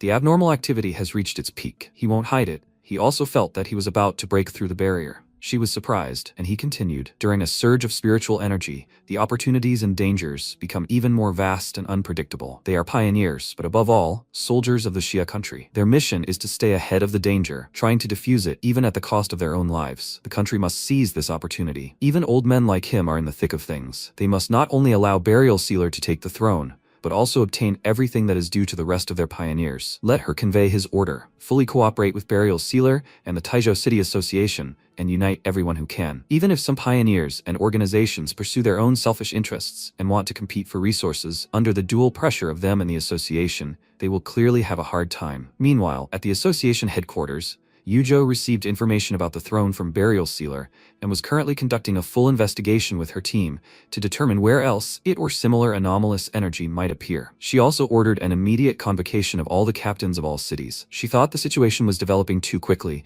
and had reached a dangerous point. Will they be able to overcome this barrier? The Taizhou City Association also heard the news, and the leader was very surprised and promised to assist Burial Sealer in governing Taizhou City and let them operate freely in Chuanzhou. Hearing this news, Qingying was very happy and asked, "Did he really reach the 2nd star of the diamond body?" The leader replied, "He just did it. Now he is 2nd in strength only to Elder Wu, the 2nd person in the country, and thanks to him, their city is now also honored." She smiled awkwardly and noted that his spiritual energy had truly grown abnormally. Even she didn't expect that. She had been too careless when she rejoiced at the breakthrough a couple of days ago. Now she was half a step away from the diamond body rank. The man agreed with her, and if the city were to experience something similar again, even a greater catastrophe than the last one, then he couldn't imagine it. They absolutely must protect the city and not let Burial Sealer down. 10 hours later, all the captains of the city associations gathered in Chuanzhou. Yuzhou said, according to information provided by Burial Sealer, headquarters analyzed similar spiritual anomalies and discovered more than 20 similar cases across the planet. Although it is unknown if all of them are thrones, there are 7 similar cases in Xia country. The captain of Fengzhou City, a 1st star diamond body level, put his feet up on the table and asked, "So they have 7 thrones here? But there are quite a few of them. The pioneers. So how is the association going to divide them up?" Wang Lan reminded him that an association meeting was currently taking place, so he should take his feet off the table. The guy glared at him and released his aura, asking,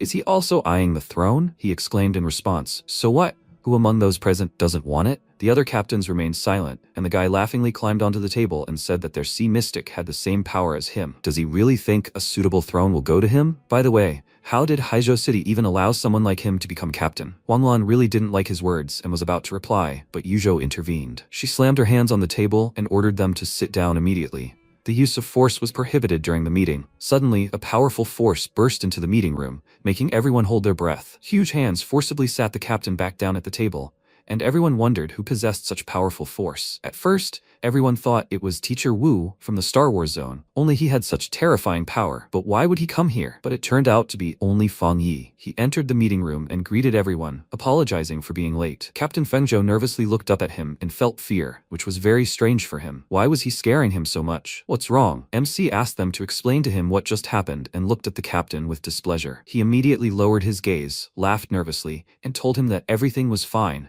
They were just discussing the situation. Feng Yi continued to stare at him, feeling an incredible amount of pressure the whole time, wondering why he, a 2nd star diamond body pioneer, couldn't move. The MC didn't press him any further and took his place of honor, greeting all his acquaintances. Wang Lan waved at him with a smile and remarked, that they hadn't seen each other in a while. They had just learned of the news about the throne and were just discussing it. The MC said that he had come to share this information with everyone present, as he was also a member of the association and didn't want to hide the truth. On a desolate mountain in the city of Chuanzhou, there was a throne that held immense power. Its element was thunder, and the owner of the Thunder Throne turned out to be the stalk of a gourd. Everyone was very surprised that an ancient treasure with incredible power had ended up in the hands of a gourd. This is blasphemy. Someone said that it needed to be claimed by a worthy person, and Captain Fengzhou rose energetically from his seat and agreed with him. He would personally take control of this throne to increase their strength. If people from other countries found out that one of the thrones had ended up with a gourd,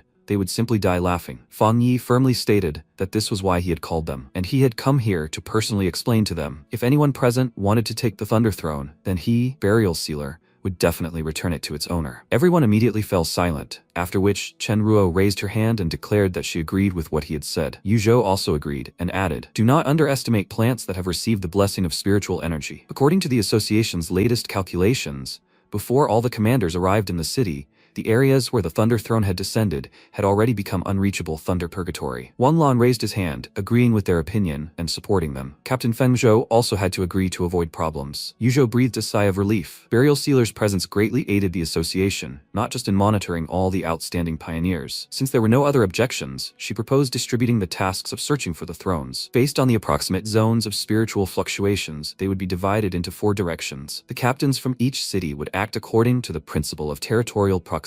In the future, the association will not actively interfere in the struggle for unclaimed thrones, but it is strictly forbidden to conceal the fact of their discovery. Suddenly, an association employee ran into the meeting room with an urgent report. According to the latest data, the Thunder Lord has successfully evolved. Their drones can't get close to it, and the indicators continue to grow, exceeding expectations. The Thunder Lord's spiritual power already corresponds to the level of the 3rd star of the diamond body. This news surprised everyone. It is now capable of ruling the state of Xia. MC thought, knowing that this throne contains such ancient spiritual power, such a result no longer seems so surprising. Perhaps, since the currency was successful, he should return to the mountains. After that, he concluded the meeting and wished all the pioneers success in obtaining the throne. After everyone dispersed, Yu Zhou approached him and said that the leadership hoped he would remain in Chuanzhou temporarily. They are worried that there will be pioneers who will still decide to covet the Thunder Throne. Besides, although the incident with the Dark Intelligence has already been concluded, but Fan Yi interrupted her and asked if she also believed that it most likely was not completely destroyed. She confirmed it. The Dark Intellect and the throne are similar, as both are the product of the accelerating revival of spiritual energy. The throne also possesses incalculable ancient power,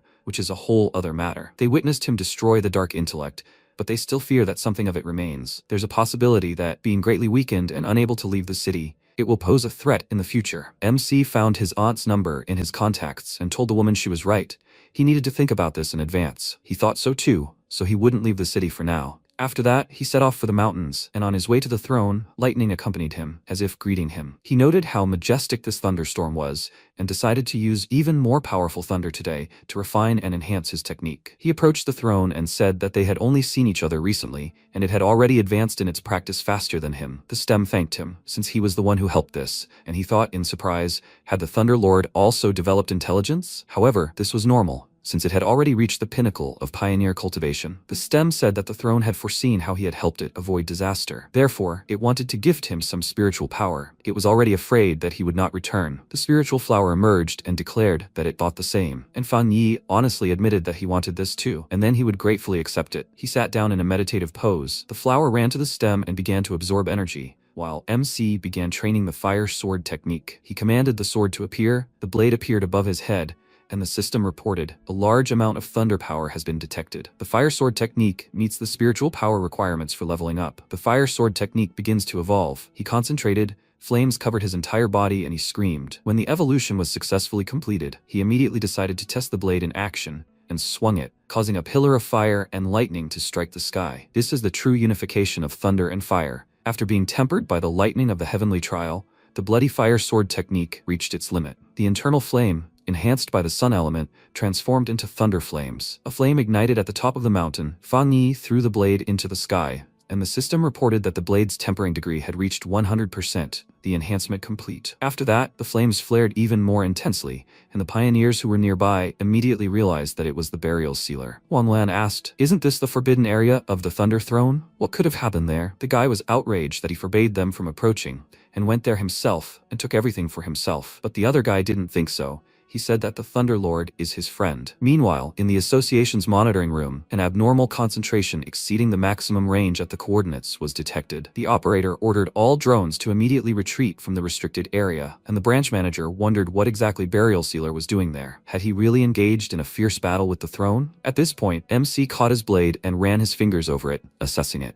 The Bloodfire sword technique had evolved, and the sword itself seemed to have undergone 1,000 temperings. The system informed him that the spiritual flower's intelligence had increased and its devastation technique had become stronger. Furthermore, the flower had grown slightly in size. It returned to its owner and declared that the throne's power was remarkable. "They need to quickly head to the next throne," he asked in surprise. "So a new one has appeared?" The gourd stalk approached him and congratulated him on his new breakthrough. He was truly strong. During his recent practice, he sensed that a new throne would soon descend. It exuded an aura that simultaneously complemented and suppressed the spiritual flower. Fang Yi considered this, thinking it must be a wooden throne. The stalk showed him the approximate direction where the throne would descend, and streams of energy extended into the depths of the forest. MC closed his eyes, concentrating, and then grinned, saying he understood everything. This place was in Yuanzhou. Yuanzhou is an autonomous city 2 hours' drive from Chuanzhou, known for its luxury and extravagance. But despite appearances, the people gathered here were all sorts, as it was once the city with the highest crime rate in Xia country. And soon he was already within the city limits of Yuanzhou. Although the spiritual energy revival had already begun, the association said that the establishment of a branch in Yuanzhou was progressing slowly due to influential local clans. Not a single pioneer wanted to join the association. Naturally, because of this, any branch and its captain were out of the question. Suddenly, he froze, sensing something to the west,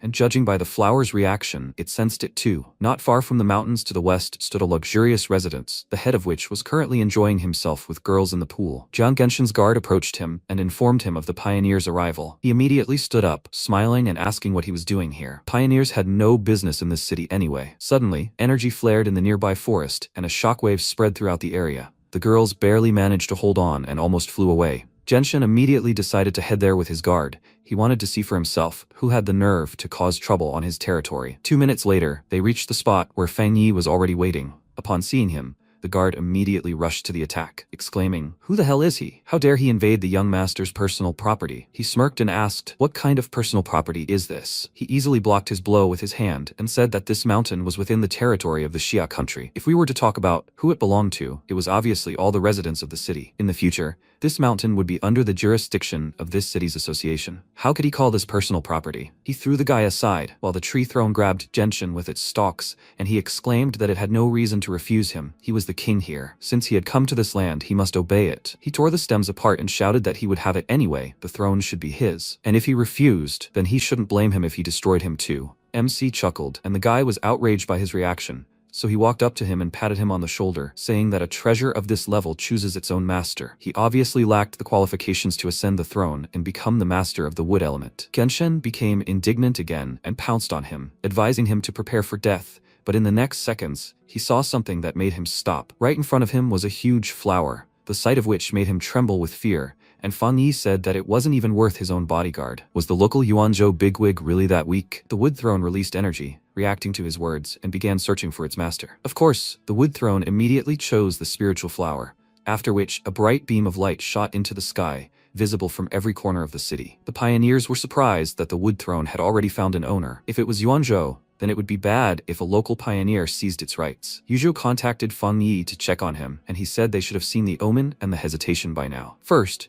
he wanted to inform her, the wood throne has already chosen an owner. She asked if he had really managed to obtain it. He replied that the throne's new owner was still a plant, his spiritual flower. He also had the element of devastation, so he grew the flower himself, making it his spiritual pet. This ghostly vine was destroyed by him. Yuzhou was greatly surprised by this news, and he continued, the local bigwig was also eliminated by him, and the association can now enter the city unhindered. He'll leave this guy and his men to them to clean them out gradually, but the process will be long. After ending the call, he turned to the flower with a smile and said that it was lucky, but now it has to stay here. Leaving is impossible, so they'll have to say goodbye, for now. It even reminded him of seeing a child off to school. The spiritual flower asked when it could return, and he thoughtfully replied, "It will be able to return around the time it reaches the level of a diamond body. So let it train well and enjoy its power." The next day, Lin Yi arrived in the city. As she walked through the streets with a smile, she thought her cousin's spiritual flower had become the master of the tree throne last night. This news had already spread throughout the entire Pioneer District. Moreover, he also let it slip that he himself possessed the element of devastation. However,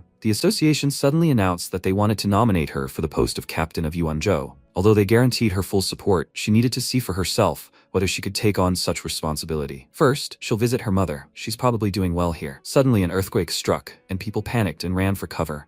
But Lin Yi knew it wasn't an earthquake at all, but a surge of spiritual energy, an anomaly. Meanwhile, the association had already learned of it, but the fact that they hadn't detected it sooner struck them as strange. Had the prediction system malfunctioned? An excited worker ran into the meeting room and exclaimed, "Things are bad. A large-scale anomalous surge of spiritual energy has been detected in the forest-restricted area. The concentration is growing steadily without warning. The forest beasts that absorbed the energy have already mutated. Whole herds of them are moving toward the city limits. Right now, monsters are already destroying the streets, and people are in a panic." Lin Yi, meanwhile, was fighting and simultaneously calling her mother, but she didn't answer, which made her very worried. Distracted by another call, she didn't notice the monster about to attack her, and it was already too late to dodge. But then lightning shot at the creature, and she immediately felt a familiar spiritual energy. Fan Yi had arrived. She ran up to him and worriedly told him that a mutation had occurred here, but she couldn't reach her mother. They needed to go look for her quickly. Meanwhile, monsters had already visited some supermarket and left, leaving behind a pile of dead bodies and destruction. The boy who survived fearfully called for his mom and dad, but they didn't answer. Ignorance and fear brought tears to his eyes. He fell to the floor and cried loudly.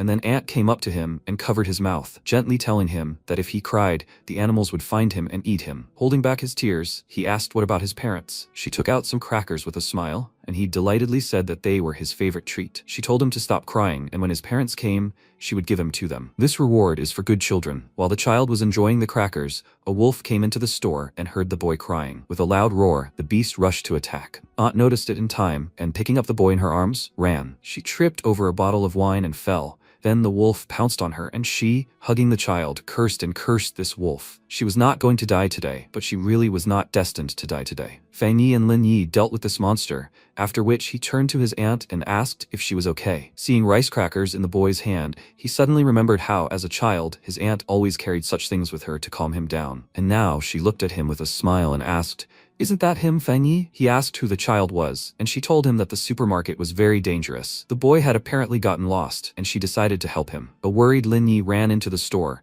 and she immediately threw herself into her mother's arms, exclaiming that she had scared her to death. The woman smiled, saying she was fine. While they were chatting, a boy approached Fan Yi and tugged at his sleeve, asking if he was Superman. He gave him some crackers and said he wanted to give them to him. Could he take him home? MC took the crackers with a smile and told him to try making a wish while looking at this, as it would help him reunite with his family. He heard a crash behind him, immediately grabbed the boy, and jumped aside with him. And then an unknown force pierced the ceiling. He looked into the resulting hole, and his face darkened slightly. There was the king of anomalies. He felt streams of energy swirling around him and thought, great, the anomaly is targeting him, since he possesses the highest spiritual energy. This gives him room to maneuver. At least the danger to his aunt and the others will be reduced. He turned to Lin Yi and told them to leave. Otherwise he won't be able to deploy his full strength here. Let them act according to the situation, and be careful. She led everyone away, and then the king let out a roar in which Fan Yi sensed two elements: thunder and wood. What a coincidence, precisely the elements that belonged to the two thrones. The Beast King pounced on him. He jumped aside and thought that, judging by the pulsating energy,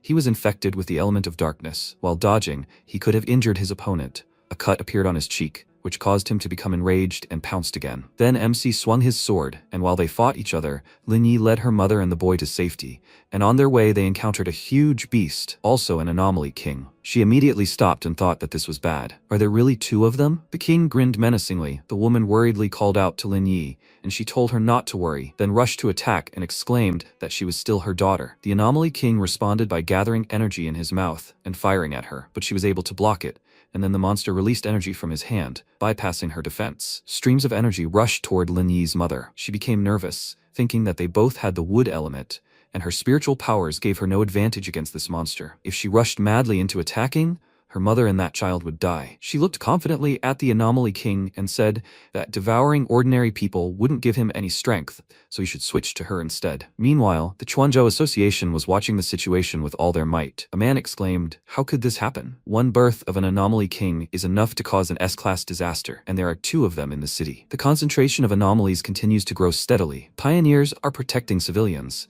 but the city is in danger of destruction. Furthermore, more and more anomalies are breaking through the restricted areas. Their hordes are already invading Chuanzhou from the mountains. All the association workers are immediately requesting support and emergency priority from headquarters. And they all remembered, Burial Sealer said that this is the zone where the throne descends. At this time, Fang Yi defeated the king of the anomaly and asked, did he come from the wild mountains? Was he familiar with the gourd? Lightning raged in the sky. He looked at them and thought, it can't be. Could this disaster really have been caused by the Lord of the Thunder Throne himself? If so, then possessing the throne poses a great danger to all pioneers except him. But the system prompts clearly describe the throne as an opportunity that brings only benefit and not the slightest harm. What's the problem? At this time, Lin Yi continued to protect her mother. She withstood the attack of the monster's claws with the help of a shield and exclaimed, in his opinion, she is so stupid that she will let herself be devoured. She glanced at her mother and asked the monster, or does it want to devour them? She became very angry and said that he would have to kill her first. And then the lightning intensified,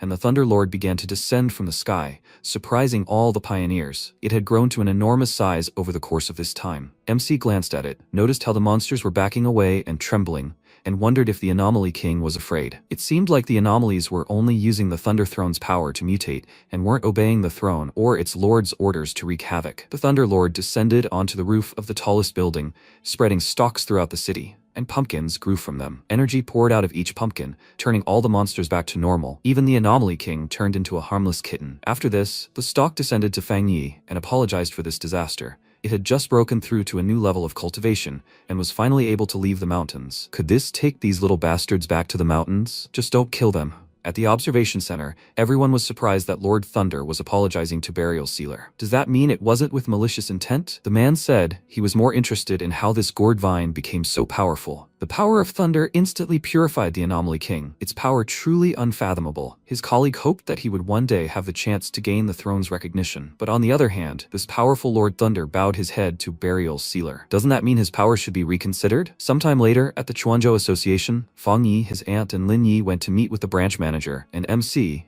and he explained to the woman that the whole world is in such a situation now that there will be no peaceful days in the future. But the military districts and the association will still try to ensure their safety. She asked, so humanity really won't go extinct? The man smiled and asked, why such hopelessness? She should know how many disasters Burial Sealer has already prevented. Even S-class Anomaly Kings tremble in fear after sensing his aura, and ultimately cannot escape death. And her daughter is the pillar of the current Xia country. Yuanzhou's city even wants to invite her to the position of captain. The woman told the children with a smile that they were working so hard, but in such a time of crisis, such words did not really calm her. She was only worried about one thing, whether they were tired and injured. If one day they really died, then MC interrupted her and advised her not to think too much about it. By the way, where are John Lu and the others? They didn't come to help during the anomaly either. The branch manager told him that he sent them to the association hospital, but the nurses said that the 3 left at night. He heard that John Lu couldn't sit still and insisted on leaving to continue training. Suddenly, the boy's worried parents burst into the office. Upon seeing them, he was overjoyed and threw himself into his father's arms,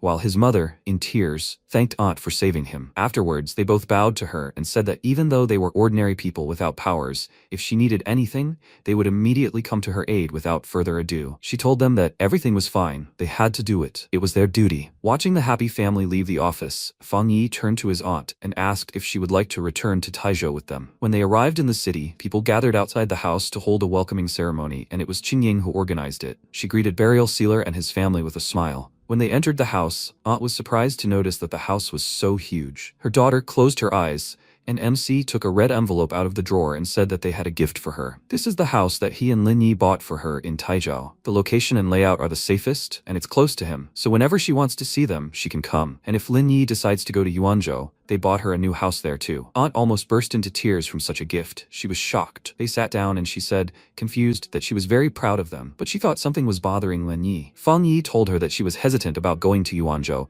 and she confirmed this. She still can't make a decision. She wonders if they want to use her to improve relations with Burial Sealer. But everything won't change overnight, and they won't be able to help her all the time. Her mother pinched her cheek with a smile and suggested that she just give it a try. She always did what she wanted, and didn't she secretly come to her cousin's place under the pretext of tutoring? She asked awkwardly. So she knew everything? After that, she smiled and realized she must finally grow up. She is no longer a child who only knows how to follow in the footsteps of her loved ones. What is there to doubt? She just needs to try. At that moment, Fang Yi called Galan. She told him that Teacher Wu had found a new mysterious zone and was inviting him to go there with him. Meanwhile, the remaining members of the Jiang family were at the underground black market. The girl asked, can't they return to Yuanzhou? The guy remembered how they dealt with Genshen and exclaimed that it was complete nonsense. After which, a mysterious man entered the alley where they were sitting, laughing, and told them not to be nervous. They were in the same situation. Would they like to make a deal? After some time, MC arrived at the military base. He felt the air tremors behind his back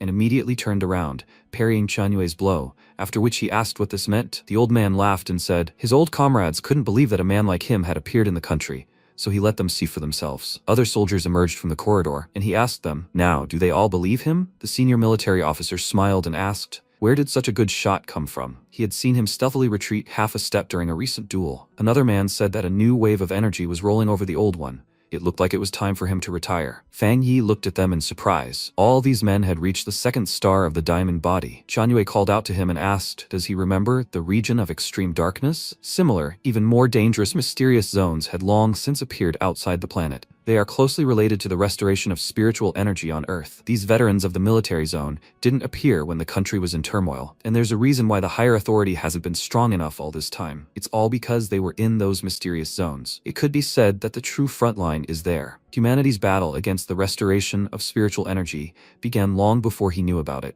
MC said that Galan told him that the mysterious zones are like temporal rifts where various dangerous elements intertwine. Xianyue explained everything in detail. The concentration of the dark element is extremely high, and terrifying existences are born there. But these zones, which were kept secret, have recently become overly active, with new ones appearing all the time. The cultivation level of the pioneers is also clearly defined, Fan Yi noted with puzzlement. It's not surprising that the Xia country had designated contaminated zones and forbidden territories even before the restoration of spiritual energy. They need to explore and protect these secrets, while maintaining order and return alive from these inhuman, terrifying places. Moreover, they have all reached the level of a diamond body, with a powerful foundation that cannot be underestimated. The true strength of the Star War Zone likely far exceeds that visible on the surface. Xianyue said with a serious face that this time, they would be going to explore the most difficult of the mysterious zones, the group burial ground. While they were discussing everything, Jiang Tian, one of the founders of the Star Military Zone, approached them. Tian merely glanced at Fang Yi and then left, and Xianyue introduced him to him. He's unsociable, has a difficult personality, and is stubborn. They all adjust to his mood too, so don't be offended. He's not the only one. Despite his appearance, he's among the top 3 in strength. They called him for backup. He has a nasty temper, but he's a loyal comrade. MC smiled and told him it was fine. He always respects veterans who serve their country. A strange personality is also a characteristic. After that, Chenju approached Tian and introduced Fang Yi to him. This young man is Captain Taizo. His codename is Burial Sealer. He was the one who single-handedly dealt with the S-class Death Overlord anomaly that the whole city had recently been talking about. The old man seemed interested in him, after which Qianyue suggested they open the gate to the mysterious zone, since everything was in place. They approached the portal. MC glanced at it. He didn't expect the void gate to be so simple. He also saw a spiritual seal on it, apparently placed there for strengthening, but he couldn't let his guard down. He entered the portal after the men, and immediately felt a powerful elemental force, and when they seemed to fall into the water, he wondered if this was all a hallucination caused by this. A huge whale swam past them. Each of these energy fluctuations seemed to come from beyond the universe. Qianyue pointed to a small portal from which tentacles were crawling out, and told Fang Yi to be sure not to approach or look too closely at all these phenomena, otherwise the elemental force would engulf and devour him. MC immediately sensed too many forces and elements here. Thunder, water, wind, and void. If he were touched by any of them, his body and mind would be subjected to a crushing blow that could cause instant death. These phenomena began to hang over him, but he ignored them. These were pure elemental forces, not anomalies, so his death mark couldn't affect them. He saw cracks in space that led to different dimensions. It was difficult to imagine how many dimensions were connected to this place. If this crack was not contained, it would definitely bring disaster to the world. Qianyue stopped at the exit of the portal and announced that they had arrived. He addressed everyone and ordered them to reveal their spiritual powers, maintain this state, and enter. After passing through the portal, they found themselves on the other side, at a group burial site. There, they immediately felt a strong aura of death. The water began to bubble. Qianyue told everyone to begin, and an invisible force struck the puddle, after which a creature appeared in its place. The men immediately rushed towards him. He extended his hand to the side and fired energy, and then Xianyue and Tian decided to block his attack. But the monster proved stronger, causing the others to become worried. Fan Yi exclaimed that they should attack together, after which the squad members took away the wounded. And he thought, the black giant's aura is interfering and weakening the pioneer's spiritual energy. Just now, the two elders and other pioneers of the 3rd star level of the diamond body, having combined their efforts, were unable to exert even 10% of their strength. He decided to try one of his techniques, releasing a dragon from his blade, but the giant easily blocked it and the flames evaporated. MC was convinced that his strength was also weakened here. If not for this, he would have already destroyed it. One of the squad members said that the youth inspires respect. It looks like he just almost destroyed the black giant single-handedly. He looked at Tian and asked, "Didn't he see this? This is a more significant achievement than simply taming an anomaly." The old man was surprised, and Xianyue reminded them that his codename was Burial Sealer. But if they knew where this nickname came from, they would be even more amazed. At this moment, Fan Yi's eyes flashed.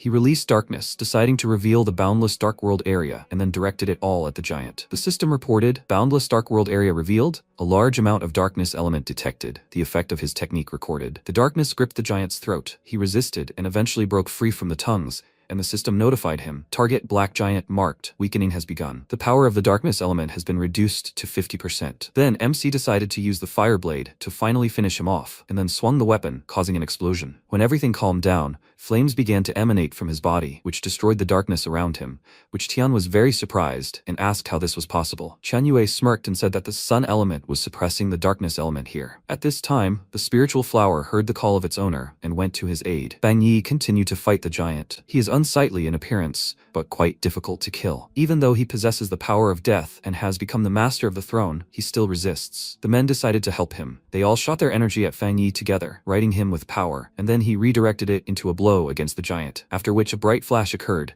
blinding everyone for a moment. The darkness finally dissipated. Now they could see what this dimension really was. It really was a real cemetery. After this, MC approached them and thanked them for their help. Otherwise, he would not have been able to defeat the black giant. He underestimated the enemy. No one was hurt, right? Tian apologized to him for his lack of restraint and thanked him for saving him. And the other men thought, is this really their stubborn one? He was replaced. The dog's mouth suddenly uttered, "Thank you." But that's not all. Skeletons crawled out of their graves. They prepared for another fight, and Fan Yi asked them, they remember the disaster in Yuanzhou, right? Xianyue confirmed it, but he didn't expect to see it again, especially here. Tian volunteered to go first and defeat these vile undead and dealt a few blows. Then the others joined him. Xianyue jumped high into the air, creating a huge ball of energy above his head, and then brought it down on the skeletons. They all dealt with the skeletons without Fan Yi's intervention, and the system detected strong fluctuations in the darkness element. He should approach them to interact and create a new technique. He suggested the others move on, and up ahead they saw a huge stele. At first they even thought it was a mirage, but Xianyue immediately said that it also emitted the element of darkness. But when did it appear? MC assumed it was simply a manifestation of dark power, and decided to check. He ran alone towards the stele, causing the others to worry, and when he touched it, it began automatically creating a technique with the element of darkness. That's how he obtained the Great Hell Sword technique. With one blow, he can summon undead from the necropolis to fight for him for 3 minutes. The strength of the undead depends on his strength. These are all darkness element techniques. Weakening from the boundless dark world exhausts the enemy, pulling them into this world and allowing bone birds and other creatures to fight in their stead. As the awakening of spiritual energy accelerates, this becomes less common. Hellish vision requires a prerequisite, the mark of death, and to open the gates of hell and summon a horde of demons, one must survive one's own death. The higher the enemy's intelligence, the more effective the illusions of the cloudy eye technique are. And this technique, it's unknown how long this burial site has existed, but every corpse here is stronger than those in Yuanzhou, comparable in power to hellish demons. This technique not only allows one to command them, but also has no limit to its development. The men ran up to him, surprised that this stele actually contained frozen dark energy, and Tian joyfully exclaimed that this was such good luck, they should send a piece of it to the institute. If they thoroughly study this thing, they can change the future. Didn't they talk about this? This thing is powerful. They need to attack together. Fan Yi didn't understand everyone's excitement, and Xianyue explained to him, this is frozen dark energy that has never been seen before. They will take to the institute for research, and if they figure it out there, in the future, the element of darkness will not bind them. At that very moment, Tian struck the stele, causing cracks to appear and it began to collapse. Xianyue exclaimed, this is bad. This thing can't be touched. After that, the stele collapsed, huge rocks fell on them, and they scattered, and MC felt vibrations of spiritual energy. Now he understands where this black sea came from. A huge dark tide was heading straight for them. The wave crashed against the rocks, and Tian reminded everyone of the first rule of reconnaissance. No matter the situation, when faced with a dark tide, retreat immediately. They followed the rules, but the monsters that appeared intended to keep them there and attacked. Qianyue noticed that Fan Yi was simply standing in place and ordered him to go to them. He, mesmerized by the dark wave, said that there, in the tide, it seemed like a voice was calling him. He touched the tide, deciding to accept death. The old people called out to him worriedly, and when the tide swallowed him, they were horrified. Tian ran to his aid, but Qianyue grabbed him and told him to wake up.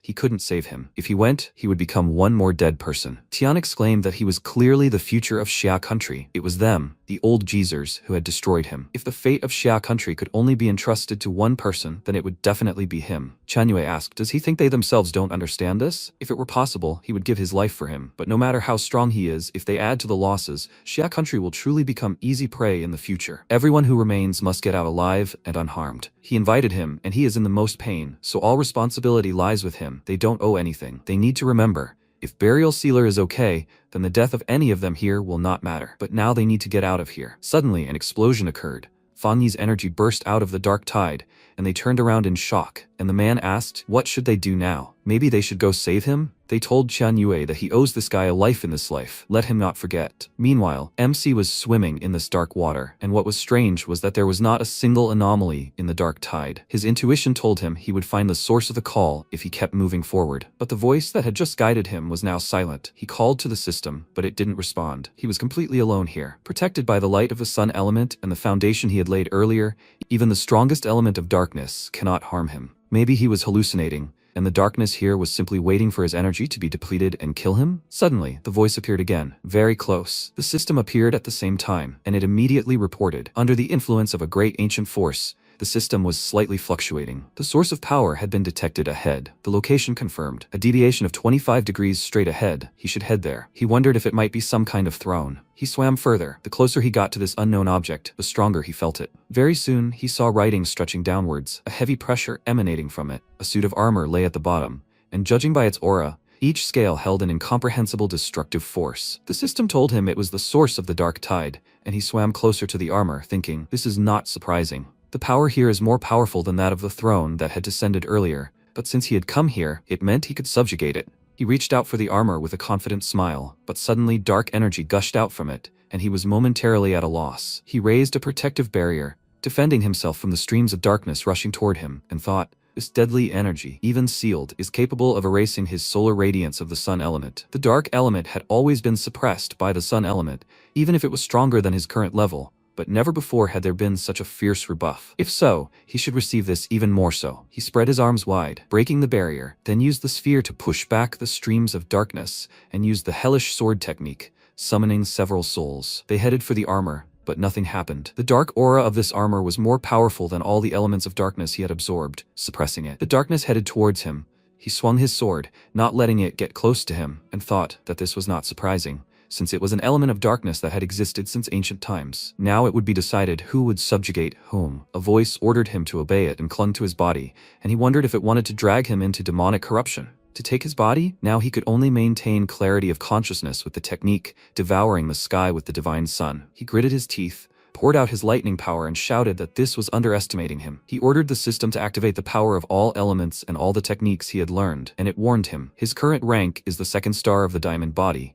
His actual ability is unknown. According to calculations, if he mobilized all techniques and the power of the elements, his physical body would not withstand it. The probability of destruction was 99%, but he was willing to take the risk. Today he would either win or die. The system accepted his demands and activated all the techniques, after which he clutched his head, feeling terrible pain. His body glowed brightly. The system confirmed his death and activated the death brand. He managed to survive. Right now his entire life flashed before his eyes, and he woke up. The system reported, the ancient object has been defeated by a master who has collected all the techniques. This recognizes him as the master. He donned the armor of gods and demons and obtained a new technique, the secret art Dark Stream. This technique and the ancient armor have a common origin. Anyone who masters the armor automatically obtains this secret art without learning. Wings grew behind his back, one made of darkness, the other of light. He clenched his fist, and the dark tide reacted and began to splash, which surprised him. Could he really now control the power of this and unleash the true dark tide? Moreover, he could not only walk on the dark tide as if it were dry land, but also command it and recall it. In comparison,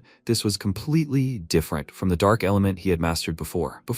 Although he could control the dark element, it had always been difficult to use. but now it was like a pet that revered him as a master and was very affectionate. From now on, any dark element would no longer be an obstacle for him. He took off his armor and decided to return. Otherwise, he had been here for a long time. If he did not return now, chaos would probably break out outside. Meanwhile, the president of the Xia country was scolding the newly arrived warriors for losing the burial sealer. So many years of training, the most advanced cultivation methods, and the richest spiritual zones, and they can't even protect a junior. They lowered their heads, feeling guilty, and he exclaimed, "What has the Star Wars zone become? While escaping the dark tide, they still needed burial sealer's help? What shame.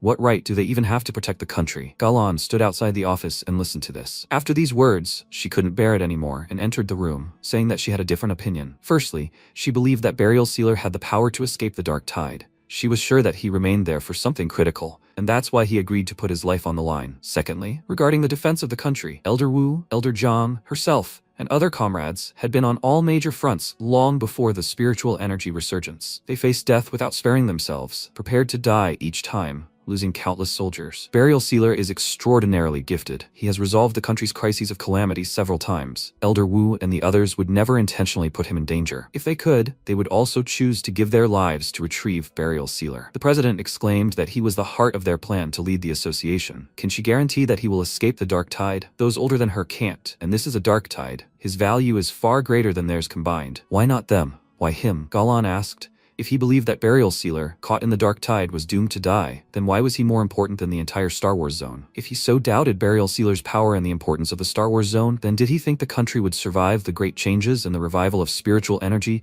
thanks to his association alone? Could they succeed? Qianyue indignantly called her to be quiet, after which the president calmed down and said that it was his mistake. He had gotten carried away. So what should they do now? Once Burial Sealer's disappearance is announced, not only will unrest erupt in every city, but enemies both inside and outside the country will also take action. Galan and Qianyue had only one option in this situation: block the information and set the highest level of secrecy. A week passed, and Lin Yi spent all this time sitting in the villa, waiting for her cousin, but he still hadn't returned. There was a knock at the door, and she was already overjoyed, thinking it was him, but it turned out to be her mother. She entered the house and asked if Fang Yi hadn't returned. He'd been on a business trip for so long and hadn't called even once. He was already making her worry. Maybe she should call him? She replied that she wouldn't be able to. He'd gone to a very dangerous place where she couldn't contact him by phone. Her mother asked, but hadn't there been times before when they couldn't contact him? By the way, when was she going to Yuanzhou on assignment from the association? She replied that they had originally agreed to go together as soon as Fang Yi returned, but he was busy now, and there was no news from the association either. She became worried. This had never happened before. Even if there was a temporary loss of connection, he always returned. She contacted Qingying, but she also didn't know where he was, and Galan's message remained unanswered, so she decided to find out everything herself. She ran to look for him despite the rain. If something happened to her cousin, not only Taisho City, but the entire country would be turned upside down. She was sure nothing would happen to him, because his strength was with him. Everything was going well so far. Suddenly, lightning flashed in the sky, it immediately froze, and a bright comet flew over the city, causing people to become frightened and run in panic. But it turned out to be only a throne. It fell into the mountains, and the pioneers who saw it grinned. The descent of the throne meant that a fierce battle was about to begin. At this time, Fang Yi was trying to escape from that space, but he couldn't find any landmarks to return to reality. It was like being trapped on an endless road, constantly going in circles. He asked the armor, could it really be that it couldn't find a way out either? The darkness wavered. Everything was very strange. Even the system worked as before, but there was no signal. If even this ancient armor of gods and demons couldn't find a way out, could it be that after he took it out of the mysterious zone, it caused some kind of butterfly effect? Or did something else happen? The armor suddenly flashed, disagreeing with him, and he asked, did it mean to say that this wasn't the problem? The darkness moved more actively, confirming this, and he asked, couldn't it speak? It had used human speech when it told him to enter the dark tide. The darkness trembled, and he asked, so it can't speak anymore? He sighed heavily, deciding to return to searching for a way out. And suddenly, he felt a strong energy and realized that it was the throne from the mysterious zone's space that had descended on Taizhou. At this time, Lin Yi fled to the mountains, as she understood that her cousin was not here, and the appearance of the throne would definitely cause chaos, so she needed to check everything herself. But suddenly, bandits surrounded her and asked, she's Miss Lin, right? Her face darkened. She poured out her energy and exclaimed, Since they broke into Taizhou at such a time, what are they planning? The men were scattered. Then she grabbed one of them with vines and pulled him towards her, after which she kicked him in the chest and exclaimed that she asked a question. Is he mute? She threw him aside. Another guy whistled, signaling the others, and they emerged from hiding. The numerical advantage was clearly on their side. Their men pointed a blade at Lin Yi and exclaimed, "She's just a greenhorn tailing burial sealer. So she's putting on airs?" He ordered them to attack together. Lin Yi realized they were simply underestimating her.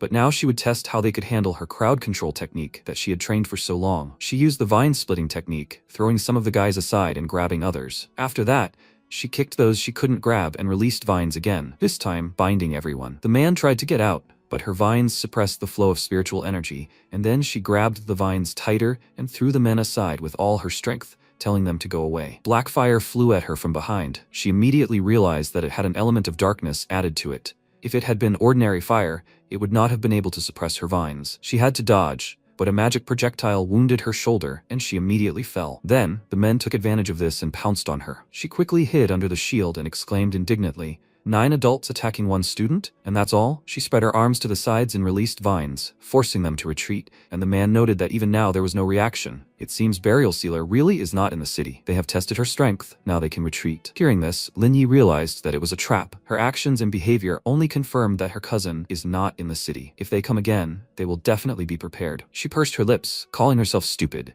She needs to think of something. And then, something fell from the sky, accompanied by a bright flash, and inspiration descended on her. She called Captain Su, and she answered, saying, "She is here blocking the forbidden area of the throne. What if there are invaders attacking from their side? The association will immediately send people to her aid." Lin Yi told her that she had driven them away, but not for long. Their goal is the throne. They think that without Burial Sealer, no one can defend Taizhou. Qingying understood what she was getting at, and suddenly her voice rang out right behind her. She declared that she must force the throne to recognize her as its ruler and submit.